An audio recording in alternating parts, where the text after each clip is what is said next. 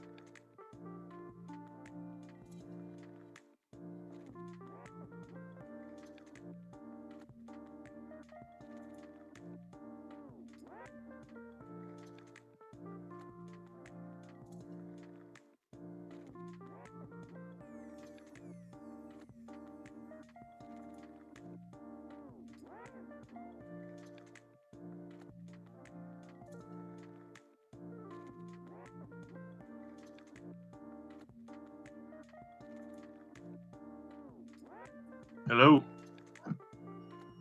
Jordan.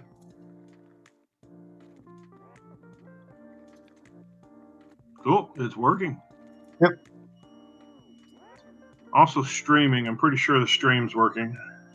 Yeah, I tested that earlier. Not the little stream down in the corner. I'm talking about we're streaming out on the Silicon Nexus YouTube channel. Oh, okay. That's what that Silicon Nexus Media is doing, standing over there, is just basically sitting there to stream.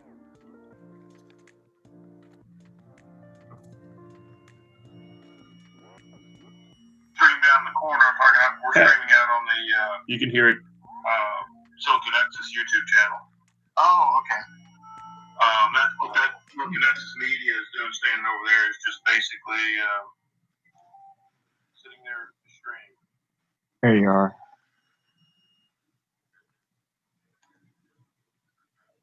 Post this out on a few places.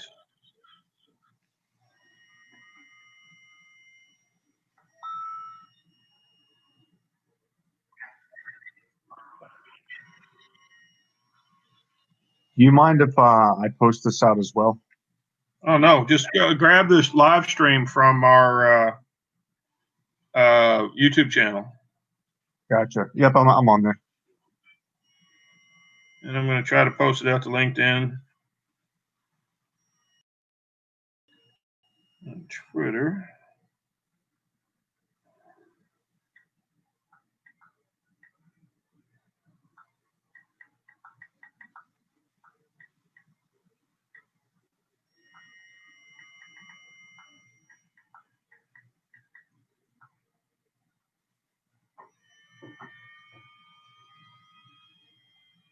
There we go.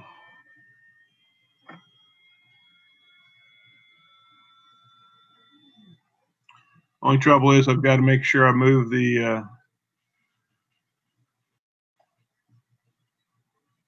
Silicon Nexus Media account every half hour or so, or I'll log it out. Oh, yeah, I messed that up. I hit that like 32 minutes and I get irritated. Yeah. What's your first name again? It said it was. What did you say? What's your first name again? Andrew. Oh, sorry, Andrew. I thought this was another account. I didn't click Gamer Jive here. Okay, cool. Yeah, we spoke the 27th. Say this again. Yeah, I remember you. We spoke on the 27th. Oh yes, at the party. Correct.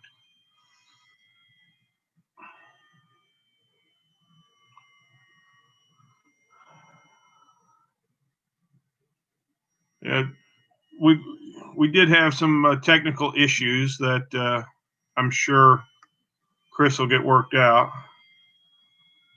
But as far as speakers go and all of that, we're just going to use the system in here and be able to turn on your screen share if you need it, and turn on your camera if you want it, and it'll pop up in the public chat. Yeah, that's easier.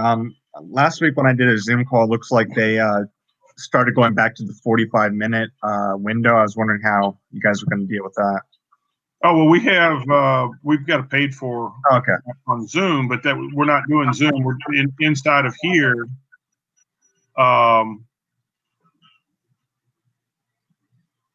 Inside of here, it should be unlimited. If you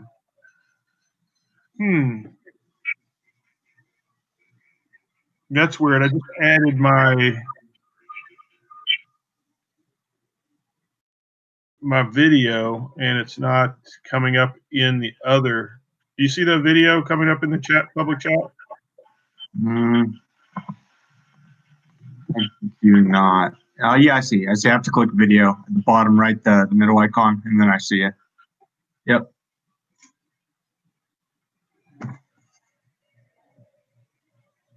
Just pan the camera down. I just did, yes. Showing a mess behind me here. But so you're seeing that. Why am I not seeing it in the other account here? Did you have to click something on me to get my video? What was that? Did you have to click something on me to get my video? No, I just clicked the little video icon toward the bottom right, and I see there's 4 people here, but you're the only one on camera, so I see you. But one second, I'll turn me on. Or it says share video, or oh, I see. Okay, so you hit that. That works. Very interesting.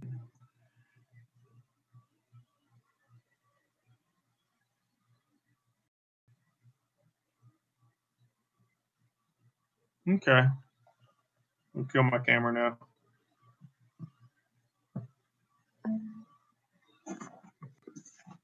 Yeah, we had issues on streaming it out on Thursday where the stream wasn't having any audio. Oh, So okay. now we have another shill account in there that can stream out the audio. Hey, it seems like everything's working. I see this is working. I mean, the videos are working, audios are working, all the rooms are working. I tested that a little bit earlier. Yeah, things are looking up. So you're giving a talk today. What time? Or is it today or tomorrow that you talk? Mine's tomorrow at 6 p.m. Are you doing any kind of PowerPoint or any kind of presentation with yours? I'm on a panel. I was not going to. One second. You're on a panel. Okay. Yeah, I think Silicon Nexus Media, whatever his handle is here, said the speakers were probably going to do presentations, but probably not the panel people. So, I mean, I can get one together, but I wasn't going to. Panels probably won't. Yeah, panels probably won't, but speakers can do it. At this point, they're going to have to just share their screen up into that public chat window. Yeah, I mean, if you guys need more speakers, I have the time to do it. I took, I didn't take 2 days off, but I told the team we're doing this conference for the next day and 2 here. Cool. Well, that would be Jared, Ja Rouge. Yeah. Yeah, he will be able to see if we need more speakers, but I'm pretty sure we're full. So, but doesn't mean, if you want to speak, let him know. He'll find a way to squeeze you in, because we have an hour in between each speaker, but he's got it spread out across the entire day, which is, I mean, like way to the night. So people, China and other parts of the world can get their talk kind of more at their in their time zone, better suited for their time zone. Yeah, it's like 12 hours a day? I was looking at the schedule. I was thinking, well, I got to figure out time to make food at some point. So I was trying to find a panel that I can kind of be cooking while I'm just listening. Yeah. Well, but in between each talk, there's an hour break. Oh, okay. We can just. Yeah. So I mean, you can grab stuff to eat at that point. So that'll be cool. But yeah, looking to get this thing rocking and rolling. Is it okay if I screen record just our panel, and then when that's done, put it out on social media? I just want to ask permission first. Oh, 100%. Anything you need to do. All right, appreciate it. Yeah. You're going to stream from your machine? What I was going to do is during our panel, I was just going to screen record the panel so I can not edit it, but just maybe add like our intro video. And then yeah. Definitely. Whatever you want to do, have at it. You're one of the speakers. You've got every right to do what you need to do there.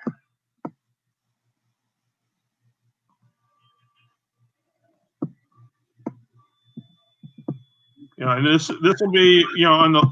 It's a shame we couldn't really do the live event this year. Oh man, that's the worst part. I was so looking forward to that. I was really looking forward to going to Derby. Oh, I've not missed one since I was 10. And now the only way I kind of missed this one, which this is, I wouldn't really call this a real Derby. Even the jockeys in that are saying this is not like a real Derby, because there's only like 10% of the regular Derby field is showing up. And with all the COVID, no fans in the stands, all the Derby's just lost this year. So, yeah. Yeah, I mean, I bought my fiance one of those big fancy derby hats, and I had to return that. Wow. She's only 110 pounds, so I made sure to get her a 4-foot wingspan hat. And I mean, it was bigger than her. She hated it. I loved it. Love it. Love it. Chris, are you talking to us? I see Chris talking, but where's he at?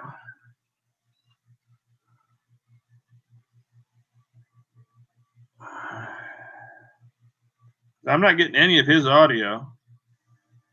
I don't even see him. I see you, Are you in the myself. main room talking? Because I see your video going live, but I don't see or don't hear you at all. There, I just texted him. But yeah, his video is streaming right now. Yes, dude. Would he be able to hear you though if he's in another room? No, if he's in another room, then that's. But if he's in another room, he shouldn't be. Yeah. His video shouldn't be in here.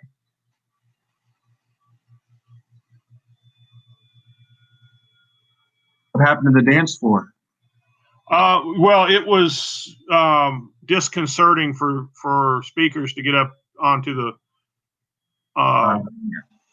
up onto the stage, and all of a sudden they break out in a dance when they're trying to talk. It's kind of us ADD that kind of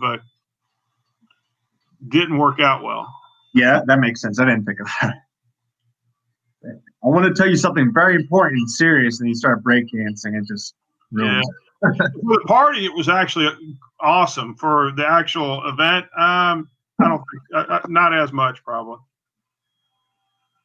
Is there any kind of like after party where the panel speaker people can just like get together in one of these rooms? You request it, sure, we can do that. But I mean, the whole thing in between each talk and that, we've got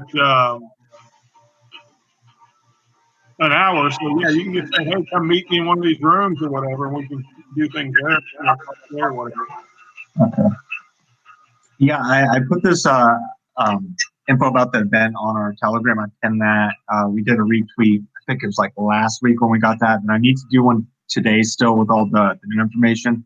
But I just need to wait for our CEO to get on just so I can make sure if Buffer doesn't have the image come out right, he can delete it. Gotcha.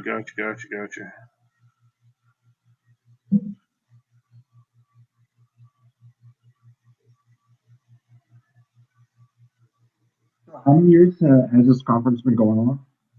This is his third year. You chose to start at a really good time, 2017. Then that was a good time. Well, thank you.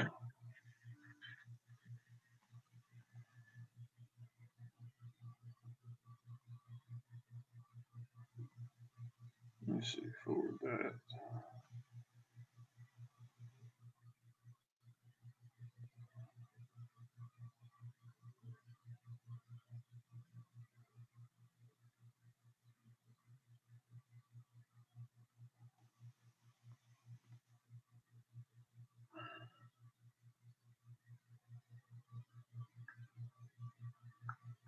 I'm posting this stuff out on Telegram right now. You just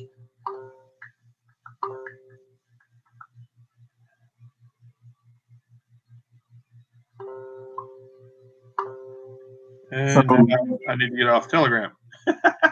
Do doors open in 5 minutes? Well, basically, they unlocked everything at like 8:00. Okay. But there was issues with my code getting in, so I'm assuming there's issues with a lot of people's code getting in, like they expired or something. Our code works. Our code worked. I think he said that a few days ago. Maybe it was just because I was at the VAP. I don't know. Well, maybe the code I'd used had already been used 25 times or something like that. Oh, okay, yeah. I probably used mine like 4. Well, yeah, but he made some codes that was only going to have like 25 different people, but it looks like if you entered 25 times, you ate it up.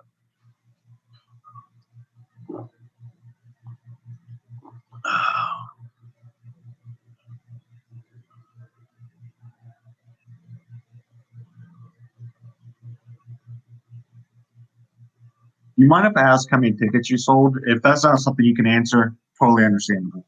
I know there was like 40 or so that were done by blockchain, and roughly 40 or so, in that range done with fiat. So we got about 80 tickets, and we gave, I gave access to over 120 VCs, and several of them, had contacted me having issues getting in during the party. So we'll see. So there's a lot of VCs here. Well, the potential for a lot of VCs to show up. Okay. From anywhere from Silicon Valley, from New York, Boston, Silicon Valley, all the way to Hong Kong and Singapore. Singapore's been a tough market for us to crack, even though they're like really ideal. Well, you almost have to have somebody there, but with COVID, Exactly. It's hard to travel. Or like at least be a native yourself and speak the language. We tried to get into the UAE market, or at least the Middle Eastern market more so, but it seems like you really have to speak like Arabic or one of those languages and be kind of part of that culture to get a foot in the door there. Exactly.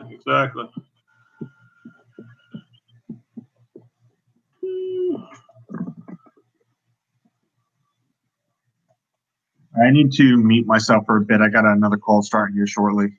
No problem. Have fun.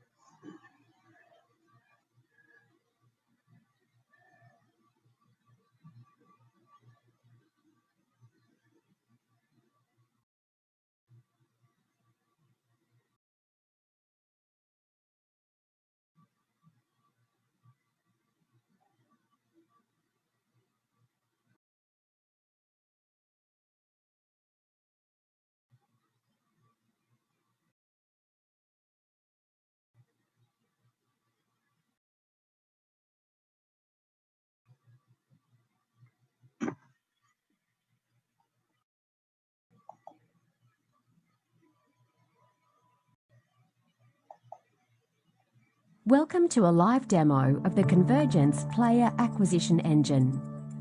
a player acquisition as a service solution for consumer games designed to draw a mass amount of players per month for free from arcades around the world. It does this by having their virtual game assets compete for the prize tickets against the physical prizes in the arcade. The onboarding ramp is the Prize Nexus in the arcades. It is a touchscreen kiosk which sits at the prize counter. Select the game you want, then the video game asset you want. Then press Add to Cart button on the bottom left. Cycle through the games and add as many items as you want from different games and different blockchains into the same shopping cart.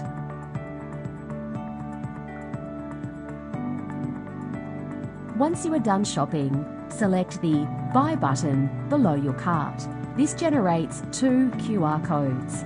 The one on the right will allow you to download the Silica Nexus Trade Binder app from the Android App Store. iOS is coming soon. The one on the left will allow you to buy your cart. Once you have the Trade Binder app, use the scan icon on the bottom right of the Trade Binder to open your scanner. Scan the QR code on the left to move the cart to your phone. Press the green Purchase Items button on the bottom. And if you have enough tickets or droids, your items instantly go into your trade binder. Now, let's log on to the marketplace from our computer. Go to nexus.silicanexus.com and log into your account. Then check My Binder to see that your items are already there. If you want to trade your assets with other players, just view them and select Make Tradable. In the trade zone, you can trade items from any game and any blockchain, all in the one atomic swap. Go to Trade Zone under Dashboard. When you see something you like, select Start Trade Chat at the top center of the screen to request a trade. The other player will have to accept your trade. Once in the trade session, just select the items you want. They will be on the left-hand side of the screen. What the other player wants will appear on the right-hand side. Look for Request Droids button and put in how much you feel will balance the trade window. You can always discuss this in the chat window. Once the other player agrees, the atomic swap happens and the trade is complete.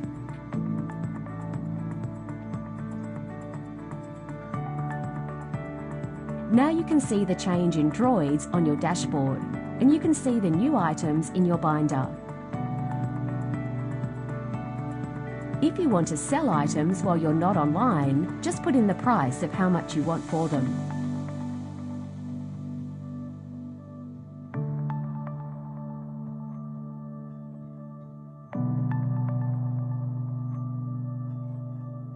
In the auction house, you can buy now at the set price, or make an offer, which lasts 24 hours.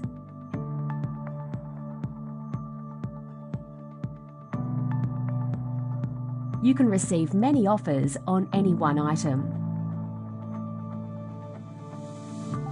Those items will have listed under their picture in your trade binder.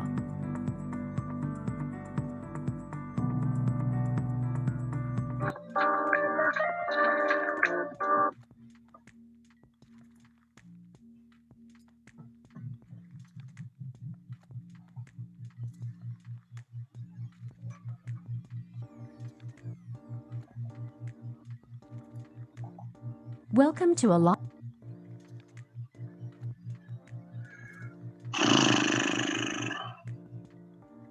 Anybody here?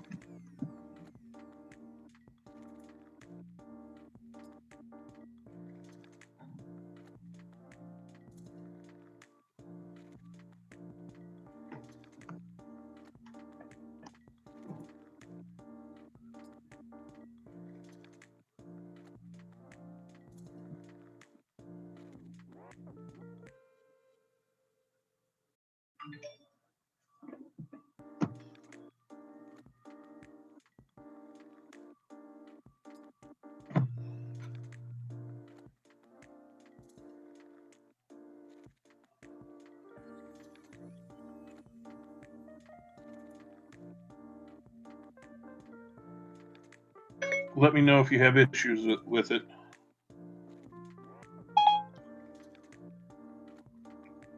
Or just email back who sent it to you. Let them know if it works or not.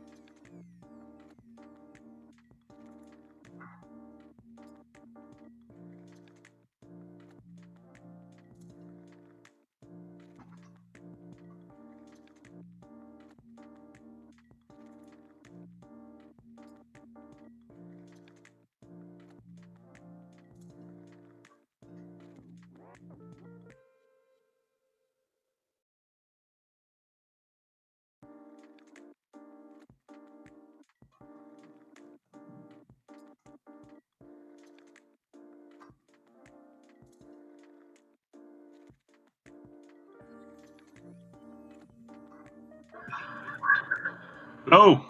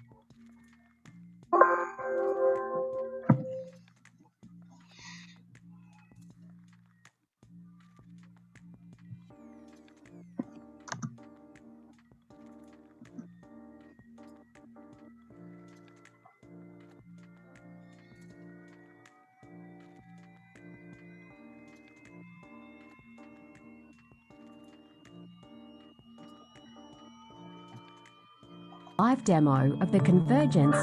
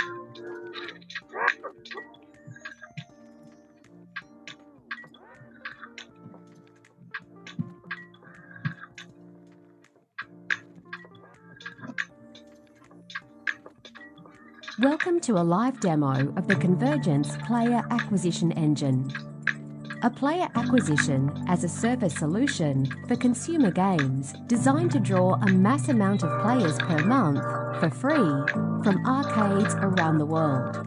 It does this by having their virtual game assets compete for the prize tickets against the physical prizes in the arcade. The onboarding ramp is the prize nexus in the arcades. It is a touchscreen kiosk which sits at the prize counter.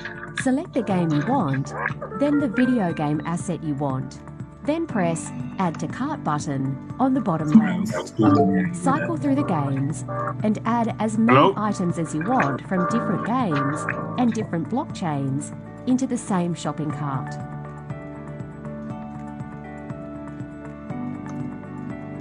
Once you are done shopping, select the Buy button below your cart. This generates 2 QR codes. The one on the right will allow you to download the Silica Nexus Trade Binder app from the Android App Store. iOS is coming soon. The one on the left will allow you to buy your cart. Once you have the Trade Binder app, use the scan icon on the bottom right of the Trade Binder to open your scanner. Scan the QR code on the left to move the cart to your phone. Press the green Purchase Items button on the bottom. And if you have enough tickets or droids, your items instantly go into your Trade Binder. Now, let's log on to the marketplace from our computer. Go to nexus.siliconexus.com and log into your account. Then check My Binder to see that your items are already there. If you want to trade your assets with other players, just view them and select Make Tradable. In the Trade Zone, you can trade items from any game and any blockchain, all in the one atomic swap. Go to Trade Zone under Dashboard. When you see something you like, select Start Trade Chat at the top center of the screen to request a trade. The other player will have to accept your trade. Let's log on. Once in the trade session, just select the items you want. They will be on the left-hand side of the screen. What the other player wants will appear on the right-hand side. Look for Request Droids button and put in how much you feel will balance the trade window. You can always discuss this in the chat window. Once the other player agrees, the atomic swap happens and the trade is complete.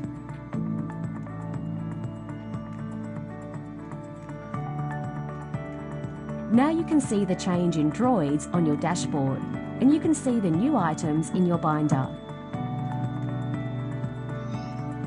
If you want to sell items while you're not online, just put in the price of how much you want for them.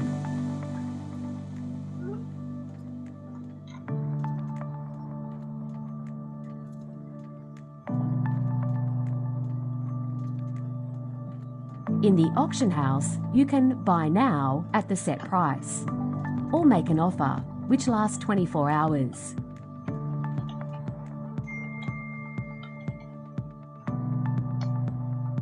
You can receive many offers on any one item. Those items will have listed under their picture in your trade binder.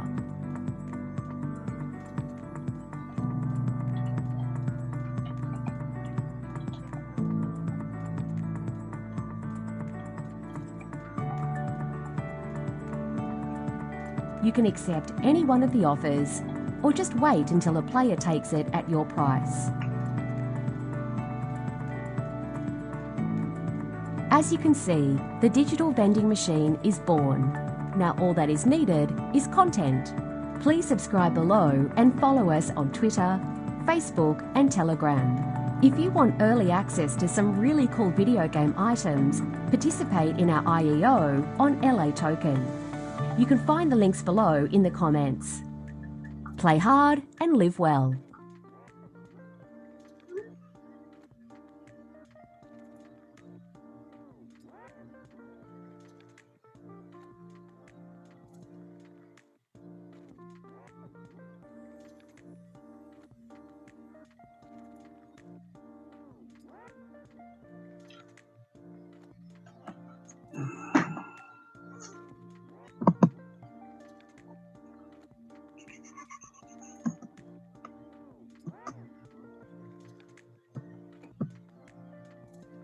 Welcome to a live.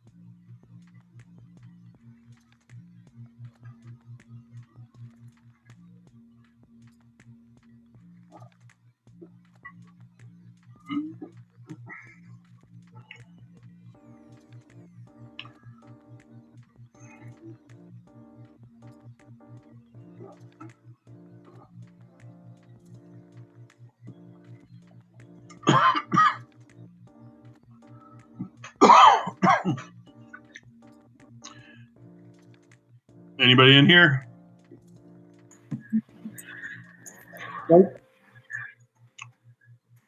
Hello.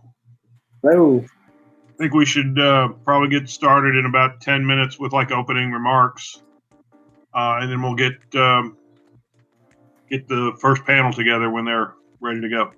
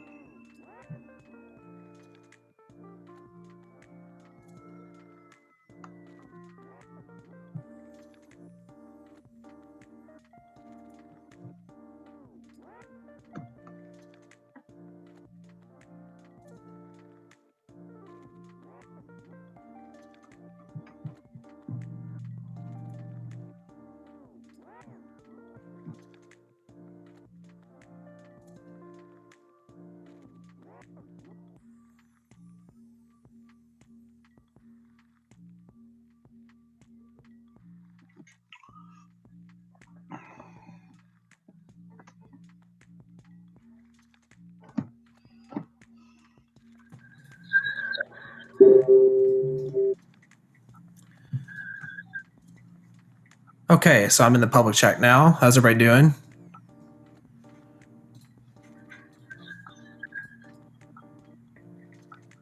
Doing great. How are you, sir? Doing good. Doing good. Jake is here for the panel, so he'll be here on stage in just a moment.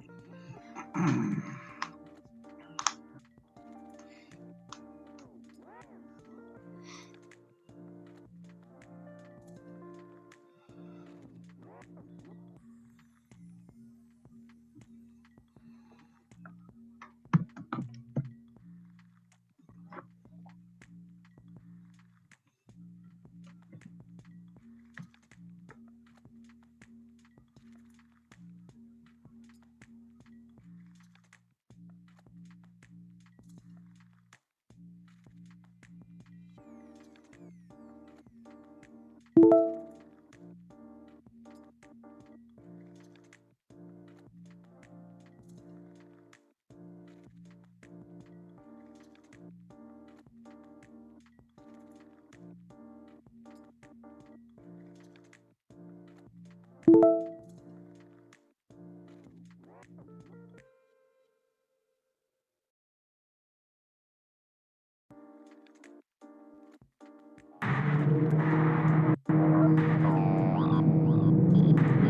year is 2073. I've been roaming the cryptoverse for over a year, searching for Papa and Onesa after they arrived. The gatekeepers. The cryptoverse is a war zone. Blocks of freedom fighters are springing up everywhere, fighting back. I was the first defender, leader, and protector of our world, our planet. Bitcoin. After a year of captivity and oppression, I discovered a way to harness the new technologies they brought and use them against them. People rallied, and I quickly became their leader. Eventually, we freed ourselves from the tyranny. I was the first of what are now known as Chain Guardians. Stories of my victory and escape from the clutches of the gatekeepers' tyrants spread throughout the cryptoverse. Soon after, new Chain Guardians began to lead planet inhabitants to freedom. New technologies were invented, which enabled warriors to stand a chance. Since then, communication and trade networks have been established between worlds. Pirate crews began to roam the open space and ferry planet's inhabitants back and forth. They re-established a currency system known as CGC. While friends and foes are continuously developed throughout the cryptoverse, one threat still remains: the gatekeepers. We don't know their motives, we don't know their strength, and we don't know their leader, but we know.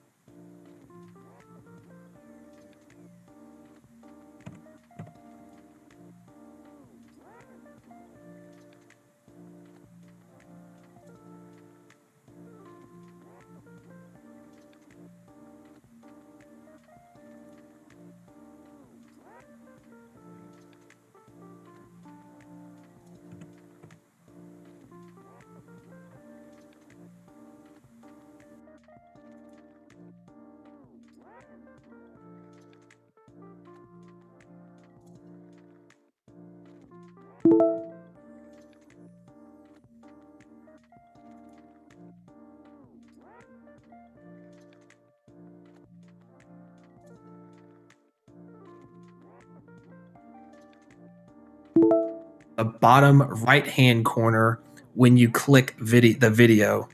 So again, bottom left hand corner, you have to click share video. And then the bottom right hand corner, you'll click the camera. And then you'll see your video there or anyone else.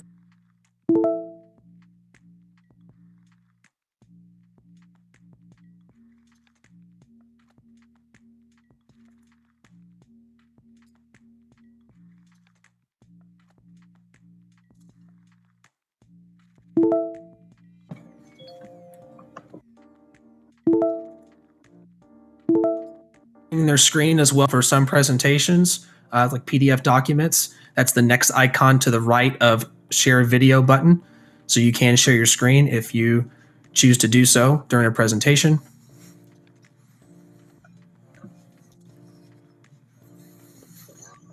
After each keynote and panel, we are going to do a live Q&A. It's going to be a lot of fun, very interesting. So pretty much 30 to 45 minutes is the range for each keynote and panel. And then we'll do about 10 to 15 minutes of Q&A. So we'll attempt to use this next icon, the raise hand icon to the right of share screen.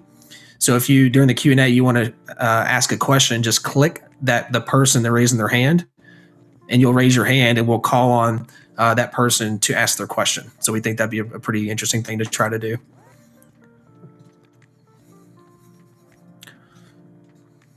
Any questions? Does my audio work well?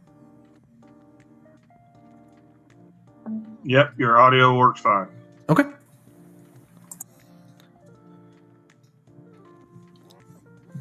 And if someone's having trouble getting into the environment, obviously you can grab the link up top and share that with them. That'll bring them to the event page. If you have someone on your team or a colleague that wants to get here, just copy paste that link to them. And if you're having an issue with codes, let us know.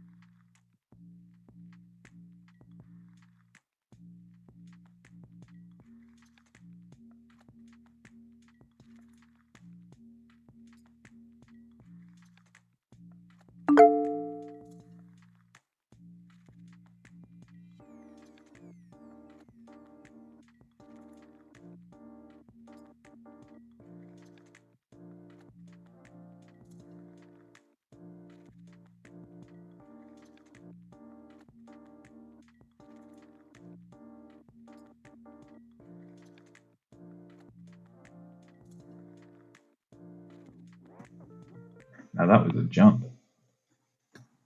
Oh, yeah, I got sent into the stratosphere with that one. I'm back. Uh-huh. Welcome in, everyone. Thank you.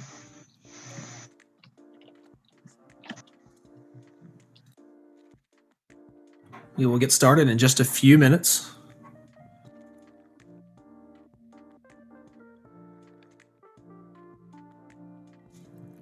We'll go ahead and ask for the panelists to jump on stage just to do a roll call check.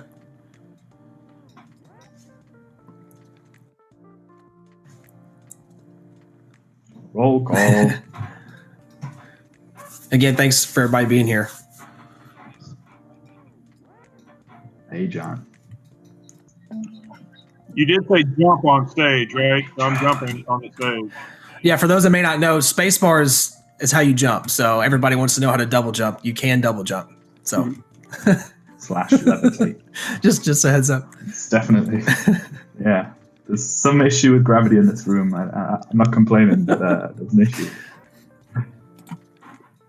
Oh, it was the gravity that we requested for the run for the unicorn. It was the exact right gravity for run for the unicorn. Yeah, that was a feature set for sure. Yeah, to deflate. Yeah, for sure. Yeah. I mean, it is unicorn. True. It does Exactly. magical. Lots of Easter eggs around here. So. Oh yeah, I need a hat quickly before we get started. Yeah, make sure to grab a hat. Depending on where you are, I mean, virtual drink. Eastern Standard, it's a little early, but It's what it 5 is. o'clock somewhere. I mean, literally. Yeah. So, but 3 p.m. over here, so 3 p.m. is kind of good enough. It's Derby week, so come on. yeah, right. Every week in September, which is odd for me. Yeah, Just a little. Yeah. So, very, very, very odd.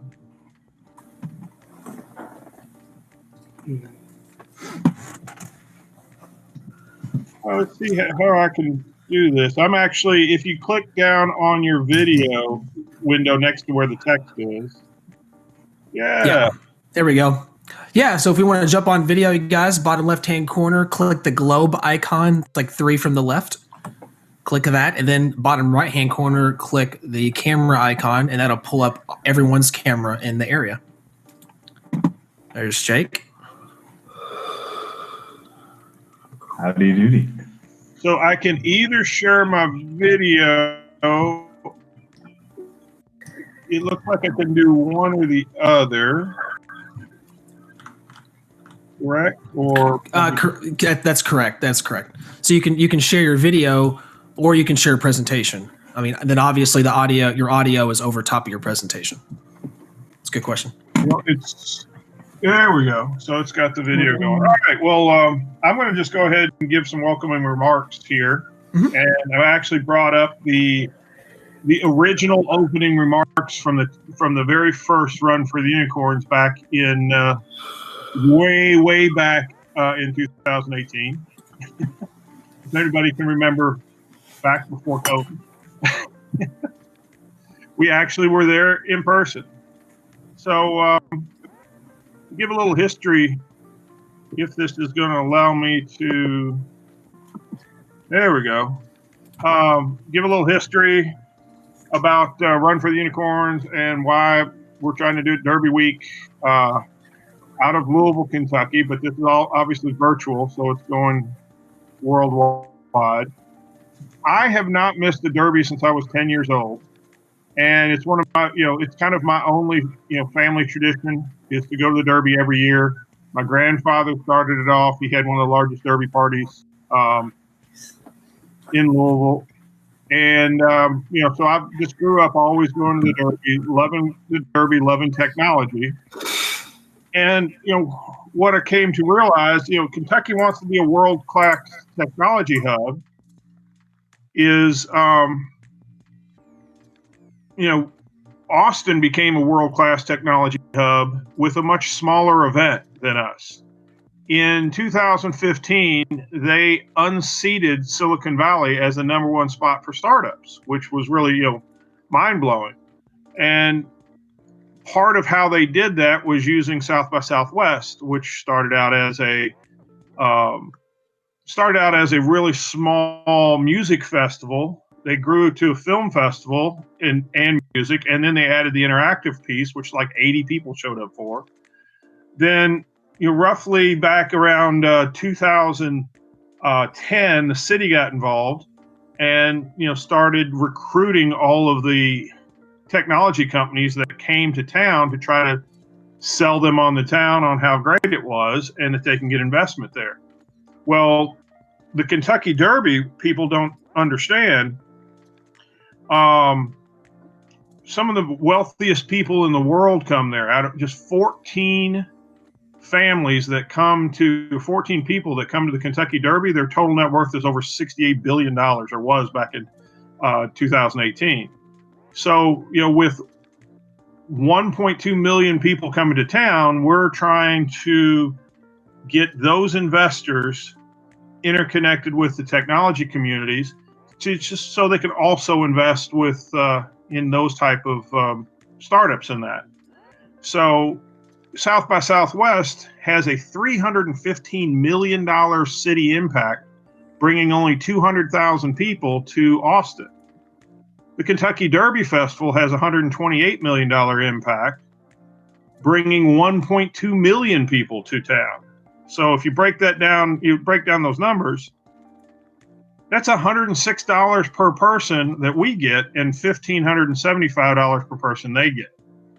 So they're basically, blowing our socks off, and we have a much deeper, longer tradition. The Kentucky Derby is the oldest sporting event in the U.S. and the most premier horse race in the country, and pretty much one of the top premier ones in the world.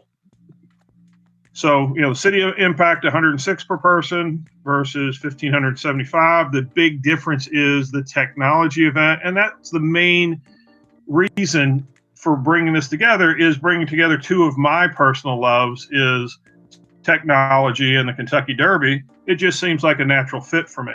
This year is the first one that we've done the virtual event. My hat's off to all the people at Gamer Jibe and Chris Reed. He's done a phenomenal amount of work to put this together. I don't think he slept in 2 weeks, so he might have a couple slurs here. And any of the technical difficulties that we have, this is the first time we've put this together, so please give us a little bit of flexibility there. And let's all, go get a hat, go get a mint julep, and let's have a really good time. So with that, I'm going to turn it back over to Chris.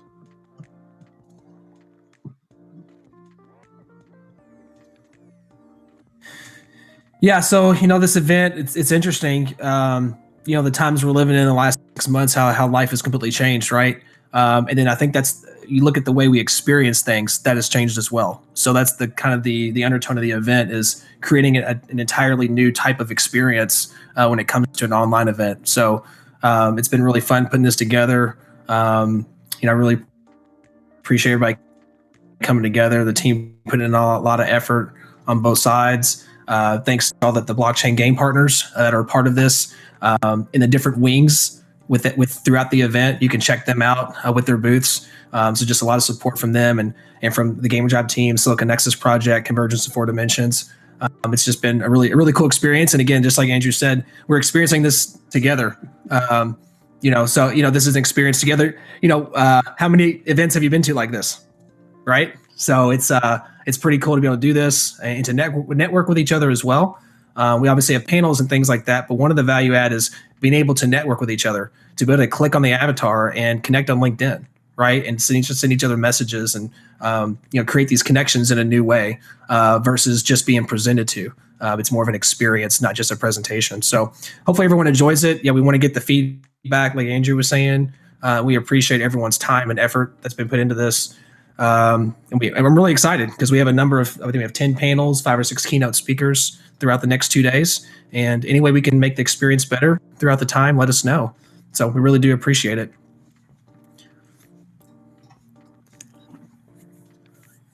Awesome. Do we have all of our panelists ready, or should we, or we're waiting for anybody else to come in?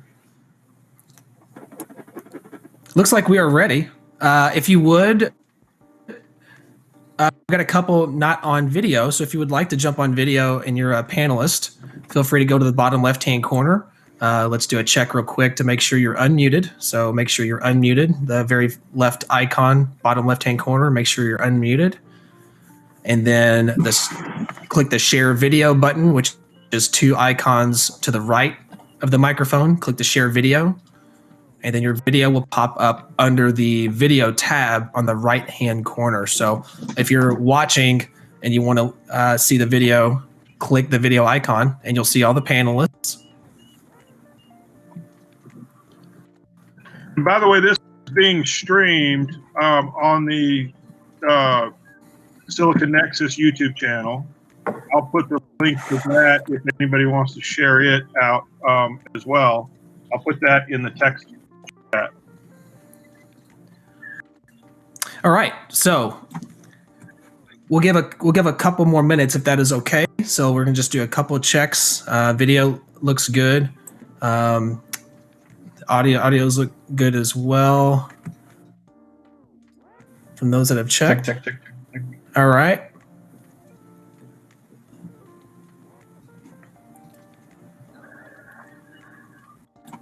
One little feature to keep in mind, you actually can click the bartender from anywhere in the environment, like anywhere in the space. You don't have to actually walk to them. So if you don't want to run over there, you're able to do that from anywhere in the space. So just a couple secrets there. And then also to run, you hold shift while you use WASD to move as well. So I know we had some questions on that. Awesome. I don't see the breakdancing carpet behind us though. That was I wanted to bust some more moves, you know. we pulled that out. That was there for the party, and we pulled that out because it's a little disconcerting to be in the middle of trying to have a serious talk and then breakdance kind of lessens the impact. I think. Just a little bit. Yeah, we just made an adjustment. So.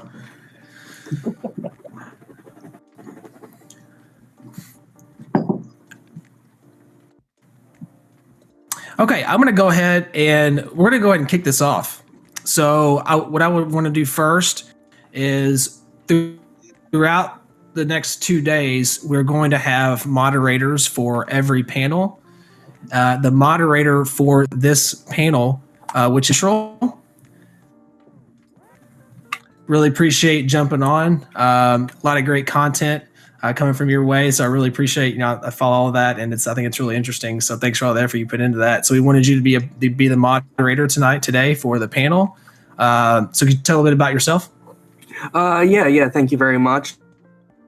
I pretty much run just kind of more casually into crypto and blockchain, a crypto and blockchain. I also run a crypto YouTube channel, mostly, delving into the gaming side. So checking out different titles such as The Solution, Reality Clash, not so much. Just got myself a new Android, so going to have to get that one downloaded real and right and quick. But really anything that comes out from Engine to Ethereum, anything that I find interesting, and just try to get the word out on it, because I know this is such a niche market right now, and there are more than enough gamers, and esports is becoming more than a large enough field of entertainment nowadays.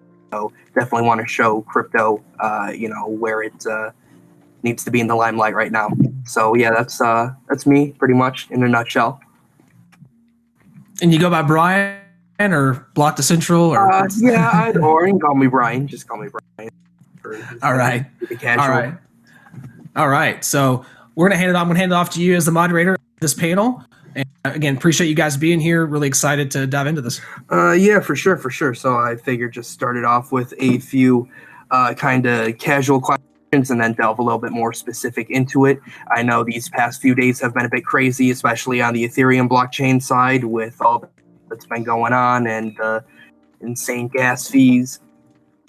So really the first one, mostly for the developers, is what has been the hardest part, kind of integrating blockchain and these assets into your games as far as the development side and really trying to push it off into the mainstream consumer?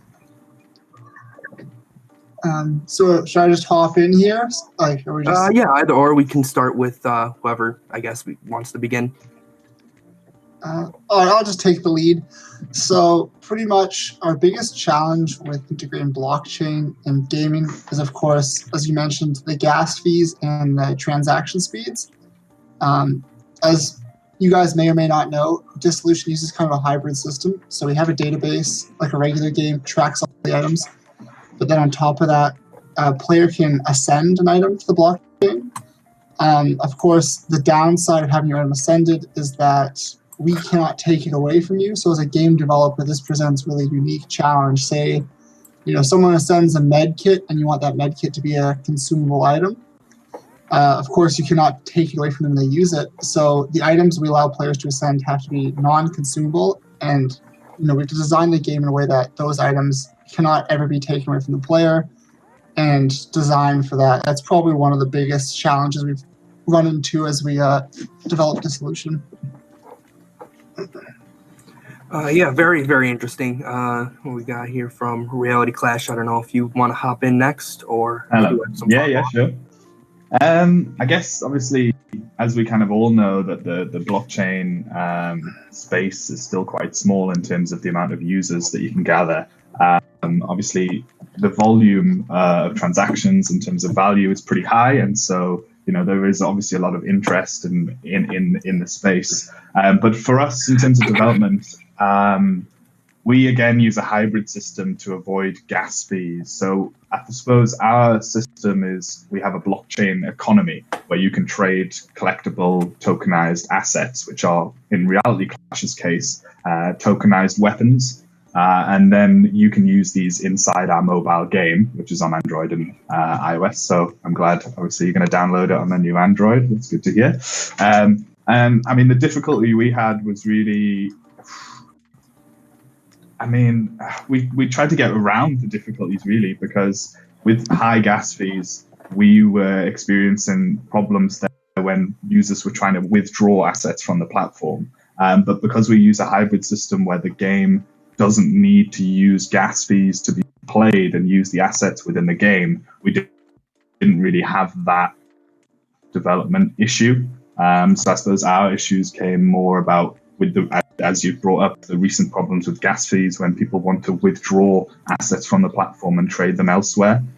So that is kind of the big problem that we've come up with recently. Great, very interesting. I know Ethereum in this case is a bit of a double-edged sword in that case. I know one person I was just recently speaking to was mentioning, in my case, from playing all these blockchain games, you see, such as, you guys with this hybrid chain, trying to have these items be more, as you said, consumable on the platform, on the game, not needing to be transacted across the blockchain so much, being more on server or like in your own system. However, these people have argued that does sort of make it more of a centralized game. Now, whether that may be a good thing or a bad thing is anybody's opinion, and of course, depending on how the game is played. And then, of course, on the other end, you have these insane gas fees where right now it's, $3-4 to make a single transaction. How are you guys trying to... If I can jump in there. Yeah, for sure. The tickets to this event we have set up on the blockchain, you can buy with droids, and that are NFTs. And, for a $50 ticket, it got to yesterday, $142 was the highest we heard of gas fees to transfer. Many people who reduced the gas fees never got the transaction completed, but lost the gas. So, that's just insane. That makes it unusable. And that's one thing with what we saw, back in 2015, 2016 on all of this is, just to give a little bit of a background with Convergence. I mean, we come out of the game industry, guys from the original Atari, and Nintendo, Namco, Sega, etc. And, guys that built the Xbox. And if you just look at the Xbox ecosystem, the amount of transactions that happen there with items between players and in the game, etc., that just makes, that will dwarf any blockchain. etc. So we set up to basically do a hybrid model as well, and to be somewhat blockchain agnostic, where you could check items into our marketplace and out of our marketplace, or in and off of each individual blockchain, but be able to swap the items between the players instantaneously. So we saw that years ago. Just rolling this system out, probably at the opportune time to really take advantage of everybody getting a taste of extremely high gas and slow transactions on the individual blockchains. Our system is somewhat centralized in a way, but it's also decentralized. So. I was going to say, who is getting $3 to $4 transaction fees recently? I'd love to be paying that. I paid like $100, $120 the other day. But that was my own personal transaction. I tried sending some ETH over. Apparently, somebody randomly sent me quite a decent sum a few days ago that I just now realized. And it was about $3.48 on the slow transaction speed, up to I think $5 on the high end. So I know it's been a couple of days, at least 2, since the whole big, whatever this fee rise started. So it's been starting to settle out a little bit more. But really depends on time of day. It is still early, at least over here on the US side. So it could be a little bit low on people, using the chain at the moment. Well, you were transferring Ethereum on the Ethereum blockchain, which is the cheapest gas fees out there. There's also that. Everybody else on the panel here is talking about is sending a non-fungible token through a contract, and those things got in, and you'll get insane. It's $100 to $150 right now to try to transfer one NFT from one wallet to another. Yet we can do it inside of the Silicon Nexus. We can transfer 1,000 NFTs in an atomic swap instantaneously with no gas.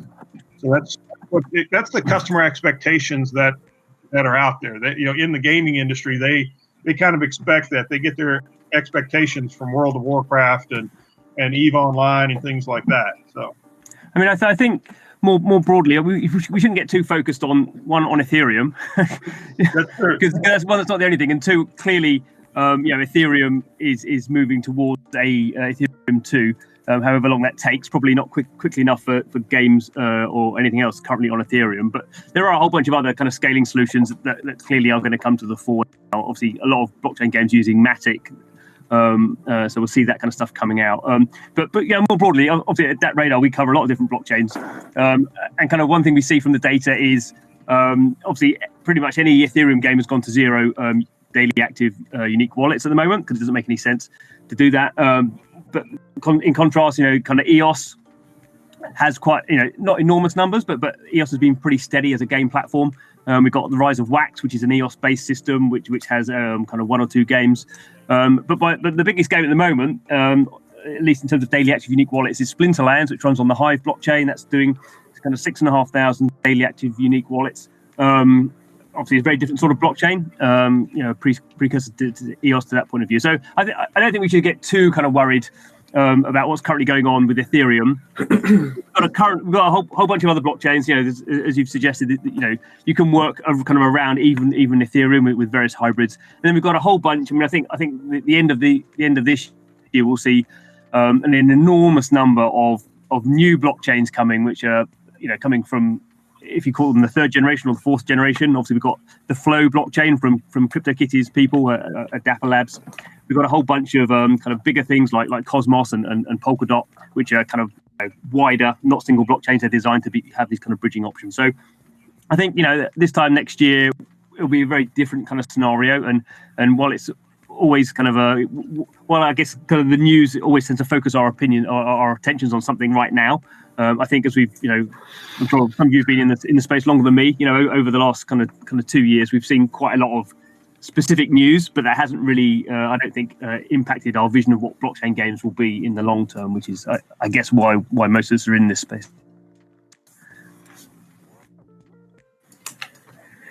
Yes, thank you for that. That really goes into a lot of my next question, really, that was going to be for you, considering with all these fees and whatnot, transactions, as I was going to ask, but mostly answered, as well as you can just go and check the volume and transactions through DApp Radar, that most that are running on Ethereum, as far as like unique transactions and whatnot, it must be plummeting at the moment, just with everybody trying to hold off on buying or sending or transferring any sort of asset.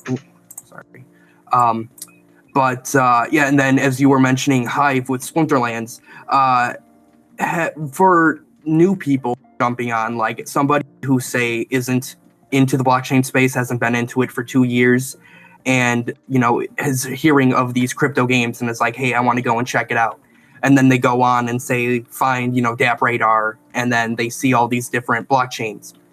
And you have the Ethereum list, and then you have Hive with Splinterlands, and I don't know how many others and whatnot, coming and going, and each needing their own wallet.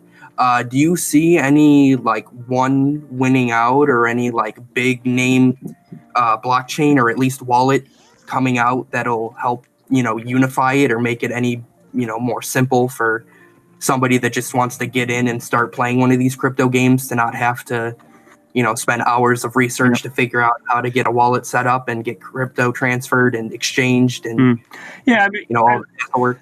Absolutely. I mean, I think the new blockchains largely kind of deal with that in a more elegant manner. But even with Ethereum, you've got things like kind of Fortis and there's a kind of nifty gateway, and there's quite a lot of these wallet solutions now where you just have kind of an email password, and they have kind of clever ways of kind of getting back your private key. So I think that's less of an issue.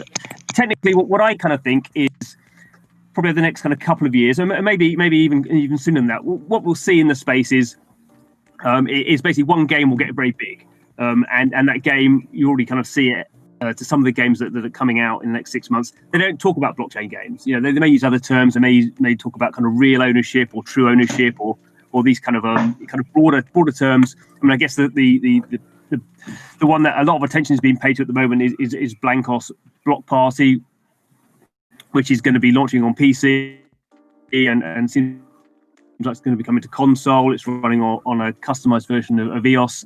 It'll be free to play. People will just play the game. There'll be no kind of wallets. The wallets will be kind of just kind of seamless, unless you actually own one of these NFT characters that you want to do something with. So I mean, those guys have raised $35 million. They come from Activision and Blizzard. They don't want to be making a game. They're not set up a company to make a game that appeals to 10,000 daily users.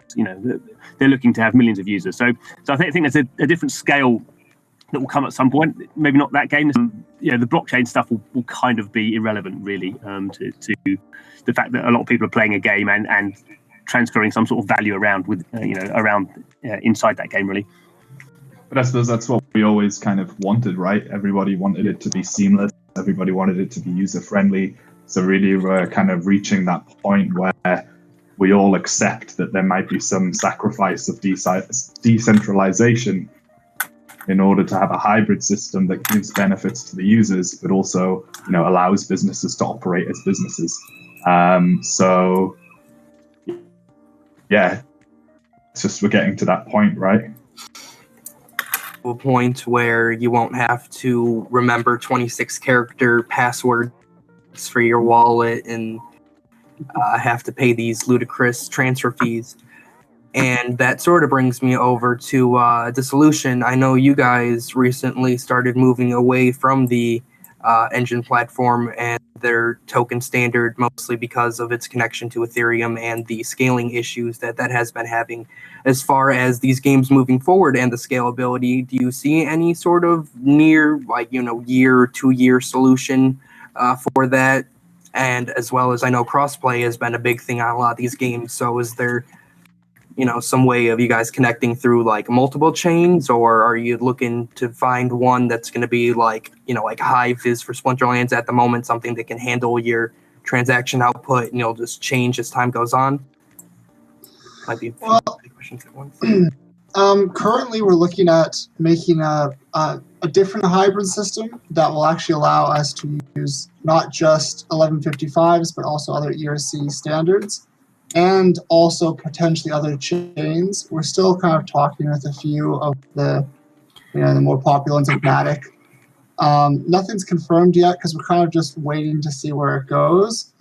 But we are definitely looking into some kind of hybrid system that's more chain agnostic. So it'll have, if you have a specific piece of technology that you like, you can actually use, Matic, you could use Ethereum. So we're trying to find a way that lets, people pick their chain. We're not 100% sure on the details yet, but we still right now believe a hybrid system is the only feasible way to have a blockchain game, that the average person can afford to play. We've all seen the current gas prices, so I won't get into that, but we definitely believe in the next 2 years hybrid systems kind of necessary. Yeah, I mean, you got to look at the consumer experience, and if you want to get the masses onto the blockchain, they've got to have ease of use, they've got to have speed, and it's got to be transparent to them. I mean, they only care about the cool items that they own and Exactly. that they trade for. That's all they care about. And games like you can model things like Magic: The Gathering Online, how they were transferring assets back and forth from players, for decades now. Very easy to use, easy to sort through, literally millions upon millions of items, which trade back and forth digital assets. And that's where this is going, except we see it going to where you can trade those assets between games. Mm-hmm.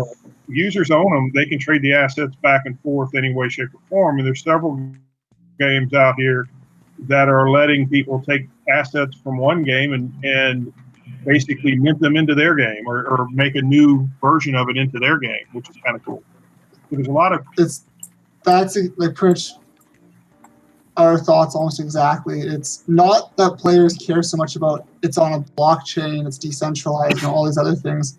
It's more just having the mindset of it's my item and I can do what I want with it. I can sell it, I can trade it, I can use it in other games. And blockchain is kind of like the catalyst that's going to bring this into the mainstream, at least in my opinion.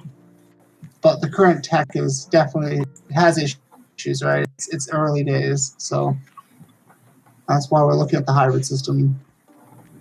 And the analogy I always use is like electric cars.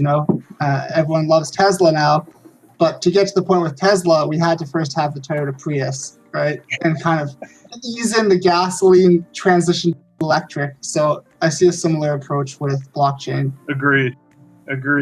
Yeah, I agree. I think it is very much a case of kind of like the bigger brands as well, and the better games and the better use cases we produce, the more people will want to get in. And as long as we've said, if this blockchain element is in the back end and isn't kind of pushed into their faces and they don't have to necessarily understand it, then this can all work seamlessly and we can all kind of get what the objective is, which is to improve the user experience and improve and boost creativity. You already see it with NFTs. There's a huge, even though the community itself isn't millions and millions, you still see thousands of people who are willing to A, spend a lot of money on NFTs, B, put a lot of their creative time into it. Obviously the artwork that we see come out now that it's unique to the blockchain or unique tokenized assets, some of it's really amazing, and there's a whole new wave of artwork that can be explored there. So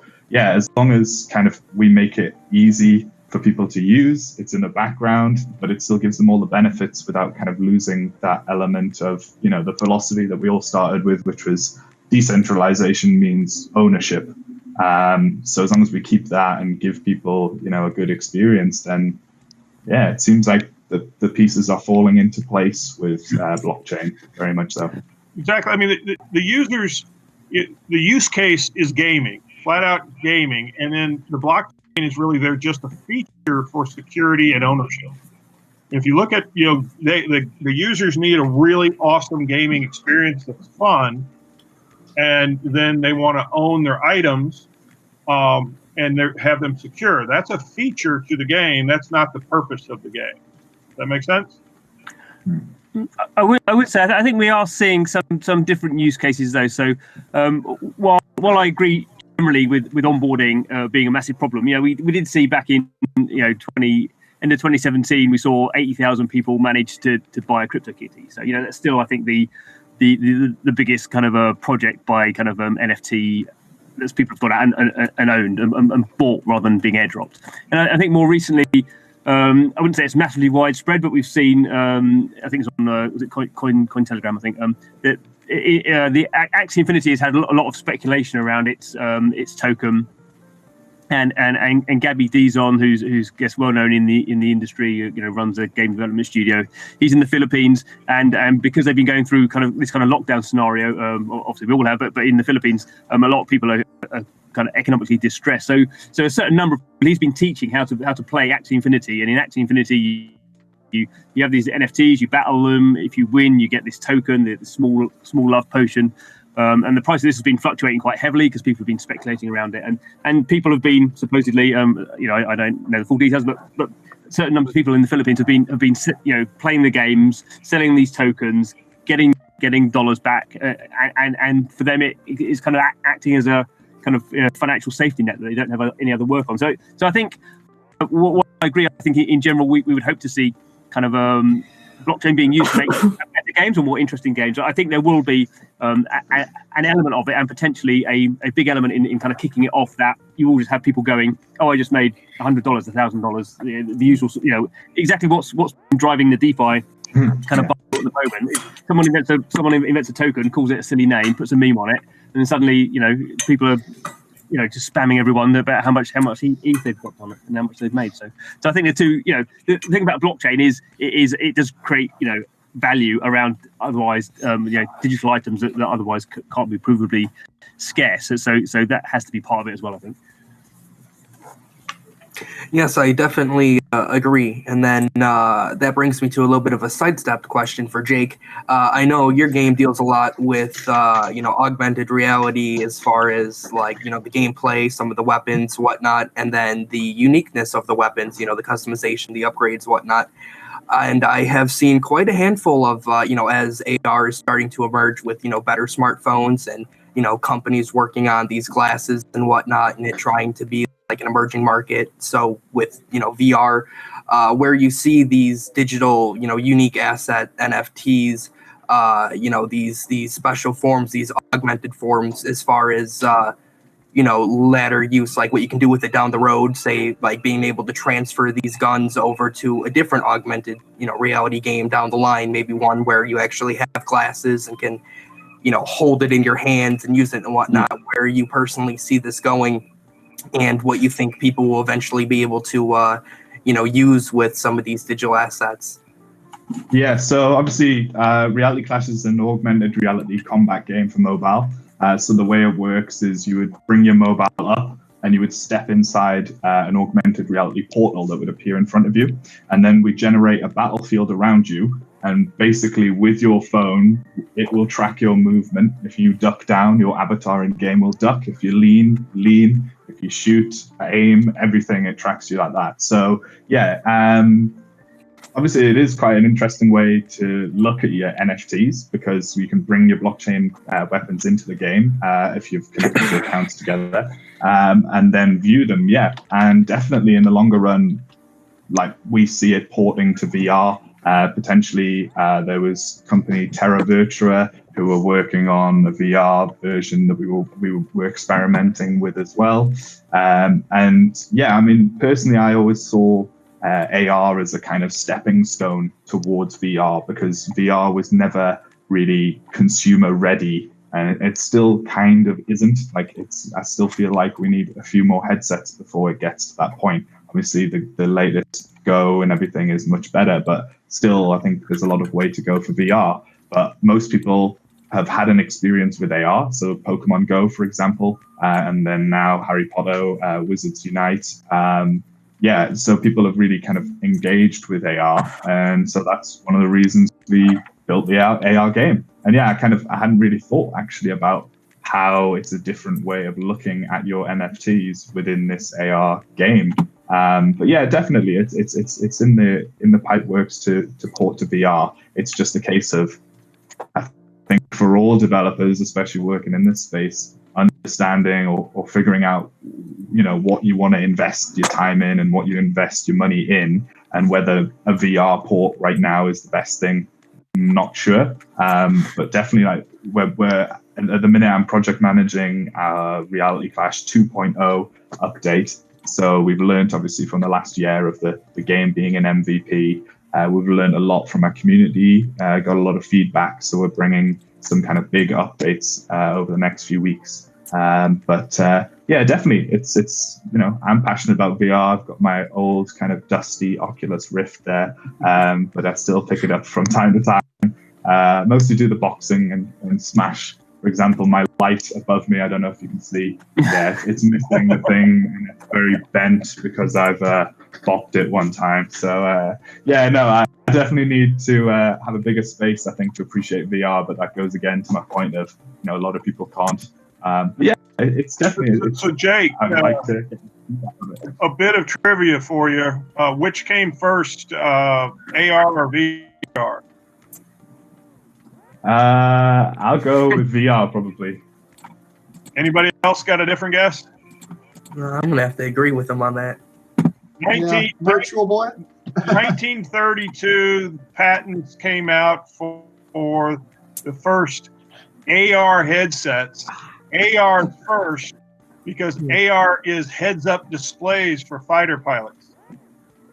VR came second.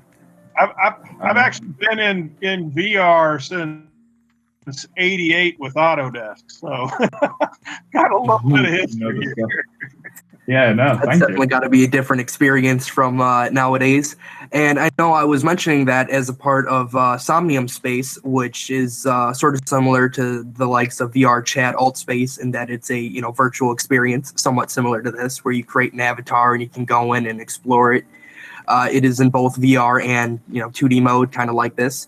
And some of the features that they're adding, they have like digital plots of land where you can buy it with crypto, and then it's a NFT. You have it in your wallet. You can build upon it, and they're starting to take assets like crypto kitties.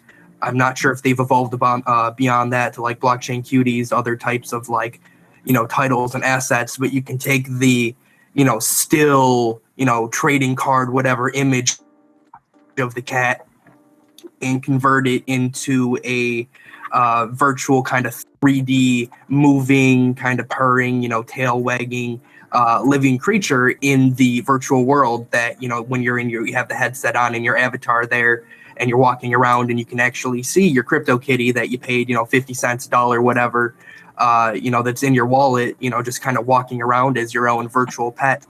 And I know, the likes of you see these assets being sold on like OpenSea and whatnot, these crypto assets, and they market it in different ways, normally like by game or like by type asset, if it's like a character, if it's an accessory, if it's that sort of thing. So I wanted to know if you guys like thought as far as that where these assets are going to go, if like you could see them, because a lot of these digital owned assets, you have them in the game like gun skins or whatever for Dissolution or for Reality Clash, both of the likes. As I was mentioning to Jake, kind of the evolution of these, because, people have them in their wallet and they own them. But a lot of people are, they're still like, why would I pay for, this digital asset? It's not physical, it's not real.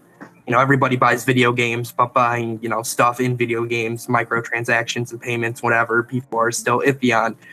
So do you think you guys could see, I know Jake already mentioned that is a definite, possibility, especially with VR already, being the forefront of their game title, working on, expanding use to users. But as far as like, you Dissolution, as well as John from DAP Radar, the titles that you may or may not see, such as Splinterlands and, whatever else on the top of the leaderboards, where they could potentially go down the line as far as like, updates or evolutions or advancements to their digital assets. Because like I said, starting off with crypto kitties as like these digital cards, images, can't really do much with them.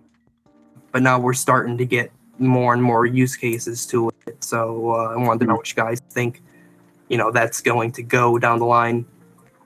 Yeah, I mean, I think you're right that it's still the case that a lot of these kind of NFTs are based around kind of their financial value. also, I think that the reason that there are still a lot of card trading games being developed, obviously kind of Gods Unchained and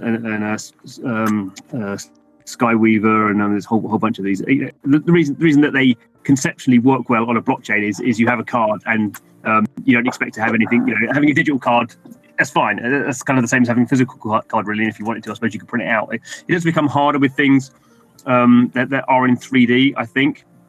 I guess potentially, do we wait until some of these kind of metaverses start to kind of come into fruition? I mean, I guess we've kind of seen that, as you mentioned already, with things like kind of Decentraland and Crypto Voxel, and people are, with the artwork, are kind of putting that in their kind of physical, in their VR kind of environments. I think it is a difficult thing, but maybe it's just people have the physical, have the digital item, and then people like to do kind of craft and art around that, and because you own the physical thing, then people are kind of doing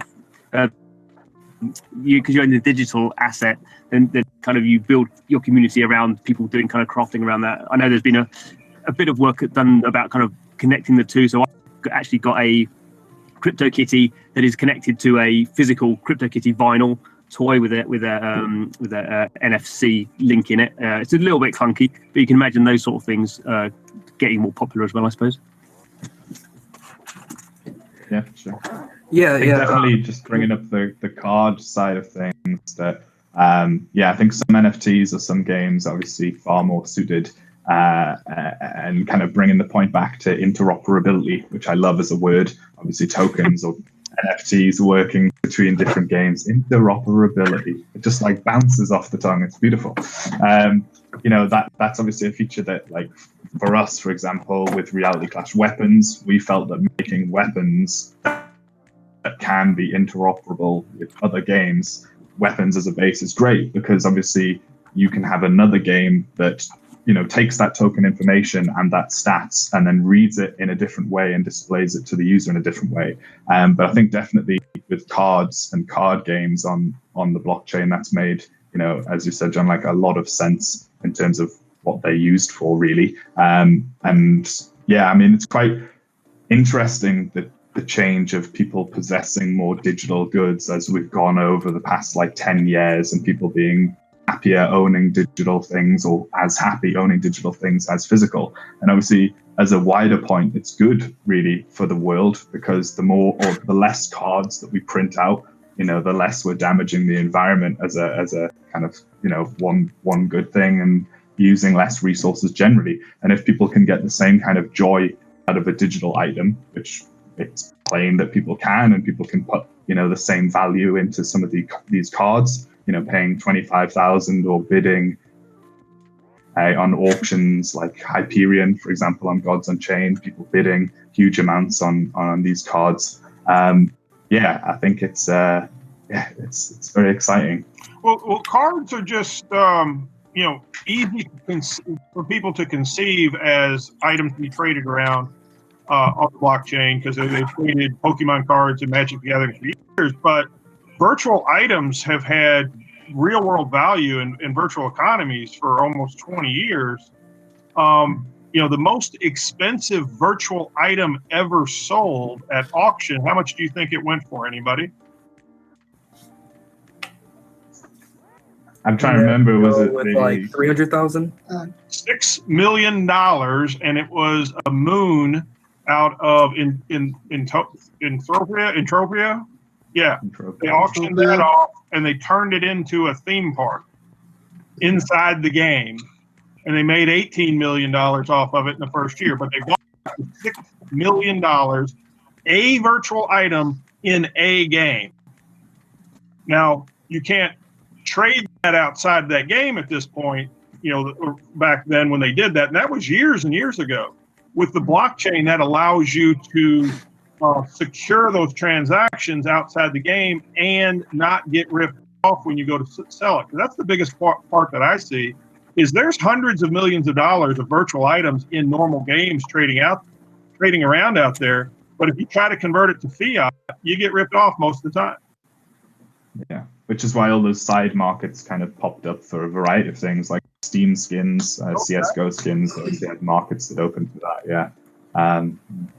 Well, you think in some way that just the general game developers would be a bit more receptive to blockchain, because I've always found them very antagonistic towards it. But given the amount of kind of black market and grey market sales that are going on at the moment, particularly in things like Fortnite, we're clearly, you're creating kind of scarce goods because they're limited by time, and then you're not allowing people to get access to those things. In the sense they're kind of creating that problem for themselves. And I've always been a bit surprised that I guess game developers just assume, well, that's against our terms and conditions, so we don't care less about the kind of the pain that our community feels from doing that. You have to give them a real strong business reason to change their way of doing business.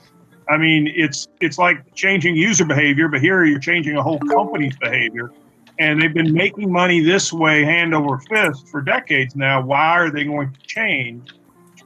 And as I see it, I mean, with our player acquisition engine, that hits them right at the root cause, because over 50% of every game's budget goes into player acquisition. Of all these, $100 million games, and that over 50% of their budgets go to player acquisition and player retention.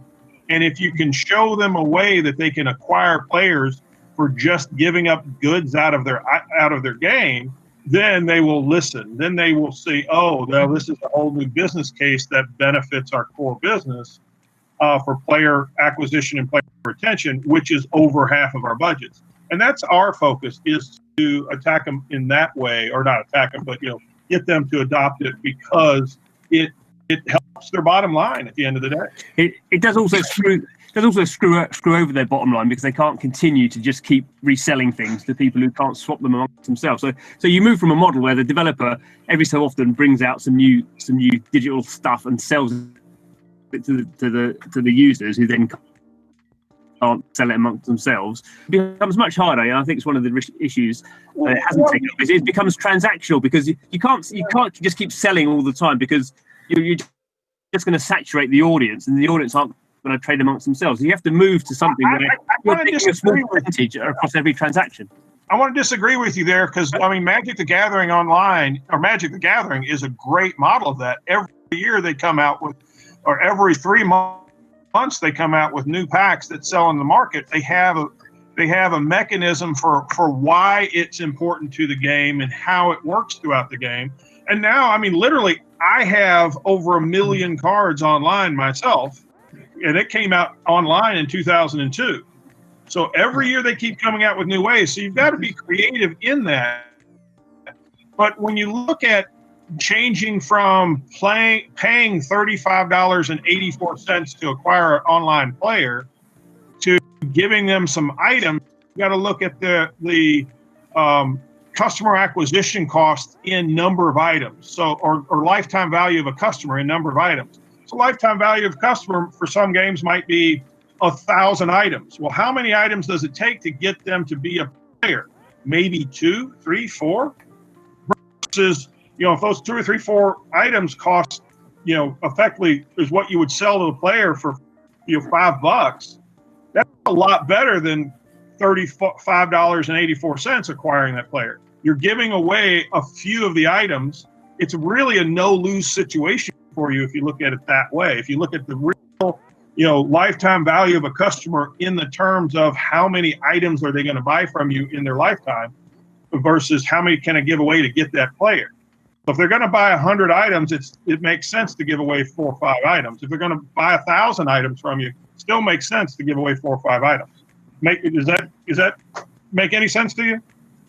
Yeah, I tend to agree. I think the biggest thing most conventional game publishers miss out on currently is, if you let players actually own and sell their items, that's going to increase their propensity to spend significantly.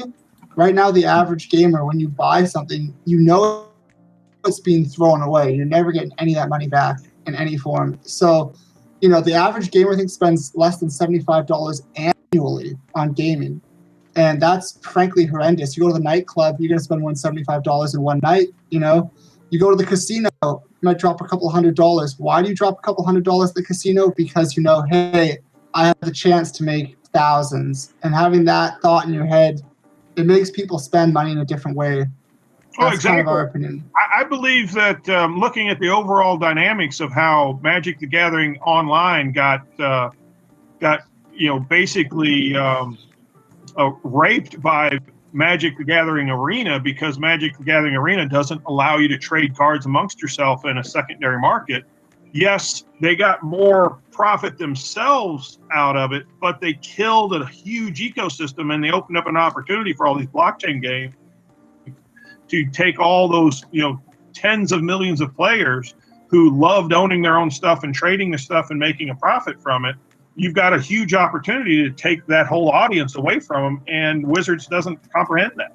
They're saying, "Oh, we doubled our profit this year because we destroyed what was about a $5 billion online industry." Yes, they weren't making that money, but that's how many cards are out there being traded at a value.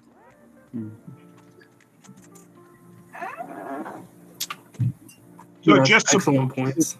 Blockchain games, I think. Yeah, and then that kind of brings me over back to you guys, as well as we were talking about, the evolvement of digital assets and, kind of merging these, NFTs and these, crypto assets and game items to, other games and to physical forms and virtual forms and whatnot. And I know you guys had a good handful of months ago, at least one open arcade. Are you guys back to being open yet whatsoever? I haven't heard anything. No, the arcades we went into, the first one we went into does 2.3 million players a year, and just happened to be in New Rochelle, New York, Fun Fusion. And no, they're not open back up yet. New York is still fighting, with basically coronavirus and opening up restaurants and everything, and the same with Chicago. So we're kind of revamped everything to focus on the online community and rebuilding to securing everything. And we're starting to come out with AAA game gift cards as NFTs to try to supplement that revenue until it's looking more like we'll be live first of the year in all these arcades again, because they really have to just get through the end of the year and figure out what's going on in the new world. But one advantage that we have is in an arcade, 75% of their business comes from redemption, and a lot of these arcades now, we're looking at closing the redemption centers just because of the physical interaction with the prizes and the physical interaction with the players. Well, we have a digital vending machine that removes that physical interaction. So there is no physical interaction anymore. People go up, serve themselves at the digital vending machine, get the app, get their Reality Clash items on their cell phone, leave the arcade, and download Reality Clash and start playing it. And that's a great post coronavirus era way to have to service your customer and not have that customer touch, if you will. You're not touching physical goods and handing them off, so you have to clean them in bags. It was a real headache for the arcade industry, and they're just now kind of starting to come back up for air. So. Yeah, it definitely seems hard, especially with a business where, the whole point is multiple people go into this machine, putting their hands all over it, and, playing it, and especially kids, definitely something to be very careful of. So you said you guys plan on starting that back up at the beginning of the year. Is that going to be like those machines, I assume, just like in the arcades again, like the same places that you were planning, or? There's several arcades that have been opening back up slowly with 25% capacity, 50% capacity, and then they have to, like the movie theaters are just now starting to open back up, but they have to clean everything in the bathrooms and everything outside every half hour, and then they have to do a thorough cleaning in between each showing. The arcades have to do similar type activities, and they're just trying to figure out the best practices. And it'll take them till really first of the year to really get that going. and that it's an opportunity for us because it helps with the majority of their business in less touching interaction with their customers. I mean, basically, they have to come over and wipe off glass every half hour on the prize nexus, rather than wiping down 1,000 bags that they have to hand out with the goods in it, which allows the customer to keep that trading tickets for prizes. They're able to make all their own selections like they're used to, but these are just digital goods that have value, whereas the plastic items had no value. So it's really we seem to have the right product at the right time almost. Yeah, it's very fortunate for I guess the silver lining in the gray cloud of all that's going on right now with all that happenstance. But yeah, that's for the most part pretty much all I had for specific questions. I don't know if we got any in the comments or whatever for post Q&A. Hey everyone. I actually have to hop out here, unfortunately, because Houston's under the weather, and we actually have another call I need to take. But I do appreciate talking with all of you, and it was nice meeting some of you. Great to meet you too. Thank you for being here today. Thanks for inviting me, and have a good day, everybody.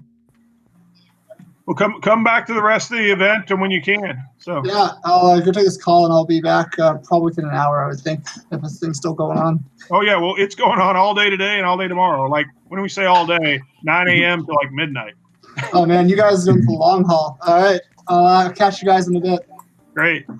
Right, yeah, and in between the sessions, we have a lot of good networking opportunities. I mean, that was one of the main focuses of Run for the Unicorns, was to allow the attendees to really get to know each other and build long-term relationships. So.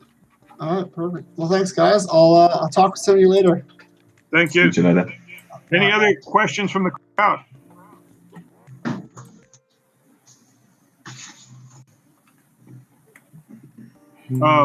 Chris, you have a platform that's getting questions, correct?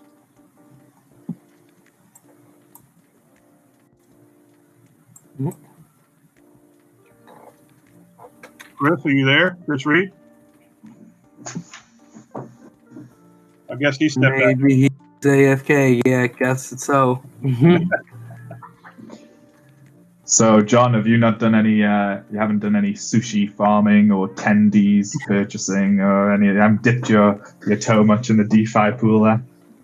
I've not done any of the farming. No. I kind of think I'm basically lazy. The farming just seems like really hard work, doesn't it? It just seems like you have to get this thing, you have to work out what the thing you need, the best thing you need, then you have to go around doing things with it all the time, and it's just kind of like, no.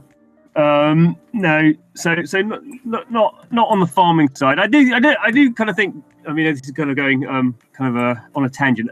I do think it is interesting that you're allowing people to build these what are becoming very complex kind of financial instruments, and it seems no one has actually much clue about kind of how any of these things are going to interact, two, how the risk is going to flow between them.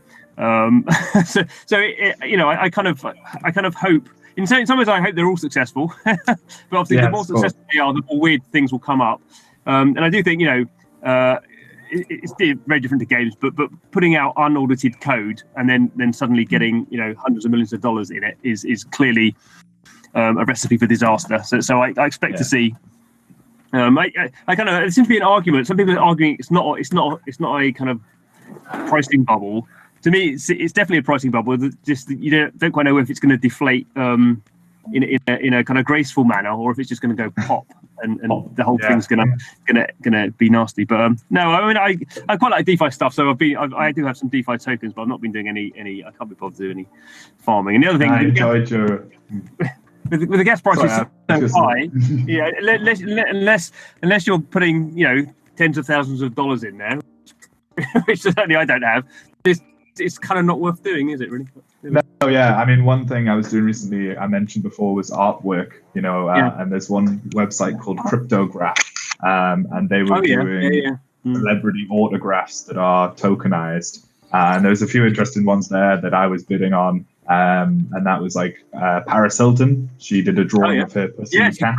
Didn't she? Yeah. And then Ashton Kutcher did a physical drawing and then burnt the physical one and digitized it into a digital one. So, and they had a very interesting mechanism of bidding as well. And the one thing I do think that is interesting about the DeFi thing is, one, it creates a lot of value for some of these protocols.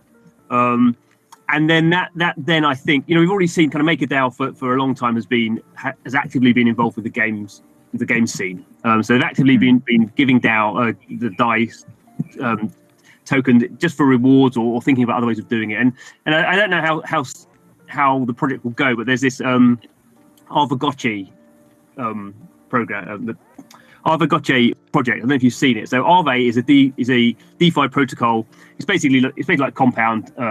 So you take some tokens, you lock them into the smart contract, and you then get another token, a token that gives you passive income, gives you interest effectively.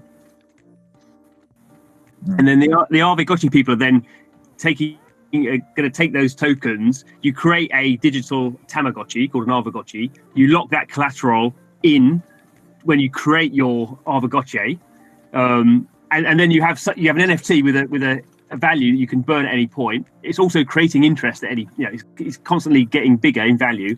And then they have these whole mini game things they're going to be doing. And I kind of think it's kind of interesting. You can imagine things like staking and all these DeFi primitives that are being built, because DeFi is kind of interesting. Everyone loves money, but you don't have a strong community generally around money. We don't have like fans of Bitcoin. No, not a big thing. Whereas we have millions of people playing Fortnite. So if you could now with blockchain, we can take this value, stick it in a game. Games have great communities. You see that with Axie Infinity to a degree. So I think that will be quite interesting for next year to see how this kind of synergy plans out. And they have a lot of money, so game developers might find them a useful kind of a funding source. Target market. Yeah, I mean, I was interested in one of your recent videos, why DeFi will eat blockchain gaming. But how you said, obviously, talking about the flow on of that potentially these people who have made lots of tendies and all these other things, like that money can actually stay within the network and go into other assets like, crypto artwork, reality clash weaponry, NFTs. I mean, I think we're seeing that. I think we're seeing, the spike in crypto art, has been quite interesting. I think the suddenly, tens of thousands of dollars for a piece of crypto art is fairly common. Very common. That's a kind of byproduct. Yeah. Should we continue talking, or should we shut up? I don't know. Yeah, I'm happy to build up. Take over the conference. Yeah, because I didn't bring up as well. Obviously, as a studio, we were as a panel, we were discussing trading games, and obviously we've had a quick look at our new announcement for Doctor Who Worlds Apart.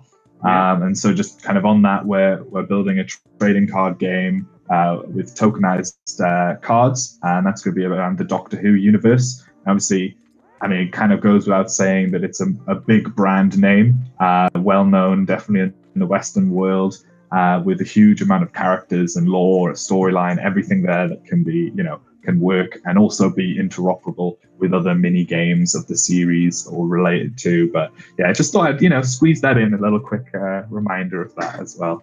But yeah, I mean, it's a very exciting time. Like, we've obviously talked about DeFi and how there are lots of little experiments with different things, like, different financial instruments for getting interest out of something. Like, it might be called chicken tendies or sushi or something that seems ridiculous, but like, so is Dogecoin or Dogecoin. When that first came out, like, it was a meme coin that was made as a joke, and then they started using it to fund charity, and they had a NASCAR with Dogecoin on. Like, I contributed towards that as well. It's just like those kind of things is when it starts getting more real and more serious. And it does feel like in 2014, 15, there was so many cryptocurrencies being made just on the basis of, uses this mining algorithm, is inflationary or deflationary. There's 42 of them. There's 7 of them. Like, every experiment you could think of, people were doing. And it's kind of repeating itself a little bit with DeFi, where people have got a bit more serious in the sense that they're like, okay, we really accept that crypto is currency now, but it's also collateral, it's also capital. Like, I'll stake it and use it to earn something else. I'll invest in crypto art and keep value at a certain level. And it's kind of just, it's great because it's showing that, you know, in the past 3 or 4 years, trust really of the people who are participating in the networks, it's so there. Like, you know, I'm personally willing to put a lot of like savings into crypto. Obviously, it's very secure. Hackers, it's very, very secure. But like, yeah, I mean, it doesn't seem to be going anywhere, and it just seems it's really nice to see that we've gone from just doggy coin to maturing, still keeping the fun side of things with all these ridiculous names and things like that. But we are exploring more like mature economic like options. And the best thing about it, obviously it's a bit hypocritical in a way to be like, oh, we're exploring all these traditional monetary systems that Bitcoin was kind of created as a, you know, antithesis to or whatever. But really it's good because Bitcoin and Ethereum and other cryptocurrencies, like, we can trust in that protocol, we can trust in the code. And so if we build financial instruments around that trust, then that is a far better model that we're building compared to like what we feel like we've started with, which is banking. You know, national banks being able to print money based on what the performance is or who they want to benefit, rather than just going, this is the system, just under 21 million coins. That's how it works. Go at it. You know, it's just nice to see. It's I'm feeling very positive. I don't know if it's my new coffee machine that's feeling me positive. But. And I think kind of, you know, it's a little thing, but it's interesting. You know, brands like, you know, Doctor Who. You know, it's not necessarily the biggest brand in the world, but obviously it is a brand with value, and kind of, you imagine they've kind of fairly carefully thought through what's going on. And it just seems to be like, I mean, they may not be the biggest brands, they may in some cases be quite odd brands coming to blockchain. But like today, the Sandbox has done a deal with Care Bears. I mean, it just seems like, like super odd. But equally, you know, Care Bears is coming to the blockchain. I mean, that's not something you'd thought that would be very kind of late in this in the kind of cycle. There's like what else is there? You mentioned the Paris Hilton thing, and there's you know, William Shatner's been putting some of his kind of memorabilia on the Wax blockchain, and Dr. Zeus is coming to the Flow blockchain, the CryptoKitties thing, and these things, you know, because they seem quite weird IPs. Maybe it stands out more. I don't think they're massive, but I think it's showing that for people who do you know a lot of IP work, that blockchain at least isn't seen as some evil kind of exploitative. No. Potentially illegal thing. It's just seen as, well, we sell kind of plushies, and we sell, you know, we license our IP in many different ways, and blockchain is something we'll experiment with. So I think that's a kind of a good sign of just general acceptance by people who are not tech savvy, particularly. You know, they're just kind of businessmen with IP. So yeah, long way to continue. Sure, definitely, yeah. And hopefully, I think if the next stage is, you know, AAA publishers coming out with games and products to either use NFTs or provide them to players or provide them with addresses on dedicated networks or whatever it is, but something that kind of gives, you know, ownership back to the players more so. But again, as we talked about in the panel, you know, like Steam, for example, why would they want to allow that when their current system traps money within it, gives them, you know, like a very big income. I mean, some people. So you have to say, with any disruption, some people will be, you know, some people will go bust. Some people will be dragged kicking and screaming in you know, by their users, I think. But you know, I think, you know, you are starting to see a few more experienced teams, you know, spend a bit of time researching it, coming out with decent products, rather than the enthusiasts we've kind of had up to this point. So yeah. Right. Okay. Well, I've got to clear off and go and have my dinner. And sorry I had to go AFK for a little bit because, as my team will attest to, I'm going to take a call that comes in from the SBA, and we just had the EIDL group call us to let us know we're still in process. So everybody, we're still in process. It's been since April that we've been still in process. But at least we're still moving forward, so that's cool. Yeah.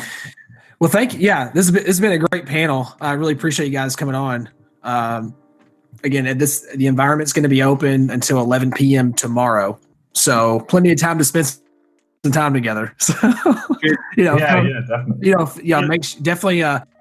Make sure to fill out your profile so that people can connect with you on LinkedIn. So you could do a one click over there for sure. But yeah, it's been a great panel. This will be cut up into different content after the fact as well, because we do have a recording of it. So we'll go through and make some highlights of it, put it on YouTube and LinkedIn. So it's gonna be really exciting after the fact, and we'll do some post production. Lovely, good. Okay, so you guys have a good show. Great panel, guys. Thank you very much. This is great. Thanks Yeah, for hosting. absolutely. No Absolutely. Okay, so 10 after the hour, we have a keynote at noon EST, so about 50 minutes. So this is time to network, do some private chats. Make sure to check out the wings. So the wing blocks on the right hand, left hand side here, if you're looking straight at the big screen, you can go into 2 separate rooms that have some interesting artwork for the blockchain game partners involved in the event, and check out the booths, check out their videos. Also in the other area, the welcome area, there's also 2 wings there as well. So there's basically 2 wings per room.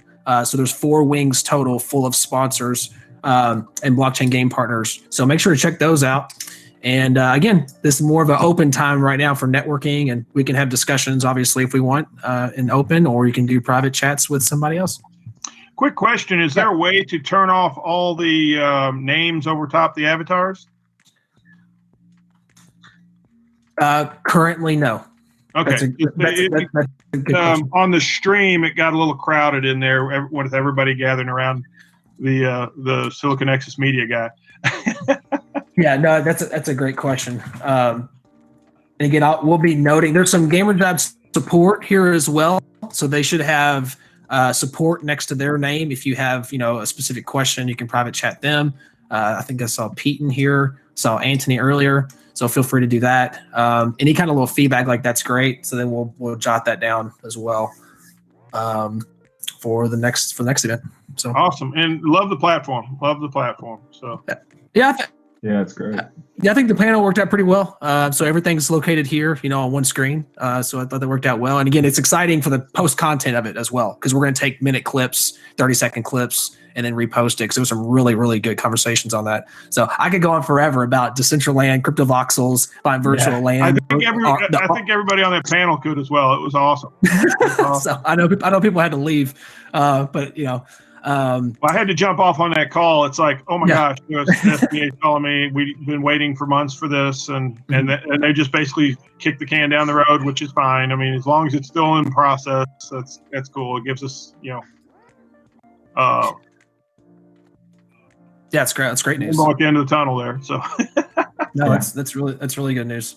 I'm trying to learn more about the NFT art market. Like I'm really, and I'm not an art collector, but I'm fascinated by that. There's a panel tonight. Well, I guess it's technically tomorrow, but at midnight coming up tonight, a DCL blogger, probably one of the most popular Decentraland community bloggers in the world. He's going to be doing a keynote speech, and then there's also another panel with him and a number of other creators from the Decentraland space. I mean, to the point where he refreshes the land sales every hour. He knows everything. I mean, everything you can think of in Decentraland, and has been a part of it since 2017, essentially. So and very close to they've got a lot of. I'm trying to learn as much as I can. So the next 2 days. Well, and the stream, the machine doing the stream has seemed to got to the point where my guy won't run around. Mm-hmm. I'm thinking I'll log off and try to log back on. Yeah, refresh the page; it'll do it. Yeah, if you do, if there is if you lose your avatar and it goes transparent, then just refresh. But refresh the page. Well, I'm going to do that on stream so I don't lose that link. That link will just stay streaming. Right, gotcha. But yeah, I mean the crypto art space. Obviously, there's there's lots of stuff independently happening with different sites and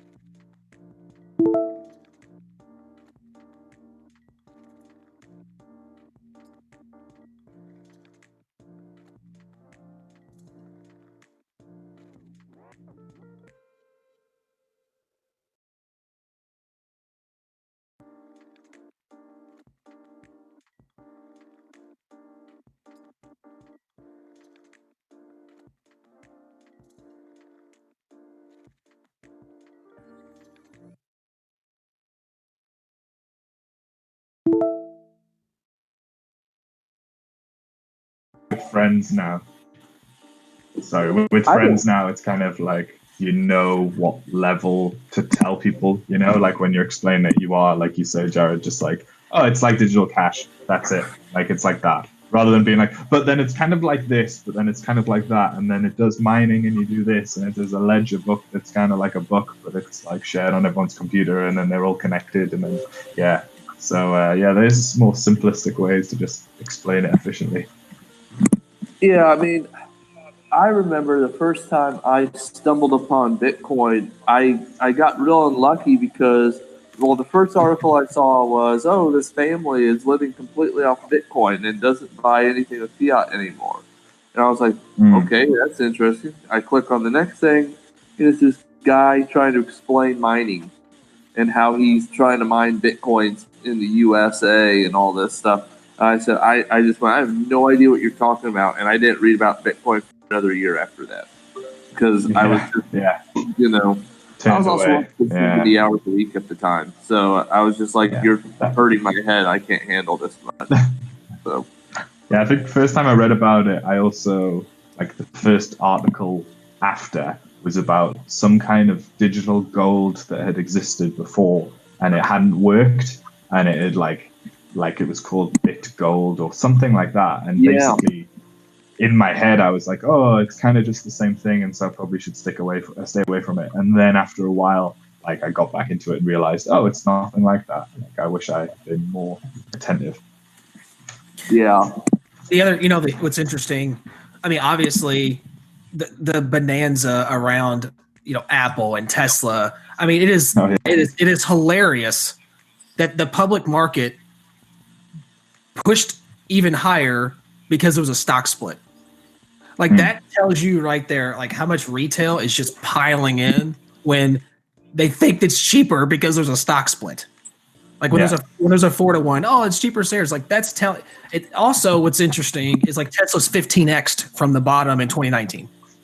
Yeah. You know, I mean, that's one of those mesh things though that you were saying about how like, you know, things all squashing together and like the way we're coming into this tech age. We've had COVID. You know, it's pushed Amazon stock way up, Google stock, Tesla's gone crazy. Elon Musk is always mentioning Ethereum.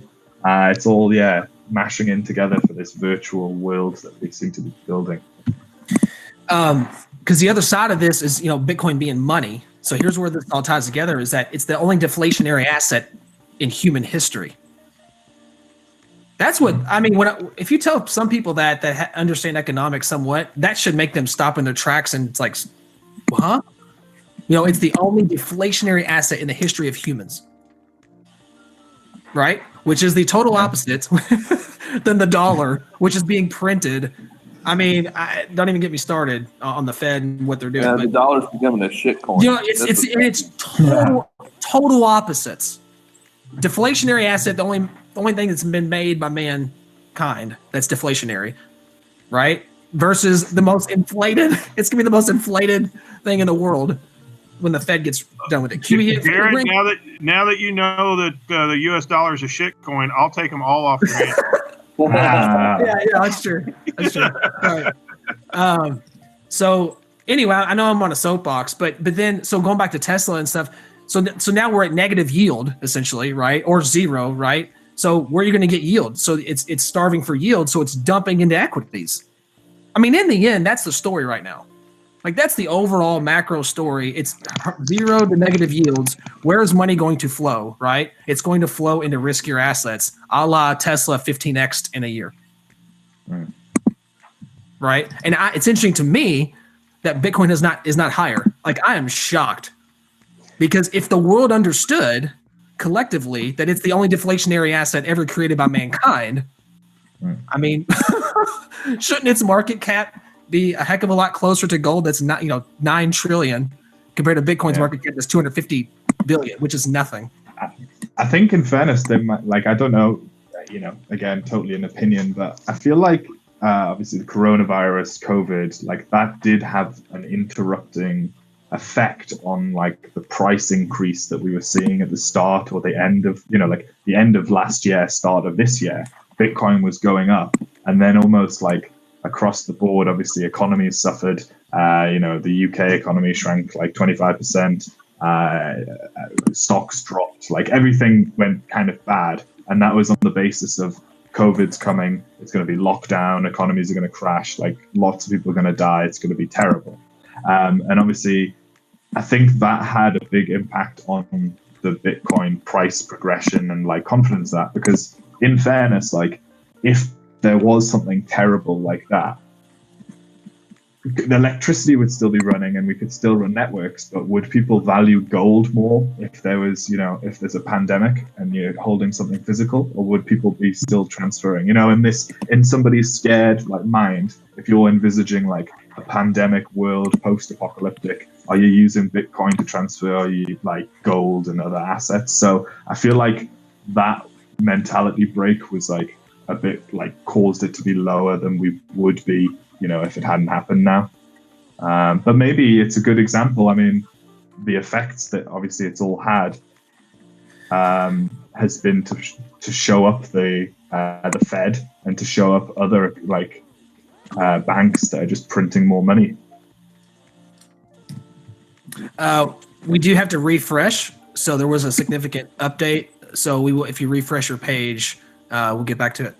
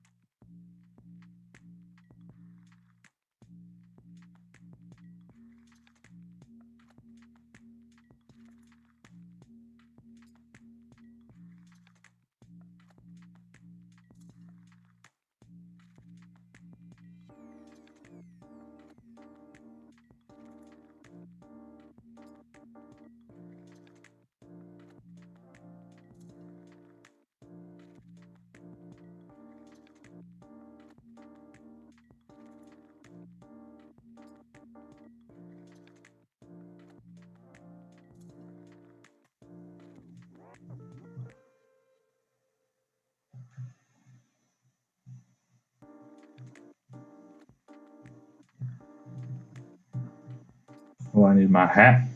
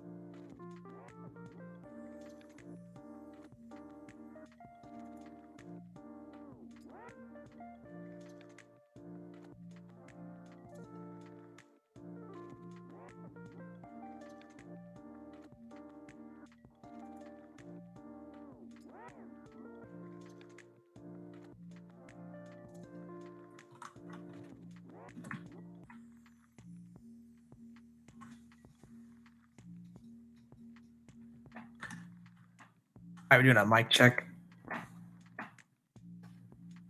All right, looks like it's good.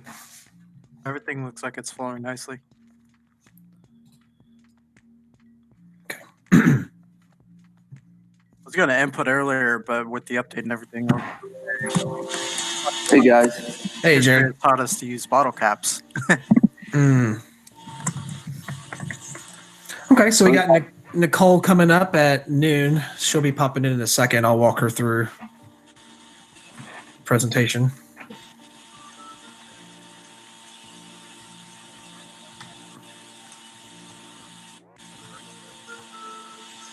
All right, there's Jake.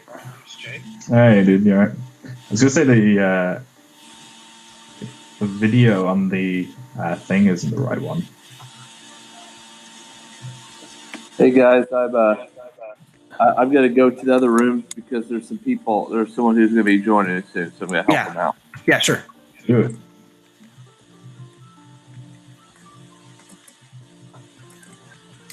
All right, so I had to go order lunch. I've got a giant Mama Beer Nose Derby pie and some rabbit hole mint julep coming over. Wow. What's in the pie? What's inside the pie? Derby pie is unicorn meat with. I knew it was gonna. I knew it. Dude, he had no choice. He had no choice. With cloud, with what is it, like rainbow cloud topping? It's really great. No, I mean it's like caramel and chocolate, nuts, walnuts. It's freaking awesome. You've never had a Derby pie? Can't say that I have. No. We usually have different types of pies where I'm from. It's usually just like steak and ale, cheese and onion. Nothing so sweet and delicious. Oh, this is insanely good. Mm-hmm. Yeah, homemade Derby pie is probably my favorite. Oh no, this is the Derby pie from the official Derby pie place. That's the only way. Gotcha. Well, it's coming from Mama Beer Nose. They're bringing us Derby pie. That's their only dessert right now. So is it named after the Derby place? pie, Derby week? Sure. Let me get a mint julep with that as well. But of course, they can't bring that, so I have to make my own there. I'm going to go get my rabbit hole. So is it based on the name of the place, or is it based on the fact that you have a derby? Oh, the Kentucky Derby is yes, is how they named the Derby pie. I'm trying to think of who actually. Chris, do you know who the manufacturer of official Derby pies are? Is that? You know what's interesting? My friend in high school is like his dad owns it. Like he owns Derby pie or whatever. Whoever makes it. Curums or something like that. Well, his last name is Rupp, R-U-P-P. Okay. But he's affiliated somehow with like John, the son, runs the sales for it or whatever that means. So. Right. Well, any place that tries to use the recipe and make a Derby pie will get sued if they don't pay them royalties. Yeah. Gotcha. Yeah. Like they own it, so it's pretty cool. Yeah. But it's really good. I mean, it's chocolate with some kind of I won't call it really caramel, but it's something similar. Whatever they put into the crust is probably addictive.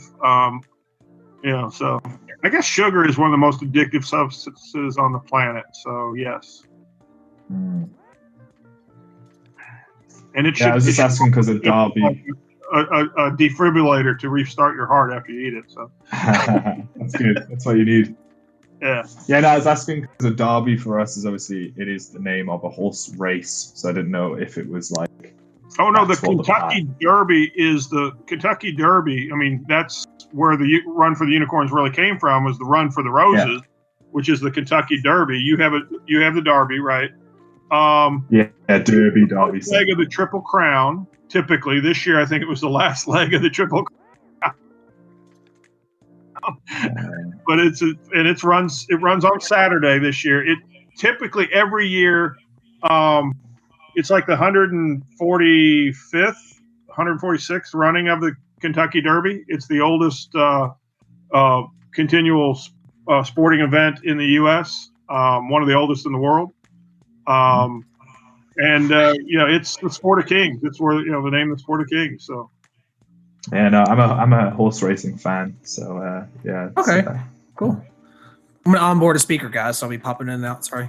All right. Well, I'm gonna go get me some rabbit hole. I'll be right back. I'm gonna get a coffee as well, so I'll also be back.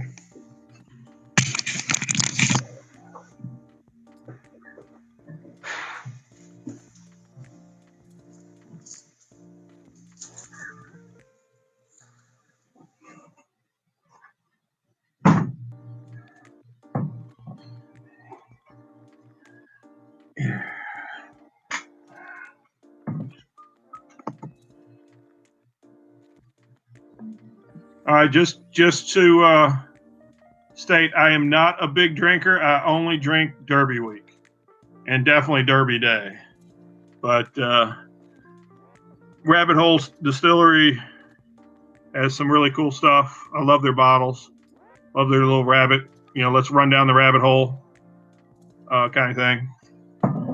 Hopefully they'll sponsor us next year, and we can have a lot of rabbit hole talks. So.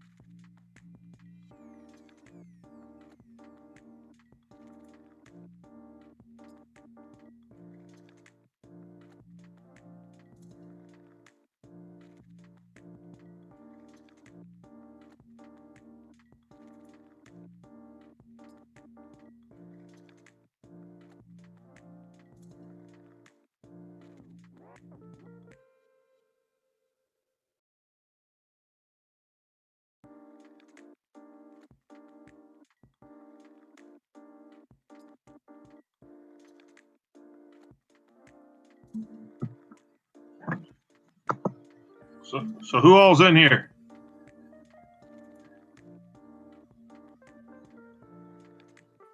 I'm here. And present. Awesome. So, yeah, I think it's time for me to start my traditional Derby drinking. So I will probably be sloshed by midnight. That's for sure. No, I'm not. Virtual drink. I'm not. Good pacing. I've yet to get drunk on virtual drinks. Yeah, man, this bartender, yes. he must be serving us watered down drinks. I've had like 9 of these. I feel nothing. Yeah. Well, you gotta spike it with this. Keeping it flowing. If you see the videos, that's what you got to spike it with. Or follow a chaser with these. Every time you have a virtual drink, have a shot of Kentucky bourbon, and you'll be good. I'm probably gonna have to wait till like 4 to start myself. Well, it's 5 o'clock somewhere, I understand. It is. I think I'm probably in the Netherlands or Germany. It's 5 p.m. So I mean that counts. Yes. I mean, we are virtual. This is a virtual conference going around the world. So somewhere in this conference, there's got to be somebody where it's 5 o'clock. I think it's getting close to 5 o'clock in London, isn't it?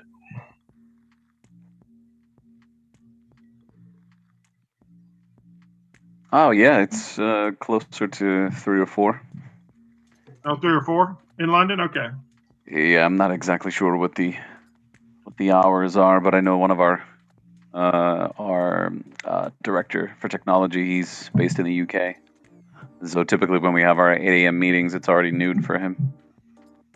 Yeah, I think right now in the summer they're 5 hours ahead of EST.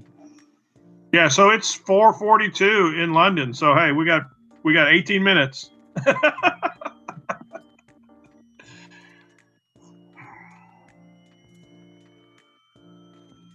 So whoever's on the stage is currently, I think, tied up in a private chat. Is that right? That's right. Yeah.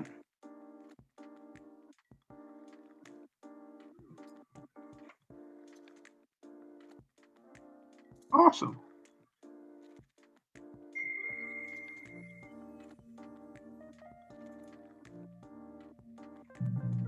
I'm gonna start lunch and I'll be back on like 10 minutes, guys. I just ordered my beer nose, so I'm getting a Big Mama beer nose. It's on its way.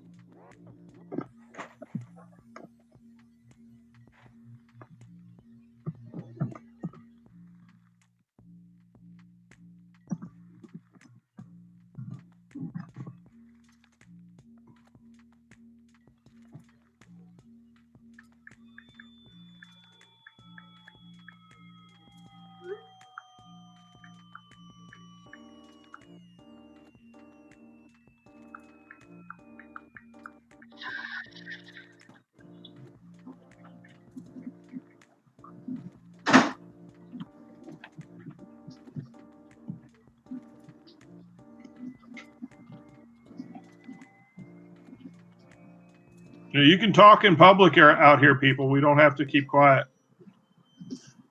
How's everyone doing? Nice Doing to see awesome. Let's see. Hold on. Let me get myself a drink here. Now, it is Houston, right? Or actually, it's Adam. Houston's sick. We don't think it's COVID, but he's quarantining himself just in case. okay, so he's quarantining himself from a virtual conference so he doesn't infect the conference, right? No, I think right now he's actually just sleeping because he's actually sick. Yeah, I understand. Yeah, it's right now. It's only 8:45 a.m. here, so I've been up since 6 o'clock doing his calls for him, pretty much taking over everything. Where are you at in Denver area or? Yeah, well, like West Coast Canada. We're Vancouver. Oh, cool. Yeah. I'm pretty much off the coast of Vancouver there. Oh, okay. So you're on Pacific time. Okay. Yeah. So bright and early day for me today. Let Houston rest up and hopefully recover. Get back to work soon. Gotcha. Well, you could have put on your avatar. You could have put your name / dissolution rather than his. But totally up to you guys. Really? Actually, I have no idea what I'm doing with this thing. Let me see. Well, you have to. If you talk to Chris, he'll tell you how to do it. But I'm pretty sure if you log out and then go into Gamer Jive and set up your account there, then when you log back in, it'll change the name of it. Oh, hold on a sec. Let me see. That might do it. No, maybe not. Maybe you have to log out, do it, and then come back in, I believe. I'm going to disappear for a minute here.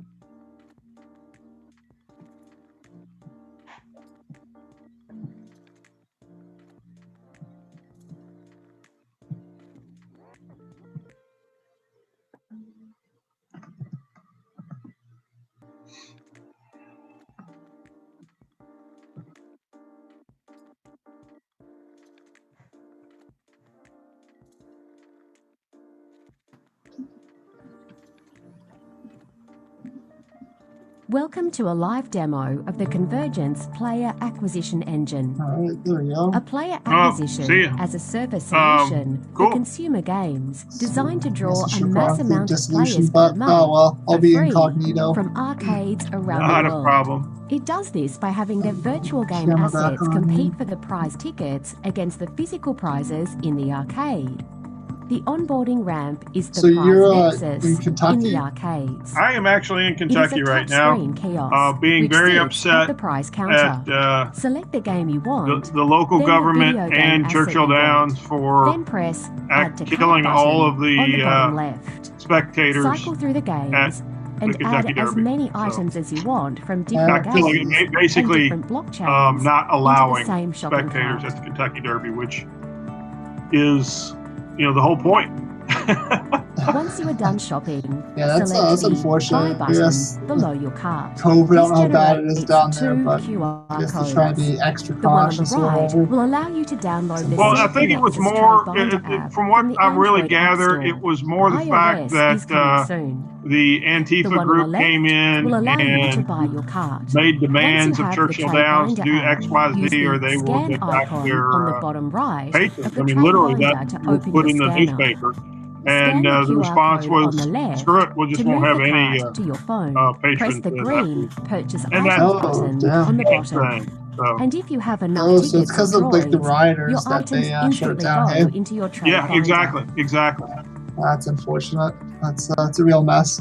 Now, You I would let's agree. think move it, on to you the would think if they wouldn't have marketplace caved, in our they could have computer. had the event and Go used some of to that money for extra security instead of just losing out all that revenue. and log into your Well, account. Then the check main My thing Binder to is, see you know, that your they don't items are want already there. they don't want If the you want to Kentucky trade Derby your name to be assets with other associated with players, any real just view bad them press and select Make Tradable. ever. And I know this because In the trade zone, way you back can when I trade was items from 17 any and I went to the game infield, and any blockchain, that was the all in year the that they one or two passed swap. the riot Go to police Trade out Zone on top of the under crowd. Dashboard. When you see something And you the riot like, police select could Start either come Trade back in with Chat tear at the gas top center of the or screen leave it to alone. request a trade. And they left it The alone. other player will have to accept your trade. Yeah, that makes sense Once from a in the marketing trade standpoint. I session, get that. just select Yeah, I the mean, items you want. we were That up will on be on top the of the left-hand side bathrooms of the doing. screen. They had What the flat other roofs player back wants then. will appear Now on they the right-hand don't. side. Doing Look for Request things Choice that button and college put in how kids much you feel will balance the trade would window. do. I can was not always in college. discuss I was in high this in the school. chat window. And we'll just leave it at that. But I watched as they came in two by two. Once the They other were player coming agrees, into the crowd the to break it atomic all swap up, happens, and they and the run right trade is into the complete. Ohio State football team front line, who were doing what's known as cockfighting. Basically wrestling, Now you grappling, can see fighting the each other. changing droids Just on your for drunk dashboard. fun. And you can see They ran the right new into items in them, your and they binder. were half their size, and the guys picked them up and handed them to each other, If and you they want to sell literally, items they while you're literally, not mosh online, pitted them just right put in out the of the price of how freaking much you crowd. want for them. And at that point, they could either come back in with tear gas, which is not going to happen on, at Derby, or leave it alone. And I guess they decided to leave it alone. Yeah, In it the would not be good to auction tear gas house, you can buy crowded now area. at the set That'll price. make everyone leave pretty Or quick. make an offer. But that was which lasts back 24 early hours. 80s. So Different time for sure. definitely different time. You can That's back receive when many the offers on song any "The one Streak" item. was possible. It was popular. Those For good items will reason. There were have people that would listed streak around there. under So their anyway, picture in your trade binder. I remember one year a guy climbed up the flagpole, and then the next year they locked the flagpole down where you couldn't get to it. So You can accept any one of the offers, or just that wait until the stuff player doesn't takes happen it like at that your anymore. price. Too much liability. As you can see, the digital vending machine is born. Now all that is needed is content. Please subscribe below and follow us on Twitter, Facebook and Telegram. If you want early access to some really cool video game items, participate in our IEO on LA Token. You can find the links below. Quick reminder to make sure you're connecting with Play everybody. hard and live Top well. right-hand corner, click your avatar, click user settings, and you can fill out 3 different cells for your avatar, your LinkedIn profile, so that people can connect with you. If if you copy paste your profile on LinkedIn for your page, you just drop it right into the user settings. And then when someone clicks on your name, then they can connect with you on another browser. All they have to do is click view profile for LinkedIn. So again, that's top right-hand corner. Click your avatar. I'm sorry, just hover over your avatar. Click user settings. Welcome And then to you've a got live account, demo of the Convergence avatar, player and acquisition profile for engine. things to fill out. It's A really player important to fill those out. acquisition as a service solution for yeah, consumer okay, that's pretty games handy. designed to draw All right, a It is. massive It is. amount of how do we players per actually? month for I free forget where you go from to. arcades around You do the it on the world. text It chat, does or this by having or their what virtual to? game assets compete If I for the wanted to prize like tickets against the go physical to prizes in Adam's the LinkedIn arcade. profile. The Oh, I onboarding click on ramp him. is the I prize click on him. I nexus see, in and the then view arcades. profile. Okay, got it. It is a Yeah, I can touchscreen see yours kiosk too, I which think. sits Yeah. at the prize Yeah, counter. click mine Select the to see. game you Yeah, want, okay, mine comes up. then the video Yeah, so it's game automatic. asset you want. Actually, Press Add to so when you Cart click button someone's on the bottom avatar, left. you're going to have to Cycle click through the the arrow games that's and pointing add as right many items as you want to from drop different down, games if I'm not and mistaken. different blockchains into the same shopping Mine cart. started already expanded, but Oh, I don't know. oh, I guess Okay, Adam, I it's just already reached out to expanded. you on LinkedIn, by the way. Once you are done shopping, select the Yeah, buy button make sure below I went your through and cart. connected with This everybody earlier generates in the two other panel, QR so codes. definitely make sure to do The one that. on the That's a really right easy will way to allow do you it to and download the connect. Silica Nexus Yeah. Trade It looks Bind like tab Niccole from the doesn't Android have App her Store. iOS LinkedIn in is there. coming soon. Calling you The out, one on the Niccole. left will allow you to buy your cart. Nicole, can you hear me? Once you have the trade Yeah, I binder can hear app, you, and Oh, I sorry. just Oh, sorry. scan icon I can get my, on the bottom right of the LinkedIn trade added binder in. to open your scanner. I just to make sure you Scan the can hear on QR code audio. on the left to move the cart to your phone. Press the green All right, Purchase so I just Items button reached out to on the Jordan bottom. And if you have enough tickets or from droids, Bounty your items 0x. instantly go Yeah, into Jordan your was here trade earlier. binder. Well, he's Oh. in this room. He's in one of the little private rooms. Oh, I see. Let's log on Oh, to that's the right. I do see that. I marketplace do see from that. You're our right. computer. Go to We will get Nexus. started here in a couple minutes. We have a keynote speaker, Niccole Minka from GG Locators.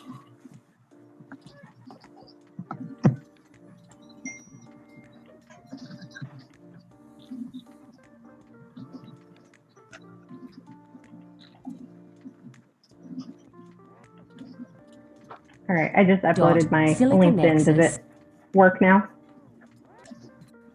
It does. Perfect. Awesome.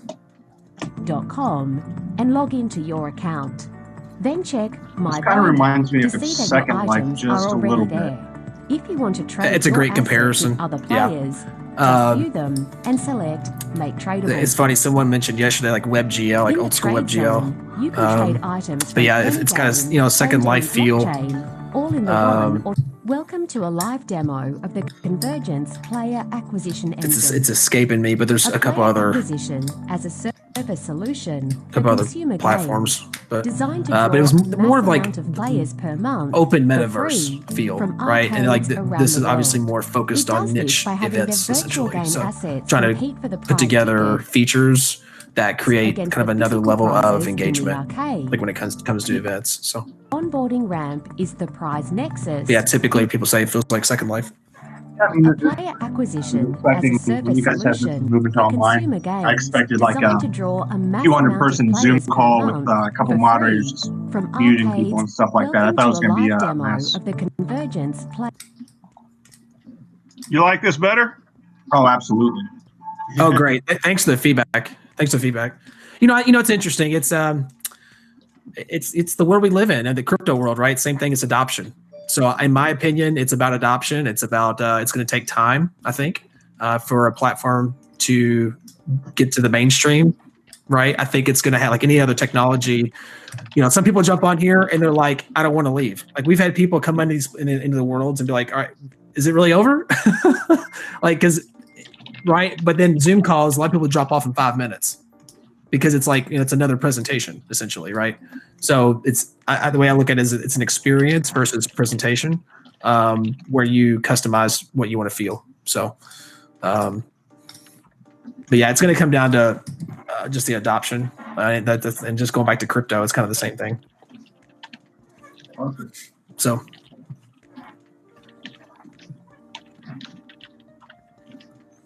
All right, I should check Telegram. I'll be back in a couple minutes for this next panel. Thanks, Jordan. Appreciate it. Imagine that. I'm connected to most people anyway. Yeah, I never would have thought that. Never would have thought that, right? Exactly. Just a quick reminder before we get started. Go ahead. If you have a question for Niccole, you can go to the chat box, bottom right-hand corner. It's the first icon. Just click the text there. Feel free to post a question anytime. There's going to be breaks like in between, like every 5 to 7 minutes or so for questions. We will do a question we do a Q&A at the end as well. But go ahead and type that into the chat box and we'll stack those questions and Niccole will answer those as we go along through the presentation. You can also do this if you'd rather raise your hand. So we'd love to have the first person to do this. It'd be great. So someone in the audience to click the raised hand button on the bottom left-hand corner. It's the icon furthermost to the right in the bottom left-hand corner. Just click that and your avatar will raise their hand. So either type it into text chat in the bottom right-hand corner or click the raise hand button, bottom left-hand.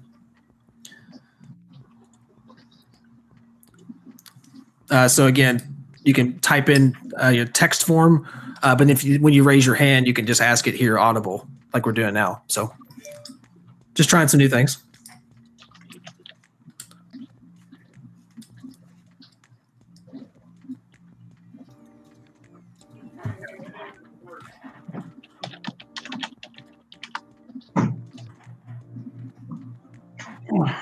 If you haven't checked out the video board in behind us, that does work.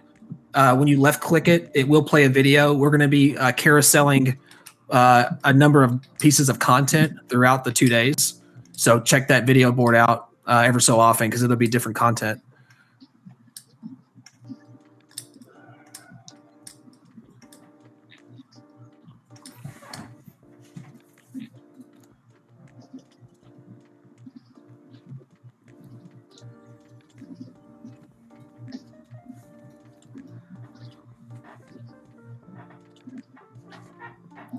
We'll start in just a moment.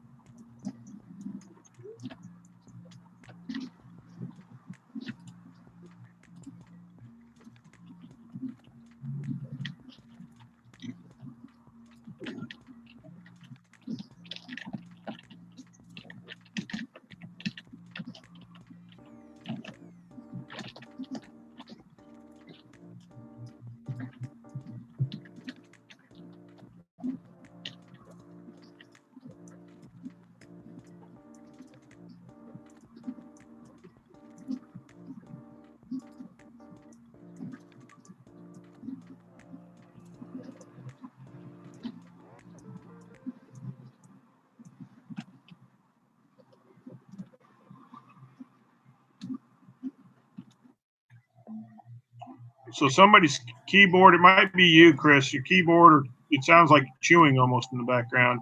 Comes across on the stream pretty good. Okay. All right. Sorry about that. Okay.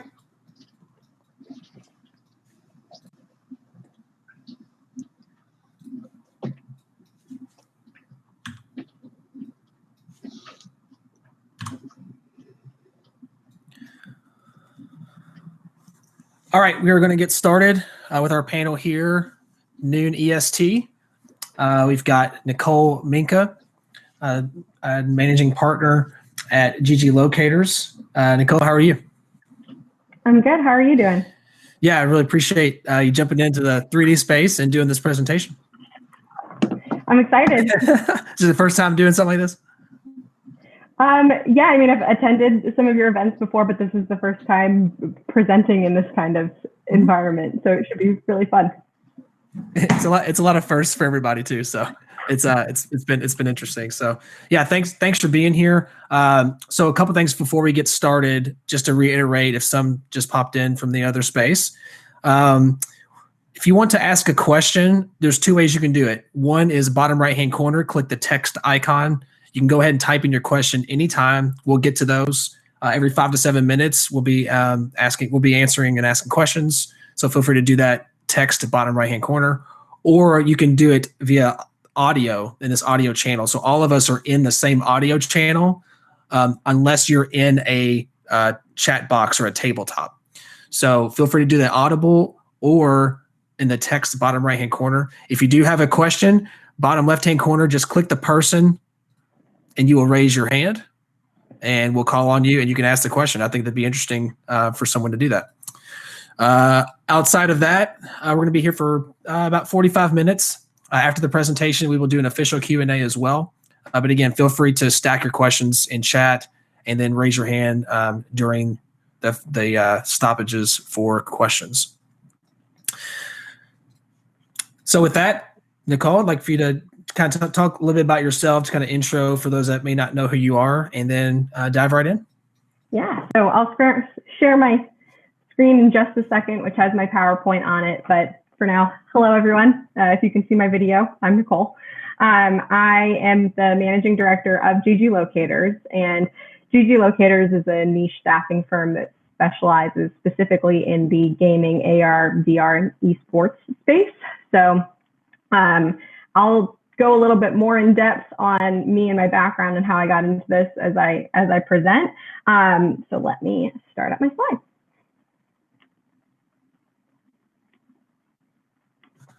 One quick reminder before we get started, bottom right-hand corner, click the video icon so you can see Niccole's screen. You can also click the 3 dots on her video and you can full screen as well if you would like to full screen the presentation. Awesome. So I've got my GG Locators logo up now. And then let's see, on to the next. Okay. So what I'm going to be covering today is who we are as GG Locators, what we do, some current market trends that we've been seeing in the industry, and what that looks like for the hiring landscape. So whether you are a candidate looking for a job, we're going to touch base on what it would be like to partner with us as a candidate, and then what it would be like to partner with us as a client as well. So depending on where you are in the process or what you're looking for, we should touch on everything. And between each, like Chris said, we're going to stop, pause, and leave some room for questions in there. So first things first, I know I introduced myself briefly. A little bit about me. I started recruiting in sports, health, and wellness. I did a lot of sales and management roles nationwide, and then shifted to IT. And when worked in that space for a little while, and then Patty and Amy, who own Accrue Partners in Charlotte, which is where I sit, have had a staffing firm for 30 years. Decided to dive deeper into gaming and esports. Basically, Patty's son had been a huge gamer, and she wanted to kind of make sure that they were still staying connected and relevant with her son and had things to talk about. So they went to an esports event, and she just saw the excitement in the industry and where it was going. So when she and I were talking, she's like, "You've done sports, you've done IT, let's start up this niche staffing firm and combine everything together and focus on the esports space." So it really blended well. It's been an exciting opportunity to dive deep into an industry that has so much going for it, and it's been so fun and fascinating to learn about. Brought on some additional team members. So Chase is is one. He's a director of recruiting, but he focuses more so on the East Coast. Iris sits in Colorado, and so she does a little bit more of the West Coast side of things. And then we have our awesome recruiting sourcing specialist, Haley, as well. So who we are, like I said, we're a niche staffing firm focused, and I'll touch base on the industries, but we do everything direct hire staffing, as well as contract and contract to hire. So whether somebody's looking for a QA or all the way up to C-suite or executive producer, or even an interim direct producer on more of a contract basis too, we will help find those folks as long as they are within the gaming realm. These are how we've broken up our verticals. So we started everything off 2 years ago, heavily in the esports space, and but quickly found that we could make a bigger impact faster in gaming. So we started partnering with a lot of indie and AAA studios, helping them find everything from a VFX artist to gameplay engineers.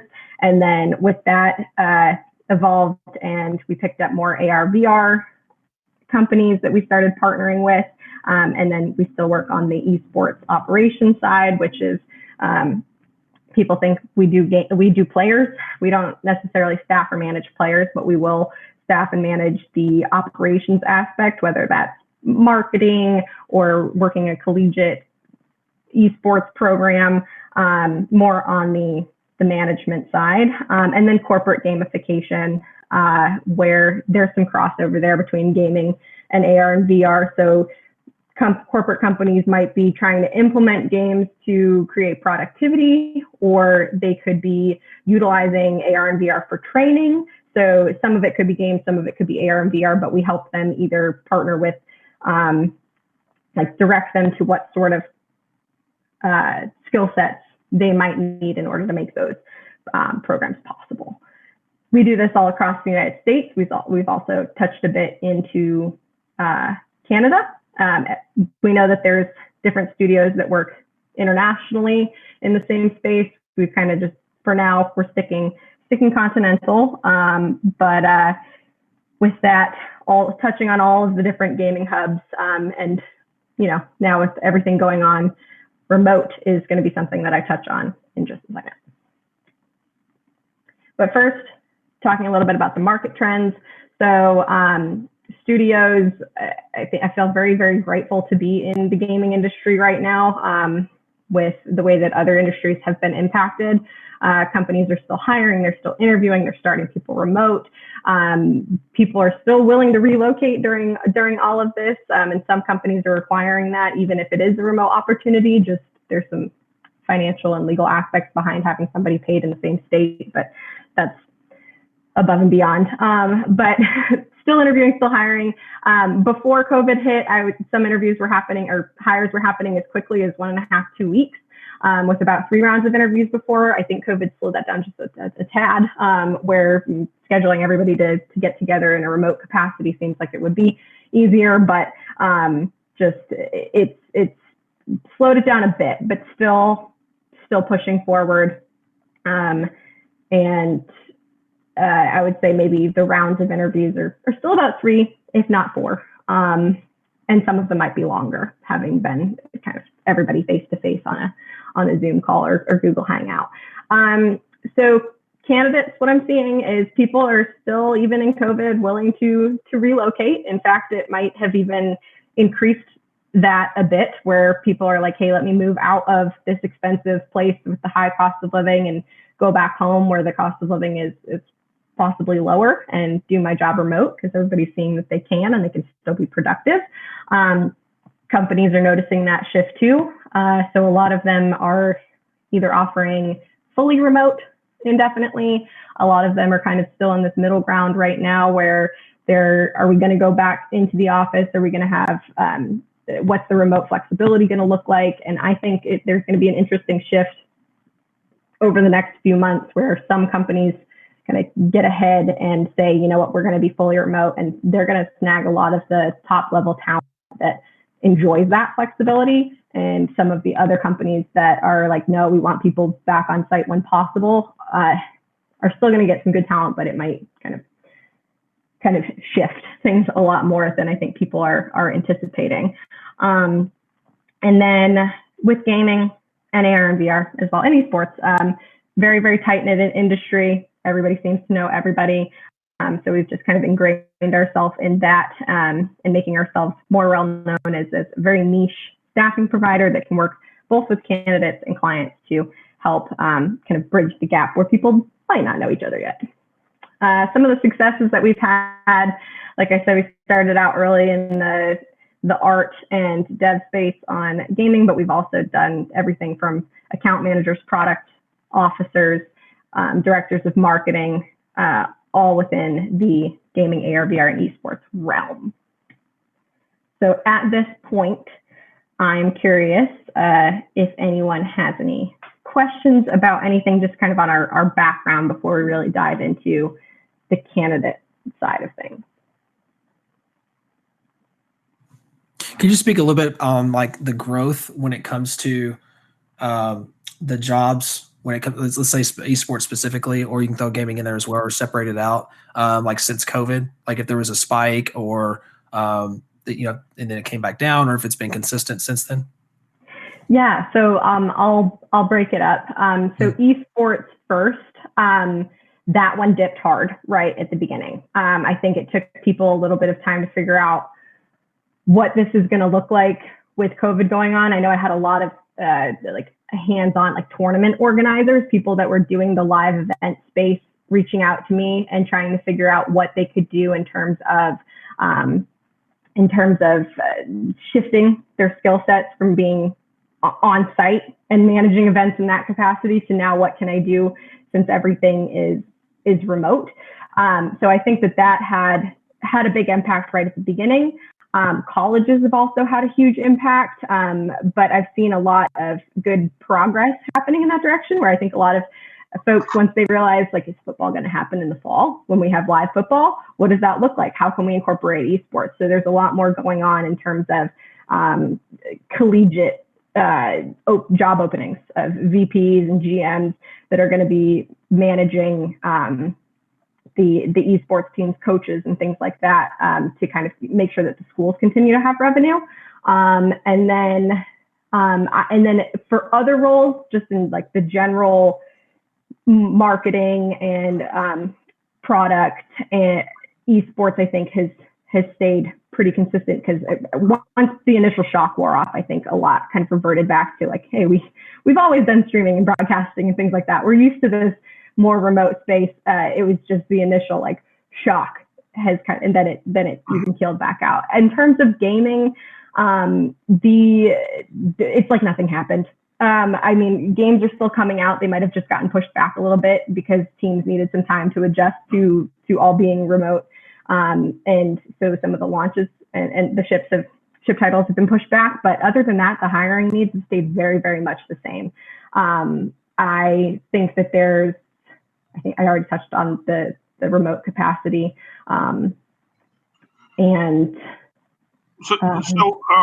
For kids going through school right now, I know my nephew graduated with like a degree in sports management or something like that. What kind of degrees and things like that are esports groups looking for the business side of things? I think sports management is very, very, very transferable skills. I don't think that there's necessarily a specific degree at this point that I've seen they absolutely have to have this type of degree. I think the industry is still new and still evolving, and honestly, degrees in general, there's been a huge shift, not just in the gaming and esports space. There's been a shift across the board where folks are like, how much does this degree matter versus the amount of experience that you have, and the personality types that just blend well within a team. So I think sports management is transferable, but I haven't seen anything be like, this is a deal breaker if they don't have it. Does that answer your question enough? Absolutely. Okay. And one question I'll slide in here real quick is obviously not dealing with it necessarily yet, I guess, based on earlier. but the crypto space, the blockchain space, what kind of momentum have you seen around there with like job recruiting? Like I'm need some education myself around that. Like what type of momentum has occurred with that? I mean, has there been any, and is that an area that GG locators will be looking at? It's definitely an area that we're looking at. And honestly, it's still something that I've been diving deeper and looking into recently. So I don't have a ton of information on it right now. I have talked to some folks in the space. But as it stands right now, the roles that I've seen are somewhat comparable to traditional gaming in terms of needing programmers and I would say data analytics fairly heavy. But that's one that I've touched on in terms of conversations, but we have not worked a specific role like that just yet. So you do see a need for it in GG locators? Yeah. Kind of look. Okay, Yeah. interesting. Gotcha. Yeah. Okay, go ahead. Okay, awesome. Well, I will go back to sharing my screen and continue on.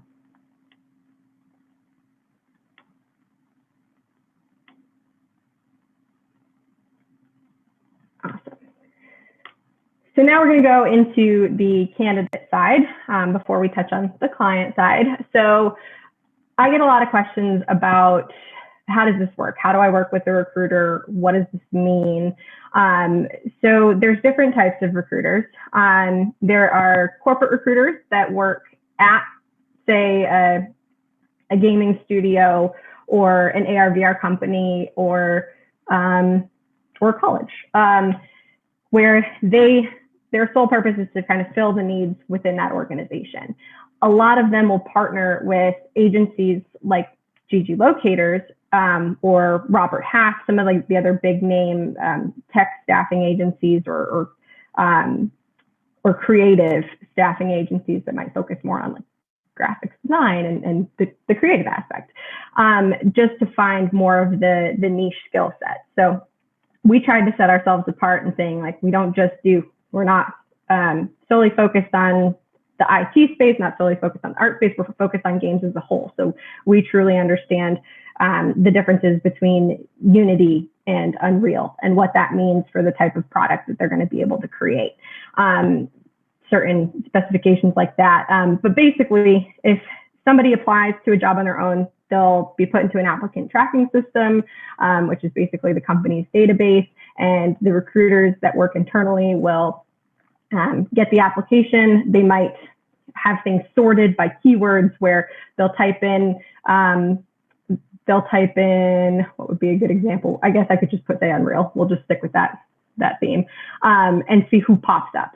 Do they need somebody that's really strong in C++? Do they need to know blueprints? And they'll type in those keywords and see which resumes populate in the system and call on those folks who have applied. And they might do some additional outreach on LinkedIn and things like that too. If they are finding difficulties either staffing for one of those roles, they might use a firm like GG Locators, where they'll call us in and say, hey, this is the type of profile that I need. Who do you have in your database? Is there, can you do some additional outreach on our behalf? Because they just don't have, they might have 40 jobs open and they don't have the capacity to spend hours and hours looking for a very, very niche person. So we operate more as a headhunter. And in order to kind of grow our database and make sure that we have a good amount of folks in the space that have a variety of skills, we start off with a phone screen. So whether this candidate is looking or we have a potential job opportunity for them, we will hop on a phone call and just kind of talk through and learn a little bit more about your skill sets, what you're looking for, why you're looking. Are you in games, but you want to try out AR and VR? Are you a college graduate that's just looking to get into the industry? Are you a very, very high-level C-suite executive that's confidentially looking for your next opportunity? And you just want to kind of know what's out there, but get a little bit of, you don't want to put yourself out there in fear of being kind of found out that you're on the look. So we will talk through all that and figure out exactly what could work. And if we have a job open at that moment, and maybe we reached out to you about a specific job, then we will talk about that company and client, how we've worked with them in the past, what specifics they're looking for. We try to really find out more about the job than just the job description itself. I mean, you can read off a job description if we sell it to you. We want you to know the things about the company that make the company really cool and why it would align with what you're looking for. Do they have crunch? Do they, I guess before a benefit used to be like company outings and things like that. How much is their remote flexibility? Is there work from home policy? What do their benefits look like? Things that you just might not know based on either their website or the job posting. So if something matches and it sounds like a good opportunity, we will take the resume, send it over to our contacts, so it doesn't end up just in an applicant tracking system black hole. It'll actually end up on either the recruiter or the hiring manager's desk, and we can talk through it, get some feedback. There might be some additional questions to dive deeper into the background. Have they done X, Y, and Z? And then if an interview comes of that, we will push forward through scheduling. We will talk to the candidate prior to the interview and say, hey, this is who you're going to be talking with. Here's their LinkedIn profile. Again, you have skills in C++ and blueprints, and that's really what they're looking for. So just be prepared to answer any kind of technical questions and just give them an idea of like, this call is going to be with HR. You're going to go over a high level overview. This is going to be a technical interview, just so you have an idea of what you're walking into, and making sure that you're presenting yourself in the best way possible. And then with the advocacy is my next bullet point. That's more so along the lines of, okay, it's getting down to the wire. A lot of these candidates, we'll take VFX, for example, might have a few different job opportunities on the table. So how do these different job opportunities line up? How are you feeling in terms of compensation? Are you going to have to relocate? Just having a soundboard to bounce someone off of that's like, I'm third party, I'm neutral, and Chase is neutral and Iris is neutral, to make sure that you are putting yourself in the best situation that you can be. I mean, I like to think of it as like, in a sense, we're like a realtor, and we want to make sure that we're getting you the best deal that we can get you, but also staying kind of within the perimeters of our clients and our hiring managers and what they can afford and are looking for and able to do. And then after there is a placement, we make sure to follow up. How'd your first day go? How'd your first week go? How are the first few months? And just making sure that everything is as we had explained it to you, and that you're happy and that everything is going fine and dandy. So with that being said, any questions on this segment?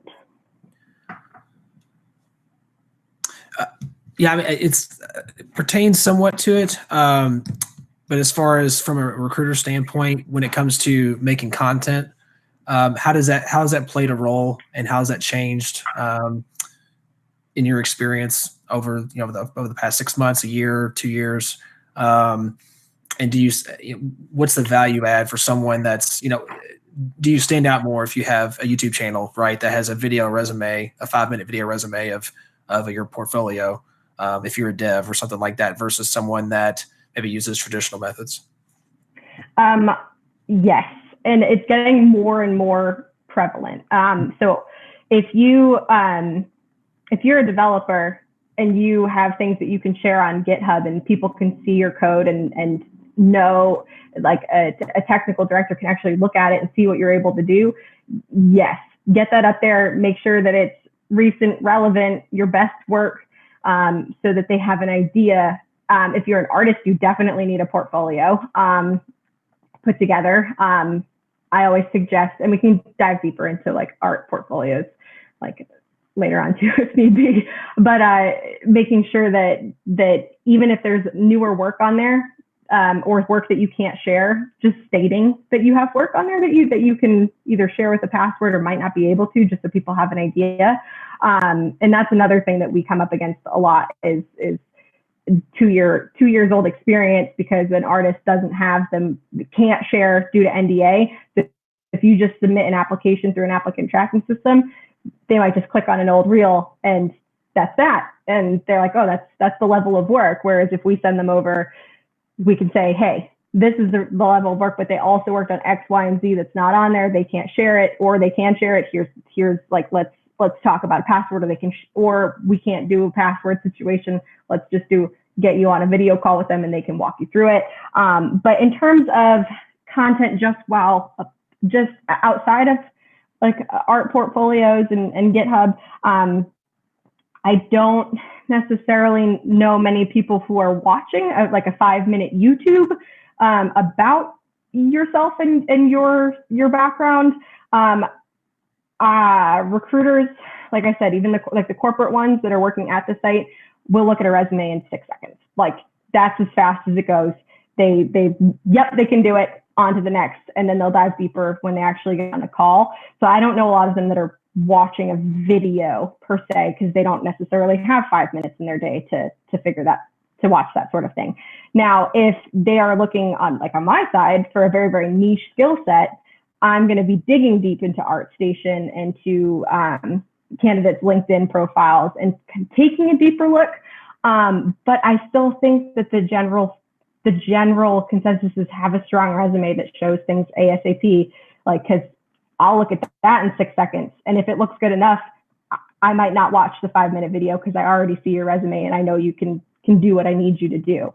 And then, yeah, I think I would rather be on the phone with somebody and actually ask them the questions myself, and be able to dig a little bit deeper into things that I want to know. But I'm never opposed to more content. If it's something you have time for and you want to do, I don't think it'll hurt you. But I just think that the resume and the other GitHub and ArtStation, those are more important because they, yeah. Mm-hmm. And maybe because we mentioned earlier, maybe blockchain, for example, is more of a niche space. So initially you see the resume and that's kind of the qualifier if you're a recruiter or if you're a company that's hiring. And then especially blockchain, because it is so niche right now, that then they'll dive deeper potentially. So maybe that content behind it, that makes sense. Okay. Yep. Okay. But good question. All right. Any others, or we'll move on to more of the client side? Yeah, feel free to, again, you can post in the chat bottom right-hand corner, or you can ask on audio. Just make sure you're unmuted. Actually, can we try something fun for a second with the hand raise button? Yeah, sure. I'm curious because I see who's here, who's attending. How many of you would consider yourselves to be more on the candidate space, and how many of you would consider yourselves to be more in a hiring manager capacity? Let me ask that in a way that could make you raise your hand. So how many people are in the candidate market might be looking, if you're willing to share? Can you raise your hand? 1, 2. Yeah, probably both. Yeah. I know. Blink if you're both. Yeah. Very cool. Okay, awesome. All right. It looks like I don't know how to scroll down, Chris, but I saw 4 or 5 just on the few that I can see. And then, all right. So now if you're more on the hiring manager side, where you're looking to build out teams and things like that, raise your hand. See, also will be, but a little bit down the line. So yeah. Yeah, it's very cool. Awesome. It looks like it's about half and half. So that's good. That gives me a good idea to know I'm on the right track talking about both. Perfect. All right. So I will switch back to my slides real quick, and we'll talk about what it's like to be on the client side.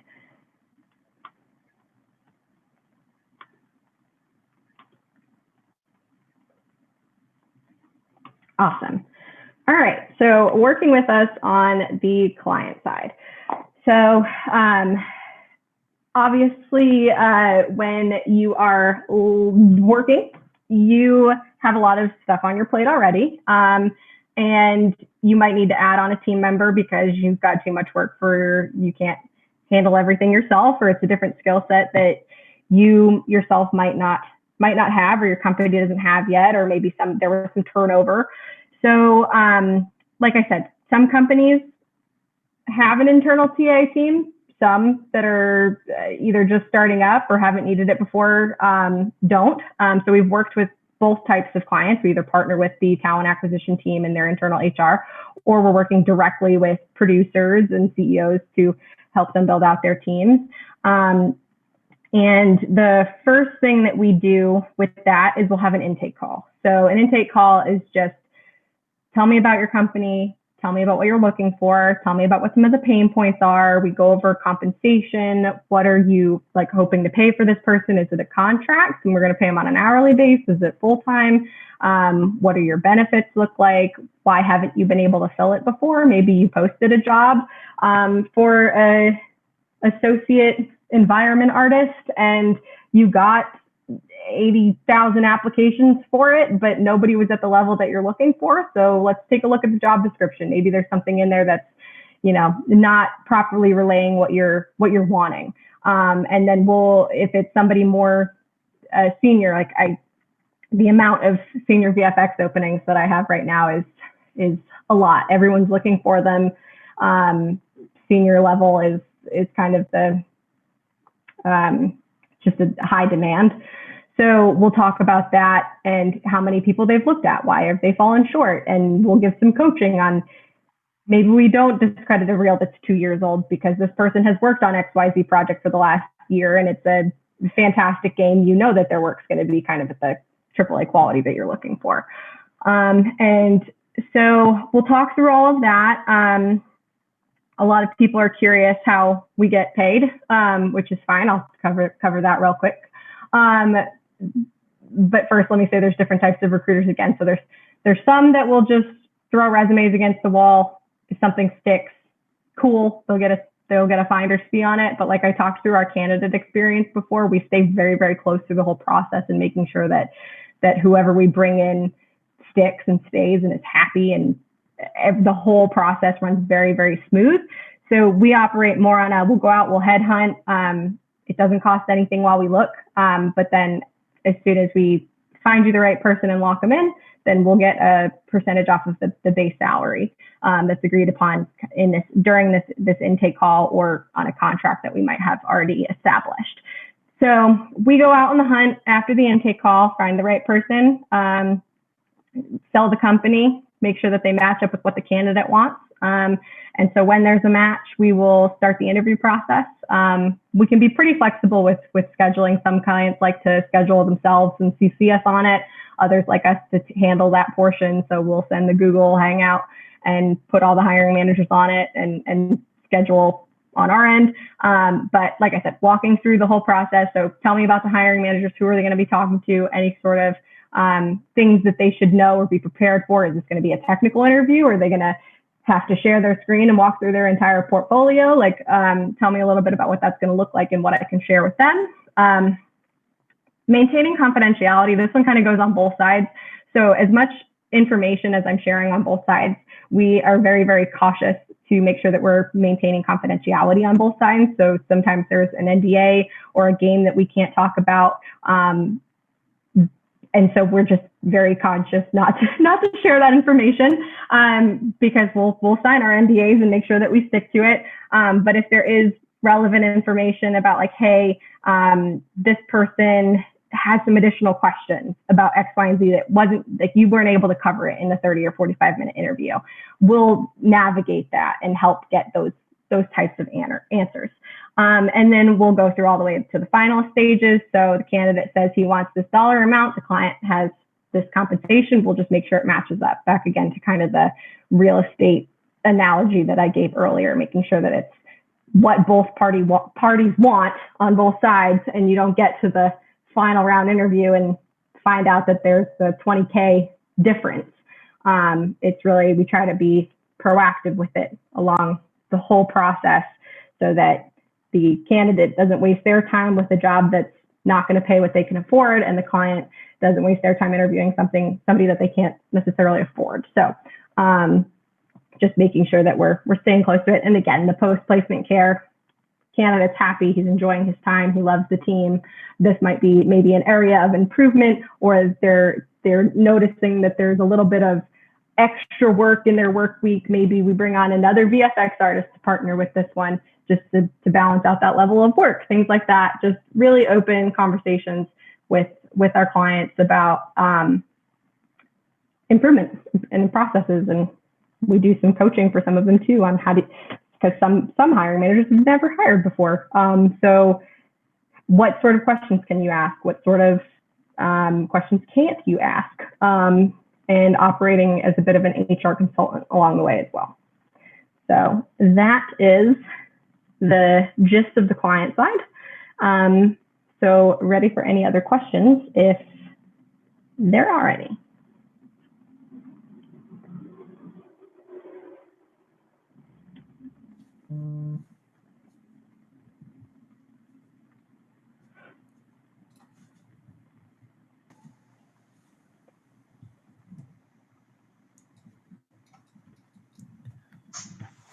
And then I don't even know how to really frame this, I guess, but like typical turnaround time. So you're working with a company that's recruiting.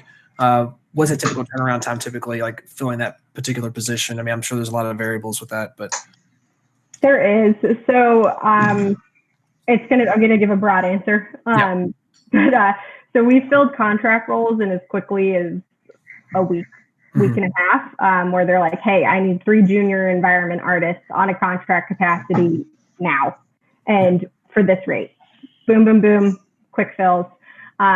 We've also, I think, what was one of them? I placed a senior producer at a AAA studio in San Francisco, and that one took about 7 months. So it really just depends. It depends on how fast the client moves. It depends on how, like right now, there's so many studios that are going through a bit more of crunch in order to ship some titles. So a lot of them are a little bit backed up, but also the candidates are backed up too because they're going through the same thing at their company. So for the month of August and I think this first week of September, some of the interviews have slowed down because the client's ready to interview, but not until next week. But next week doesn't work for the candidate because they've got to ship the game the following week. So August and early September is an interesting time, but I think there's a lot of factors. Is my point. Sure. No, that's kind of what I was wanting to get at, just kind of that process of what that looks like. Yeah, sure. That makes sense. Yeah. And so some of them, it could be 3 months. I would say like 45 days is a reasonable time frame for like your average role. But I think that 1 week in the 7 months, those are the 2 extremes. But the onboarding process sped up once everyone got their footing after COVID, and then like that process speed up, I'm assuming. Yep. It'll speed up, and I think when people first realized that they were going to have to bring people on in a remote capacity. Oh, here's somebody.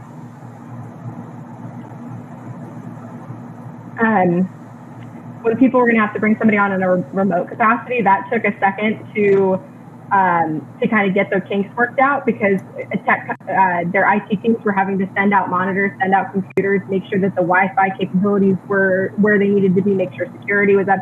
So that time took a little bit extra ramp up than if you were just like, hey, you can start in the office in 2 weeks, and they already had everything there in the office and could just get the physical computer set up. So I think now that companies have gotten that under control and have the system down, it's more so back to normal.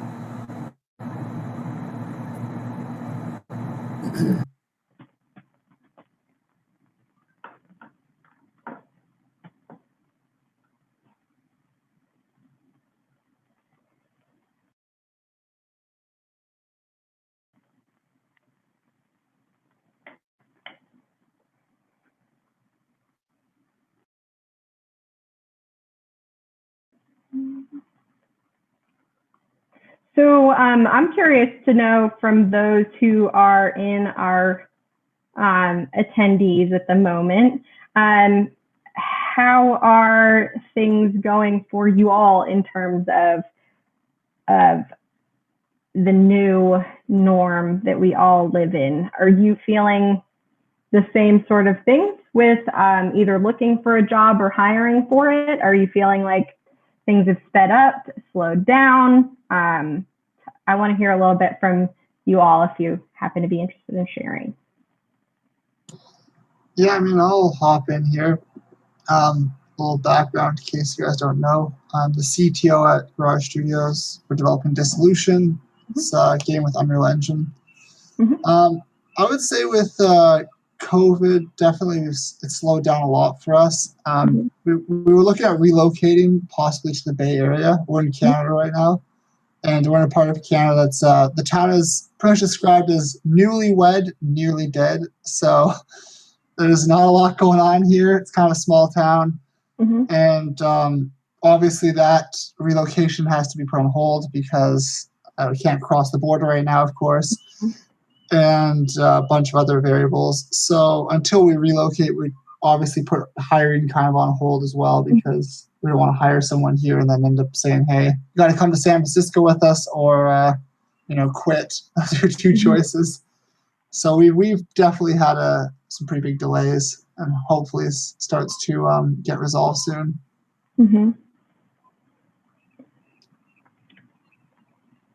Yeah, there's a lot of variables up in the air, especially with relocating. Is San Francisco kind of where you all had, is that where you're all set on relocating to? Initially, we didn't actually want to go to Silicon Valley, but we pretty much started, talking to a couple of people who went through Y Combinator, and they've pretty much sold us on it. Personally, I'd probably rather relocate to one of the newer tech hubs, like Austin, Texas seems to be coming up pretty quick. Yeah. Somewhere down in the south, honestly, is more my style. But we're pretty much going where we think we'll have the best talent and access to a bunch of, venture capital and stuff. Yeah.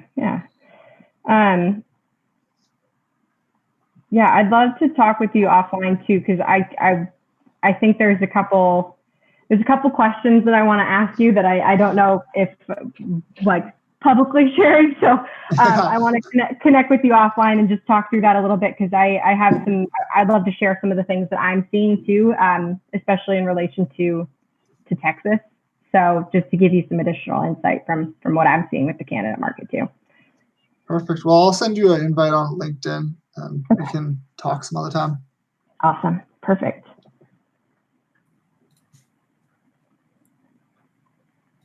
Sorry about that. I was working on an audio issue. We got it taken care of. No worries. We were just, I was just seeing who else might have some other questions and asked about the folks that are in the attendee list if they were open to sharing kind of where they are or kind of what had you interested in. I'm curious to know who's open to sharing. What had you interested in jumping into my webinar and learn a little bit more about how to partner with a recruiter? If anyone wants to jump in, I guess I'll jump in. Eventually looking to build out basically a content team for Level Up Experience. That's my podcast, YouTube channel, across other socials. Because at some point you just can't do it on yourself. Right, you have to scale. So what does that kind of look like? Kind of like first steps, like someone that's like a one-person content creator, let's say. Have you worked with someone? I know it's a very unique, potentially situation. But how do you scale potentially? How do you scale? Okay, I feel like there were a couple different questions in there. So the first one being, how do you scale? So I think the step one is figuring out what portions of the job you want to delegate and what that would look like. And then you can connect with us on market intel for how much do you think that person would cost? Because we have the back-end technologies to pull a lot of that information, or we might have candidates in the pipeline that we already know how much they're making doing it for other people. So you can get kind of a ballpark of if I was going to bring this person on full time, this is what it would look like. And then if you don't have the time or aren't finding those types of candidates that you want, we can go out and and headhunt for those folks, and either on a contract capacity or full time, find them and show you, see, this is where they line up. This is their compensation ask. And if the profiles aren't right, or it's just not lining up, we can come up with other solutions of maybe there's different skill sets that we need to be looking at, or different, and just kind of retweak as needed. Gotcha. So, maybe initially like, oh, I need someone full time to do X, but when you sit down with your team, like, oh, well, really, you don't need that based on this, and this. Like, you kind of walk through that process, is what it sounds like. Yeah, okay. Exactly. For one company that we worked with out in LA, they had initially needed a full time producer to replace a producer that they had lost. That producer had a very, very interesting kind of diverse skill set. And so after looking for that producer for a while, we're just like, it's that skill set is so niche. He was kind of a unicorn. What if we broke it up into two different people? One person's going to focus on maybe the broadcasting side, and another person's going to focus on kind of the time management and budgeting, forecasting, like the project management skills, and break it up into two different people. Might not be as expensive, and we can bring this one on full time because you definitely need it, but this person's going to be a contractor just to get you to the point where you need to be, and just working out those different kind of solutions and what is going to be the most beneficial to where you are at this point in the process. Because one of the pain points for me is even on the contract work for just doing like a video intro. I mean, just something as little as that. It's hard. I mean, I know there's other platforms you can, like Fiverr and things like that, but I think at some point where it makes sense to take another step beyond just jumping on Fiverr and randomly, having someone do work for you. So it's kind of, Yeah, because sometimes you want the consistency. Like somebody might do a great job on Fiverr, but then they're not available the next go around, and you just want that one person to be like, okay, well, let's build it out. Let's create the content for these videos, and you might already have that content created, and you just need it scheduled and put together, and then this person can work for 2-3 months, get that all situated, and then it's all scheduled and ready to go for you. So you only need them on a contract capacity, or maybe you do need them full time, because as you grow and you get that content out there, you're going to be given more work, and you need that right hand man or woman. So yeah. Okay. Yeah. Makes sense. Yeah. It's kind of some layered questions from my situation. I appreciate you jumping in. Anybody else have any questions or things that they wanted to ask, or maybe feel free to just connect with me offline if there's some things you want to talk about. My LinkedIn profile is attached to my avatar up on stage, or you can just Google GG Locators, and my email's on there and everything too. Always happy to chat and answer any questions. Yeah, if you look in chat, bottom right-hand corner, just click the text bubble. I did put in GG Locator's Twitter account, so it's actually clickable too. So that's what's neat about like the chat box down there, is you can click through on links. So GG Locator's Twitter is there. I put Niccole's LinkedIn as well. So if for some reason you're in the chat and you're like, oh, I want to connect with Niccole, but she's not here, or something later, it'll be in this chat box. Just kind of scroll through and take a look at it. But it's right near the bottom currently.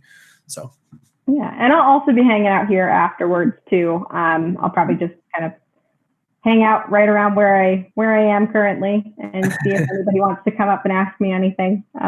Happy to do that too.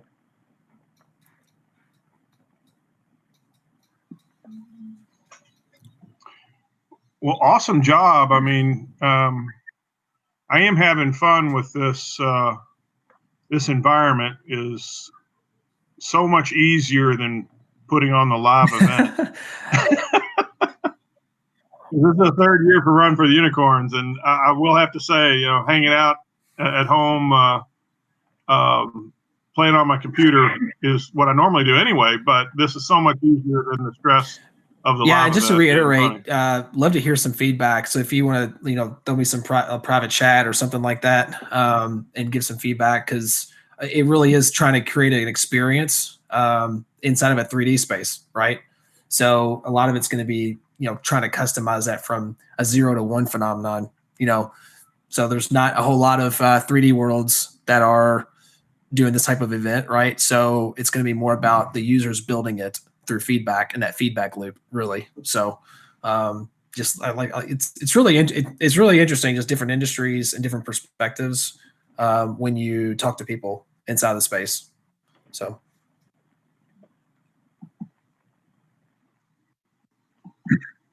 Yes, and awesome talk. Thank you for Niccole. That was very enlightening and helps out a lot. Yeah, I appreciate the ideas about just even myself, just scaling and how that looks, because I know that, all of us are running some type of business or we're involved in some type of operation, and taking that next step in scaling is can be difficult. And it's interesting to me. It's when something seems difficult, sometimes you're inactive. And you just kind of it's one of those kind of dig your head in the sand a little bit situation sometimes, because you don't really know where to step next. So I think you answered that question. So yeah, and there's so many parts to it too, where people start to be like, well, am I going to have to pay them benefits? How do I handle that whole situation? What does that look like? And we take if we have a contractor on, we can take on the benefits ourselves. It's just built into and the payment and payroll and everything. So we take that burden on, and it's just included in the hourly rate that you would pay us to have that person.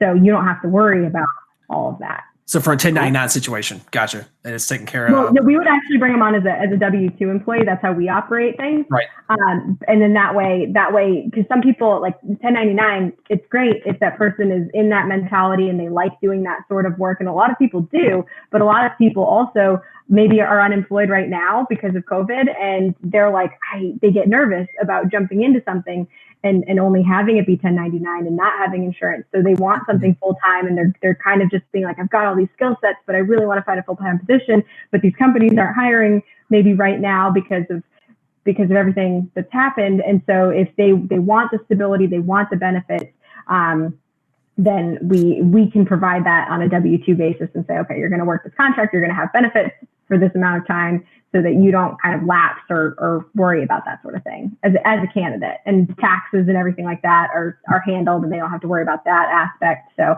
I think it just kind of helps balance things out on both sides. Because again, if I was talking to somebody, I think it was last week, one of the things that will bring down your business are taxes. And if you didn't pay your employees right, or didn't understand they were 1099 or full time or benefits, you didn't understand that can bring your entire business down real quick. So I think skipping those steps may be easy initially, but then you're going to pay for it in the end. Right, yeah. And so when people use us for the contract capacity, we take on that risk. So but we've got all the systems in place to know how to handle it appropriately. So. Very cool, Niccole. Thank you very much for doing this. Thank you for being here and presenting and everything. Very nimble on the presentation side too, jumping back and forth. So you did a great job. So I appreciate sharing everything. Awesome. Thank you so much. Like I said, I'll be hanging out here for a little bit if anyone wants to come up and chat. I'm double jumping for applause. So, so that's our form of applause currently. I like it. or raise your hand applause. Yeah, right. Yeah, I mean, you do the clicking. So, I like it. Kind of Hunger Games-ish, 3 fingers up, Yeah. Right. Yeah, exactly.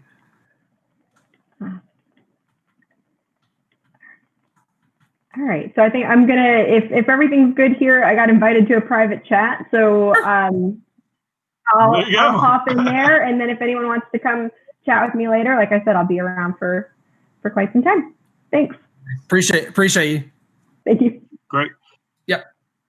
Chris, could you give us just a quick brief overview of the tables around the room and the green mini fences around them? The little green whatever you call that little barrier that you walk into. We are currently in the main lobby or main zone audio channel. If you walk into one of the tables, you'll be in a separate audio channel. So if I walk into introductions, and I continued.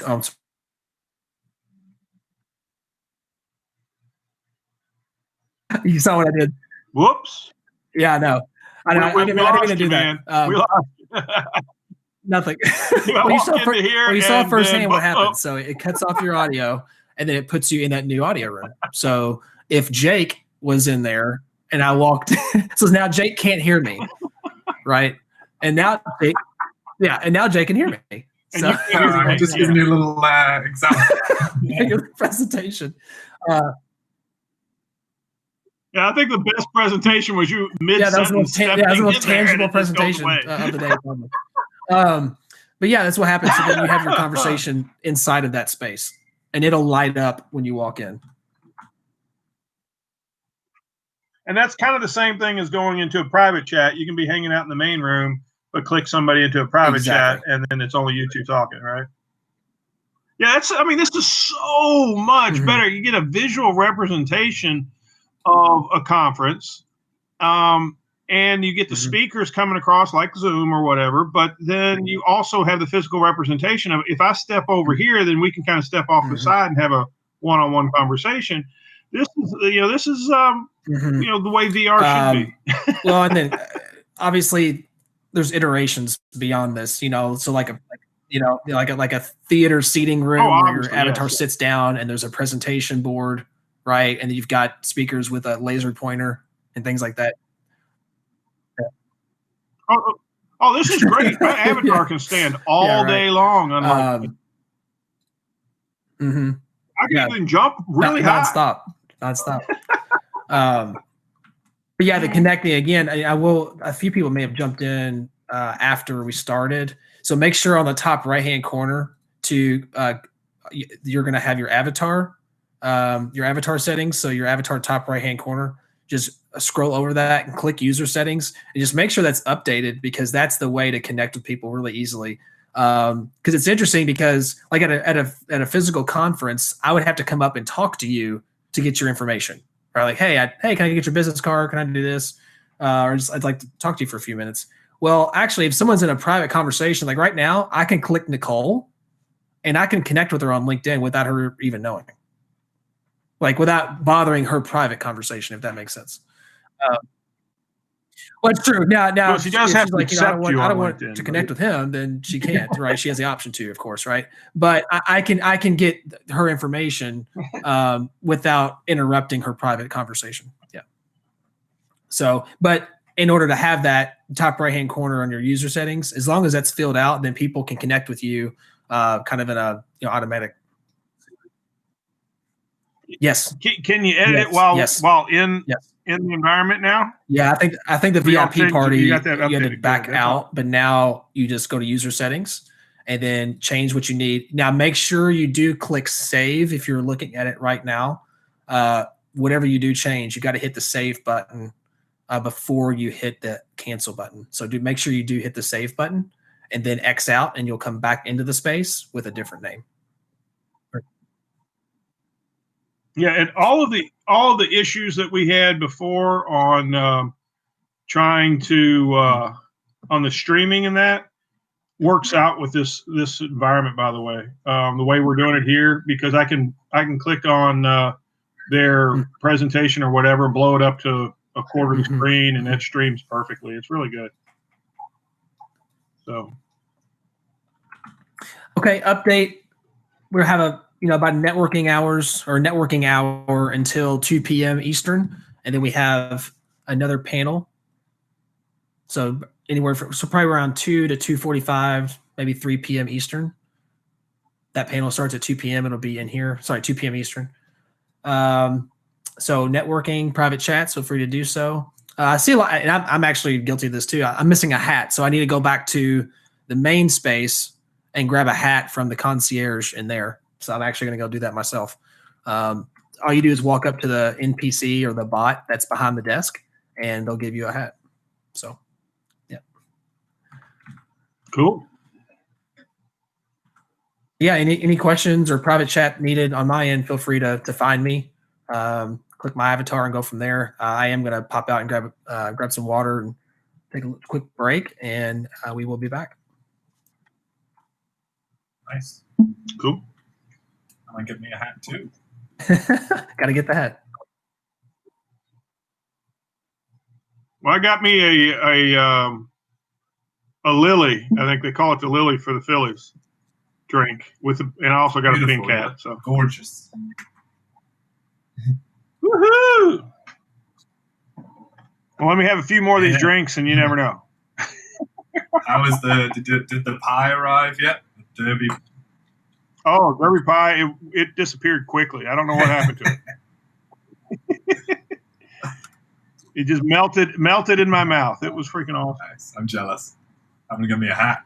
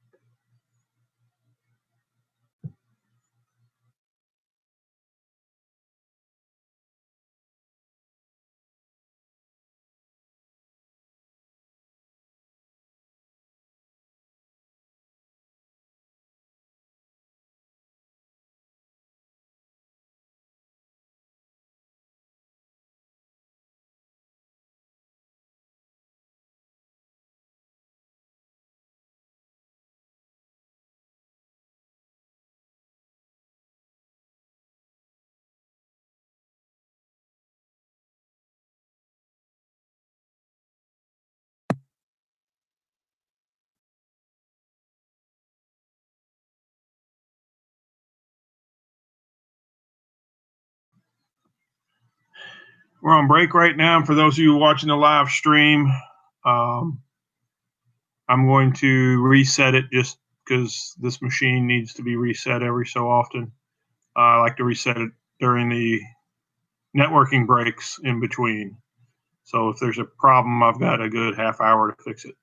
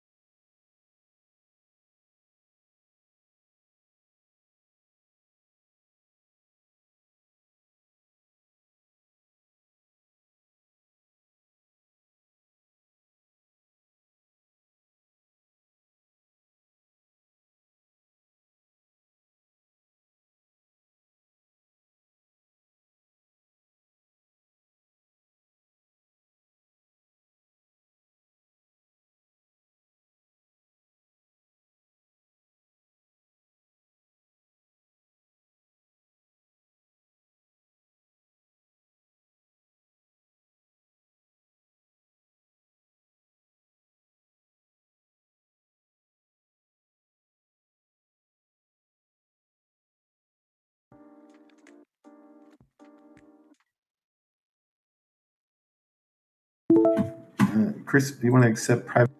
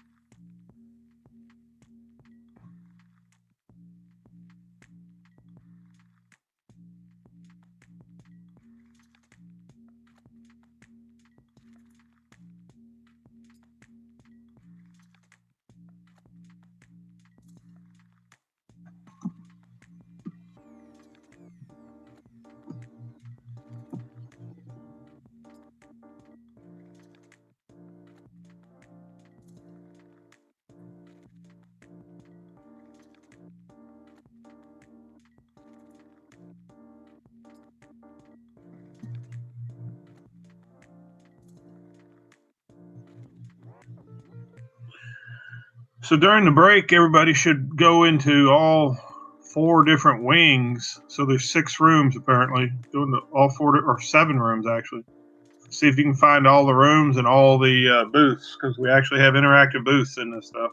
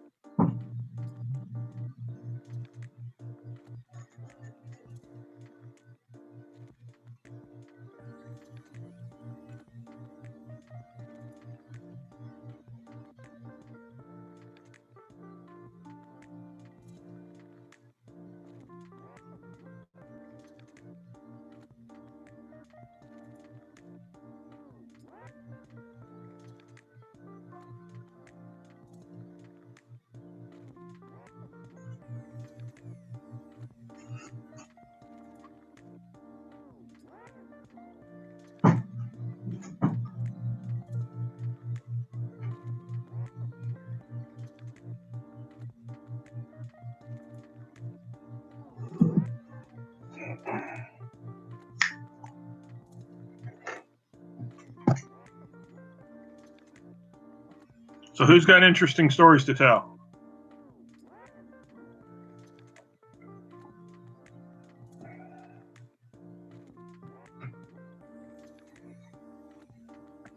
Can anybody hear me?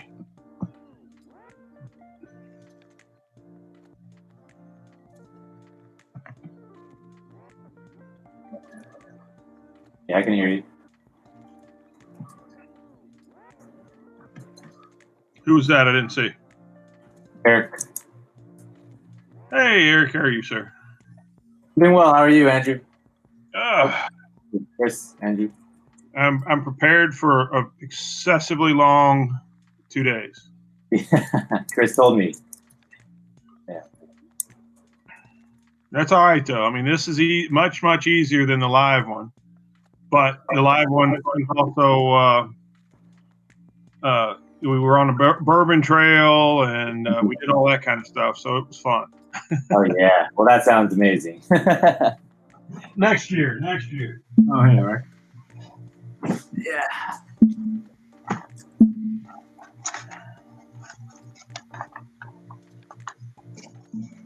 That was outstanding. Did anyone else get launched into the sky before they got in here? Yeah, it only happened. That was awesome. That was like a good 10 seconds of hang time. Nice.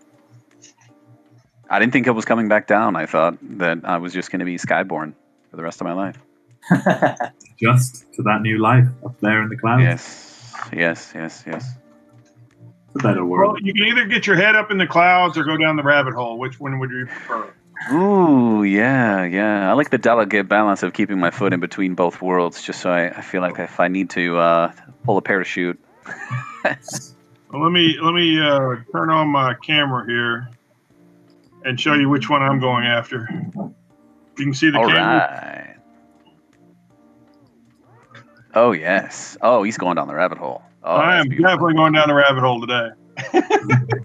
Oh, that's a good choice. Oh, all I've got is some Old Foresters over here for Kentucky bourbon, which is the I good like the bottle here. You know, that's embedded into the.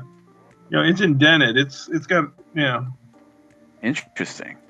Yeah. Some good craftsmanship. And they have to polish that. They must be cutting that into the glass because you can't do that. The glass is made somehow that way. I mean, I guess it's formed that way. Kind of cool. That is but cool. Yes, when you say go down the rabbit hole around here, you go down the rabbit hole. I love that. I missed. Oh man, I miss going to Kentucky. My first experience there was during Teams conference last year. And what a performance. It was so great. We did this 2 nights of music at the racetrack and it makes me sad that I didn't bring tuxedo. But everybody was dressed so, it was just so amazing seeing everybody in their, their bright whites. I'm a food magnet and drink magnet, so I'll carry water and spill it on myself just about every time. So it's dangerous for me to do that. But anyway, it was a great event. The first night it was all white, and then the wrap up music event that they did later in the week was all black. So it was a really cool experience, and we got our own tour of Churchill Downs. And it really made a big impression on me, and that was my introduction to Old Forester and getting some Kentucky bourbon that's now permanently on the countertops in my home. Nice. Gotcha. Well, you'll have to come next year and come on the bourbon trail with us. The bourbon. I would love that. That would be fantastic. Yeah, we must have some really good speakers coming up because it's starting to get crowded in here.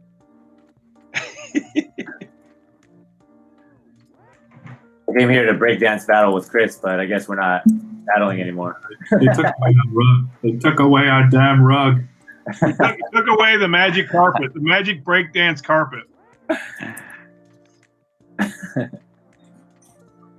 You guys didn't want to move it to like the corner. I did want to, but I think that would have been a little bit more work than they wanted to put in. So I see. Yeah, the music is. Didn't want to put it in, loud. but they had time to put it in. So right. The other thing you could do is, and what's great for screen grabs, if you want to get some pictures, if everybody raises their hand and you create a high five train. And basically what that means is you get into a line, and whoever's at the front of the line just turns and starts high-fiving everybody down the row. And then you just kind of take turns, and you're creating kind of this almost like a caterpillar. It's kind of bizarre, but it was a real fun thing that we did for Founder Night Out last month. And everybody seemed to want to get in on the high-five train. Well, that's cool. Yeah, that's cool. But I have, Chris and I were wrestling with, two different YouTube streams and that kind of stuff to try to get the broadcast right to where we could broadcast all the speakers and that through here. And what we ended up doing is just using GamerJibe's video conferencing piece and let people share their screens as well as their video off to the side, and I can blow up their PowerPoint, if you will, and it's actually working really good for the stream. I like that.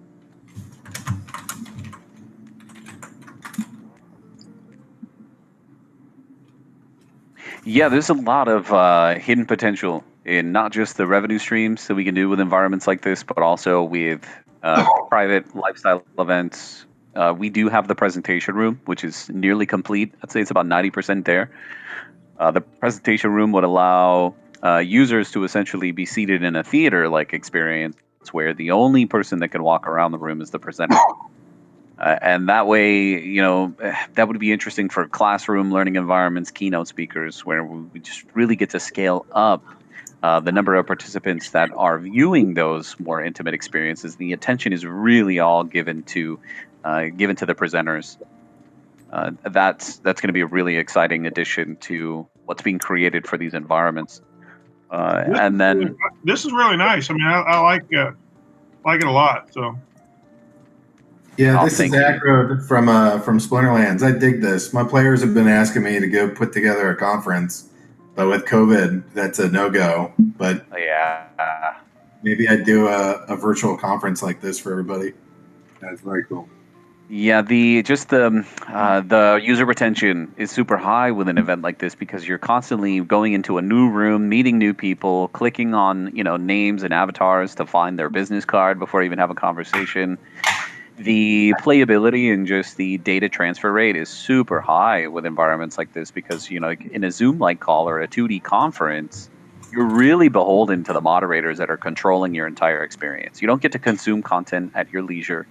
And when they're running sponsor ads, right, well, that's really the maximum engagement you can get with the sponsors and maybe mention their website. But that doesn't guarantee that people are really going to give them the attention they deserve if they're supporting the event in a way that's going to be more meaningful.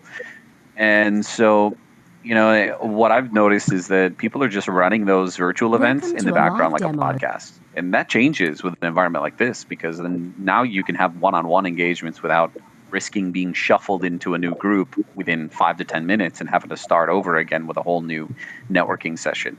At least in an environment like this, you get to choose how long you want to have those conversations with, quality connections that you're looking to make. So I really implore everybody to just go through the list of attendees, make that connection on LinkedIn, prioritize who you'd really like to speak with in this event and for the remainder of the day. And then you're creating a bunch of homework for yourself. So really, we would love to see events that are running over a longer period of time, but allow people maximum connectability. I don't even know if that's a word, but maximum, networking interaction. and building relationships. Yes. Absolutely. Give us a wave there, Agro. I've got you blown up on the big screen here. What am I doing? Oh, hey. It looks like your video may be frozen on my other screen. Let me see if I break it. And I had it blown up, and for whatever reason, the streaming computer is getting too overheated or whatever. I don't see it playing, but I think everybody would benefit from seeing my handsomeness on their screen. Yes. They would. Oh, yeah. Life is complete. Exactly. We can all die peacefully now. Should be good.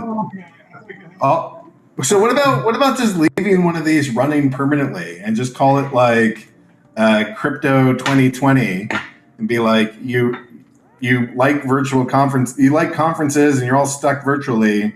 So just everybody hang out here all the time. Yeah, that is a goal. I would love the idea of opening this up. There is, however, with the telecommunication running in the background, so our tech stack is going to continuously have data rates for all the users using the environment. So the event would have to either be sponsored or it'd be some kind of virtual marketplace where we could park vendors that are persistently having a store available, where then those sponsors could then cover some of the data rate charges for an environment that stays persistently open.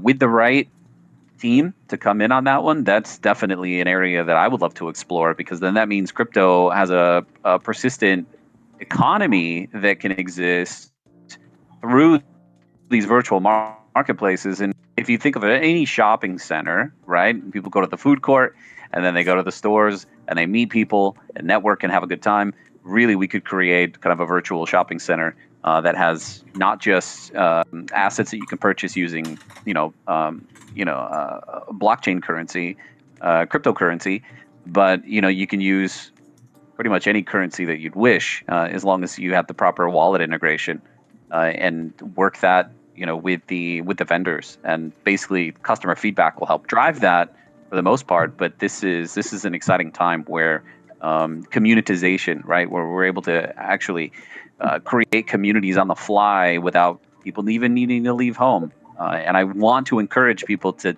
meet face to face and have those intimate connections and quality human engagement, more so than what we can do in just a typical Zoom call, which that's what we're dealing with right now, is that everybody is looking at Zoom as the standard. And when you hear virtual event, that's really what's triggering that vision in somebody's mind. And so we have to be really careful on some of the nomenclature that we use when we look at these events, because we want people to understand that it needs to be more. It needs to allow proper connection and the users to be able to drive what their experience looks like. And that's what we're hoping to bring back to people, is you get to control your own storyline and narrative and adventure.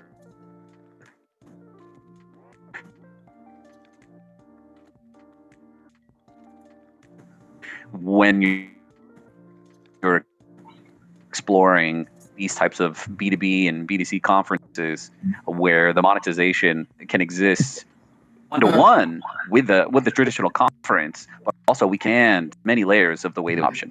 So my Splinterlands is like a game of NFTs. I want we're gonna release items and spells in the not too distant future. It'd be amazing to somehow.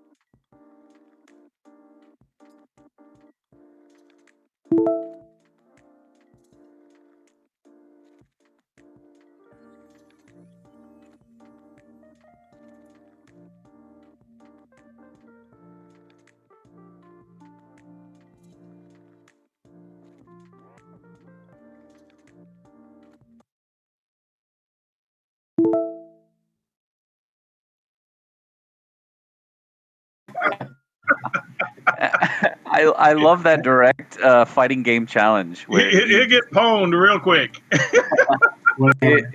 we could create kind of a Street Fighter, situation. You've been challenged, Yeah, and you got to it's pull gonna out be a gaming pad.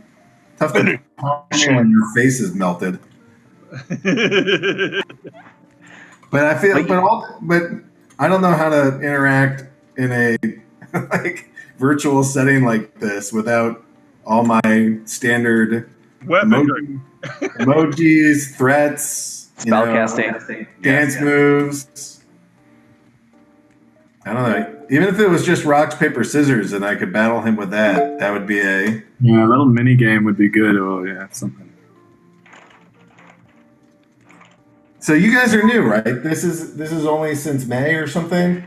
That's correct. Yeah, this is a very immature product in its early stages, and so we've been doing a lot of refinement before we do a full blown, outbound marketing campaign. So really, we've been relying on word of mouth and fine tuning the product based on that feedback that we're getting on the events that we've been hosting.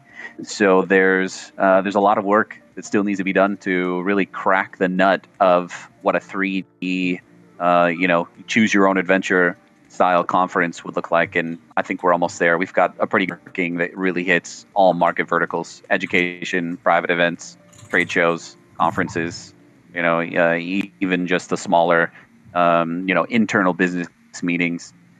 It'll be very interesting to see what this looks like fast forward a year from now, and the types of marketplaces that we can create. Yeah, I mean that certainly makes it so you can make some money. How do I take over the screen? So I want to go put like Splinterlands on this big screen or something. How would I do that? Oh, yes. So we can edit the event itself has an edit portal for organizations, and so So the organizations really are the only ones that have control over what assets are going to go into the event. We handle that manually for the time being and collect those assets and put it in ourselves. But eventually, we will have a administrative portal that you'll be able to just edit your event on the fly and put new MP4 files in there. In the lower left, there's the live stream window where we can upload unique. Right, we can take any destination where there's video streaming, either live stream or just like a YouTube link. Put it in there and it'll change instantly for all the attendees, so you can help build a schedule of events. And if you do have a YouTube video that you'd like to be part of the discussion for people to review, you could drop that in the live stream window and allow people to watch that or follow along with a live stream. That's also interesting for esports events because then this environment works really well as a fan experience and watch party. Yeah, it really does. I could, I'm sitting here and now I'm watching, two people playing Overwatch or something, or ideally Splinterlands. Yeah, there's a lot of creative juices flowing every time we have people discovering this platform for the first time, and it never gets old for me. The reactions that some people have, good and bad. I mean, as much as I love hearing people say what they love about a platform like this, I want to know what they don't like, right? I want to know where this type of environment can improve and even, further blur the lines between like spectator and player, or, kind of the way that people are able to just collect data without necessarily having to do some kind of Elon Musk computer brain interface where you're actually attaching hardware into your brain. I think this is the next safest way for us to collect data in a rapid way without us having to submit to the AI overlords. Yeah. The overlords are strong. They are, yeah, learning fast. They like to oppress us all. Well, I'm impressed. This is fun.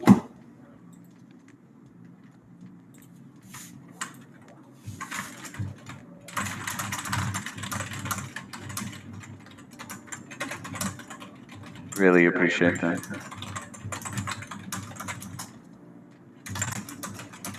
Oh, and feel free, for anybody who hasn't tested out the technology, if you click on another person's avatar, it will pull up their LinkedIn profile if they've added it to the profile. So if you don't have it in there currently and you'd like to add it, if you go to the upper right and find your user icon, it's just to the right of the Get in Touch button.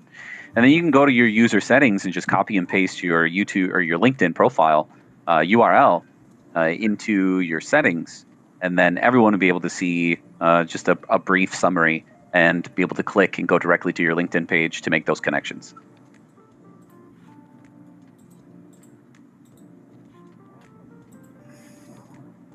And if you find somebody that you really want to have just kind of a one-on-one connection with, once you click on their avatar, there is a private chat invite within their user profile. It's in the upper right, just to the left of the X button to close the window. You can invite an attendee to private chat. And it doesn't matter where you are in the environment, you'll still maintain persistent communication. So they'll be able to walk around and explore and just kind of check out some of the sponsor booths, which I highly recommend. Go check them out. They supported the event. It would really mean a lot to Andrew and the team. You go drop in, check out the sponsors, see what they're offering, watch some of the videos, click, play, have fun, bring a friend with you, and enjoy the experience. Is this gamer jog something that we could reproduce to use for like AMA? What do you mean by AMA? Kind of like a Q&A session? Yeah, such as like if us and one of our clients want to do an AMA, but also have an audience there to be able to ask questions and play around. Is that something used for that? Oh yeah, absolutely. I'm just trying to find out some kind of new way to do this other than like recording on Zoom or Facebook Live or something. Yeah, people are very much feeling the fatigue from having to sit in kind of a 2D linear type of experience where you're just kind of going for the ride. You don't really get to have much control over it. Yeah, I've been seeing lots of articles come up from internal meetings where they're just begging for something a little bit more interactive. I want your E and Q buttons to work. Oh, that's a great way to integrate. We are looking at trying to put more emotes in, kind of a laugh track, clapping, maybe something expressive. And it is in our roadmap to deploy some of that, so hang tight. And our version 2 avatar is very close, where we'll have more options for hair selection, facial features, more body types, and then an androgynous kind of mascot for folks who just want to show up as a giant pineapple. You know, don't hold me to that. I don't know if it's exactly going to be a pineapple, but you know, I do love the idea of people just coming in as, you know, we do have cosplay at some of these events, and people will just dress up as a T-Rex, or you know, show up as. I would have some definitely random. come to this as a T-Rex or a unicorn. Either one, I would have come. If you had either of them, I'd be a unicorn or a T-Rex right away. This is going to devolve into a internet-based furry convention very quickly. It will. There's going to be a lot of Sonic the Hedgehog showing But up. with a T-Rex, it's kind of hard to drink your drink. Oh yeah, short arms. Yeah, somebody's gonna have to help out with that, or a long, crazy straw. That is true. I'll be a giraffe and help you out there.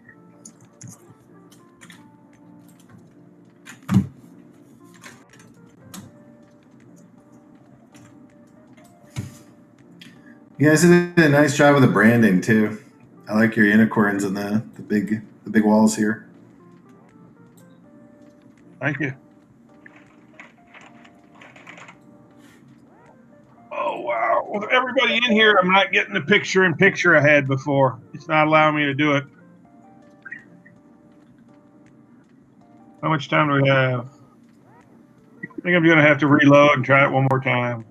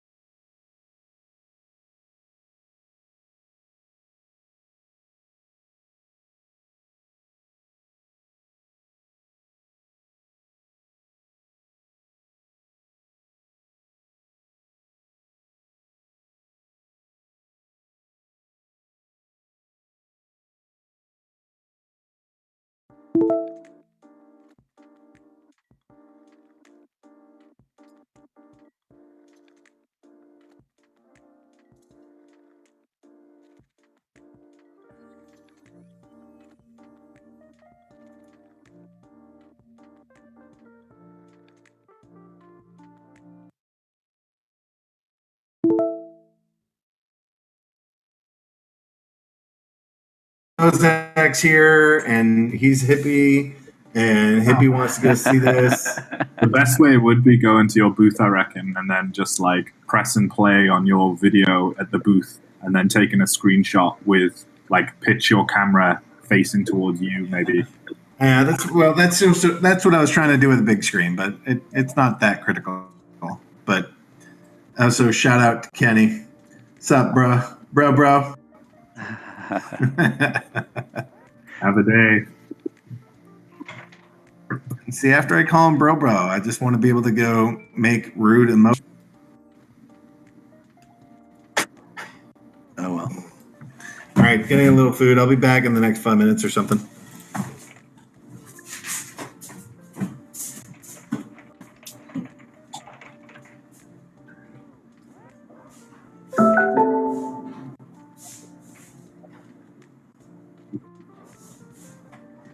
Okay, we'll get started here in about 8 minutes for the next panel.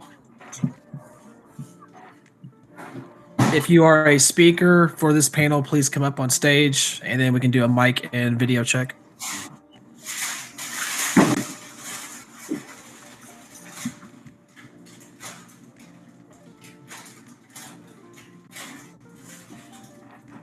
All right, so I know Agrode is good to go on audio video. Brian, thanks for coming back. A la Block to Central.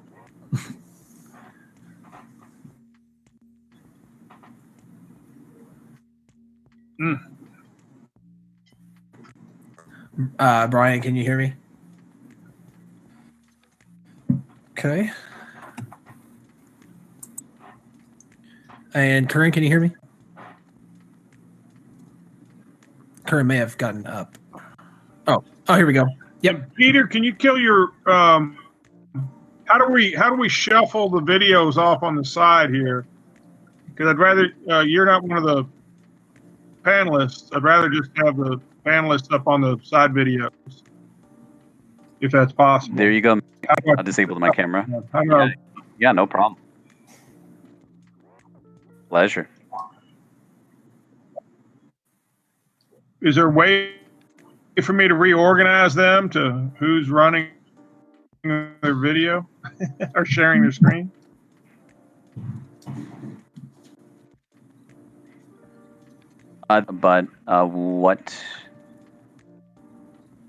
What I think you can do is, if you're running the live stream, you can full screen whichever one that you'd like to be present. Well, I just want to on quarter your end. screen them is what I was doing, and that was really cool. Where you do this picture in picture. I see. Got too many people loaded in here, and then this other machine of mine's not powerful enough.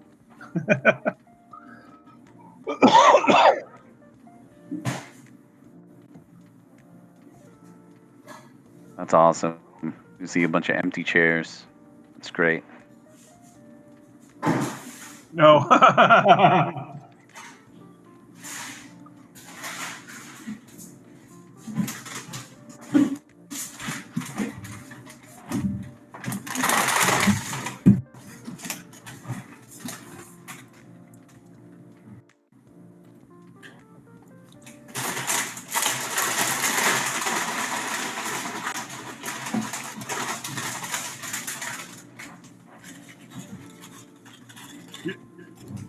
Agro, your mic definitely picks up. Oh, sorry. I'll put. No.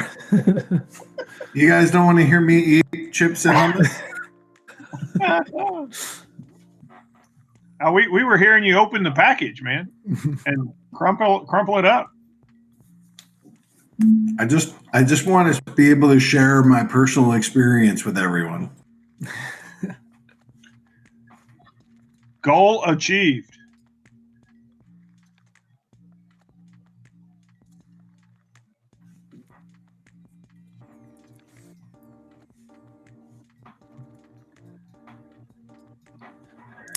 Yeah, a couple things. If you're in the audience, if you would go ahead and make sure you are muted. When the panel starts, bottom left-hand corner, just click the microphone. Make sure there's a red slash through the mic.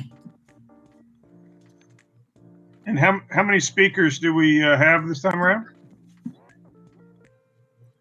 5. Can you get them to possibly share their videos as well? Yes. Yeah, Curran was good. So Curran's will be up in just a minute. So 1, 2.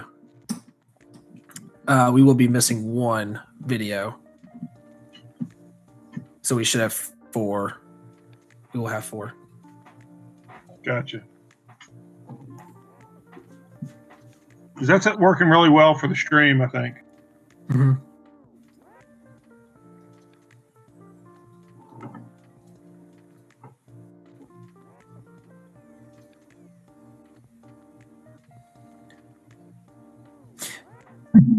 Yeah, just a couple reminders since we have some people piling in. It's good to see everybody. In the chat, if you're a blockchain game partner, if you want to put in your link, if you want to share something, feel free to do that in the text chat bottom right-hand corner. Just click the chat bubble, because when you put a link in there, it is clickable. So when someone clicks it, it opens up a new browser. So if it's something you want to share, definitely put something in there, like a video or anything else, because that'll stay in that chat box and people can come into the room and click those links. So feel free to do that. Nice.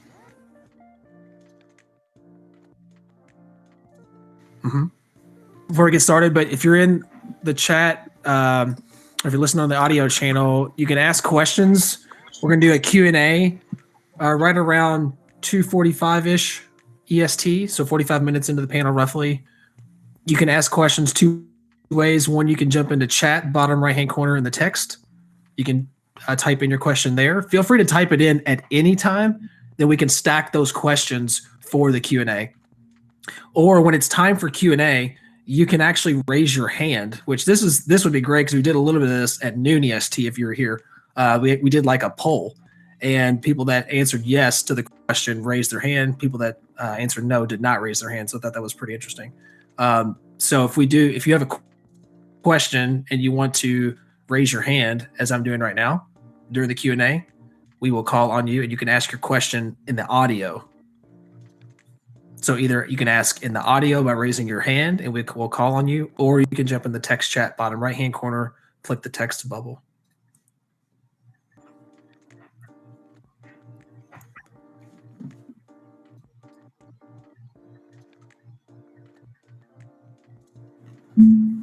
I feel like this would be a great time to just like rickroll people. You know, they're just like hanging out in the audience, and I could let them all know simultaneously that I'm never going to give them up.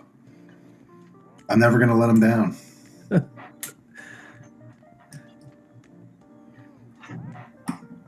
This is why you can't take me anywhere. Lots of opportunity windows. Yeah, for sure. I see. Yeah, Jake, thanks for posting that. Curran, thanks for posting that as well. Yep, test good.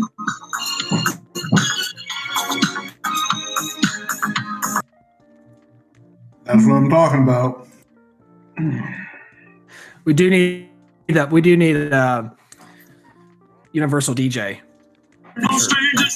Sure.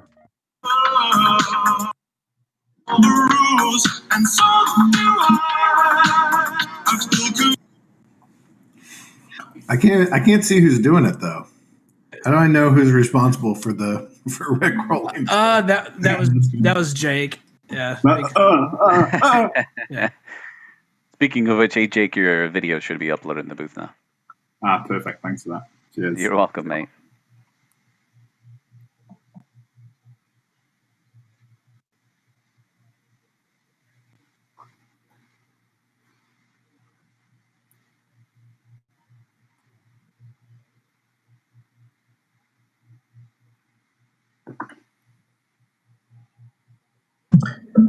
You know, I'm jealous of all the drinks. The last time I tried to get a drink from the bartender, it crashed my browser. So I'm not going to try it again.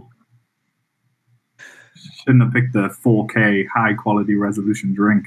I was going to say, it must have been a very the longest Long Island iced tea you've ever seen. You got to shorten that order up, you know. Yeah. Cheers, bro.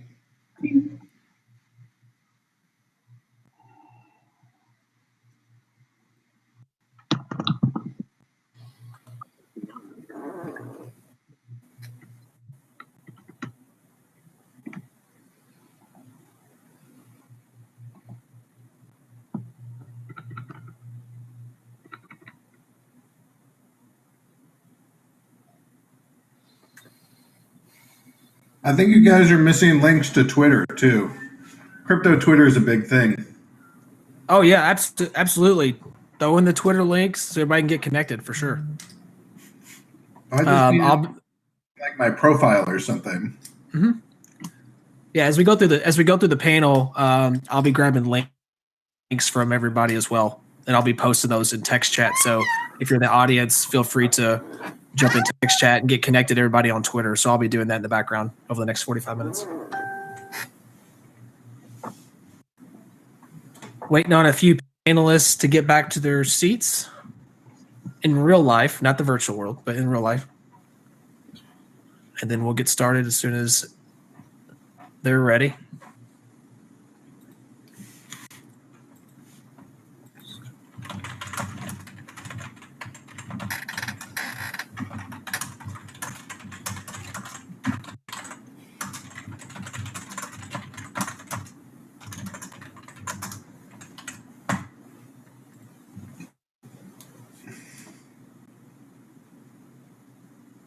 Oh, one little tidbit since we're all in here.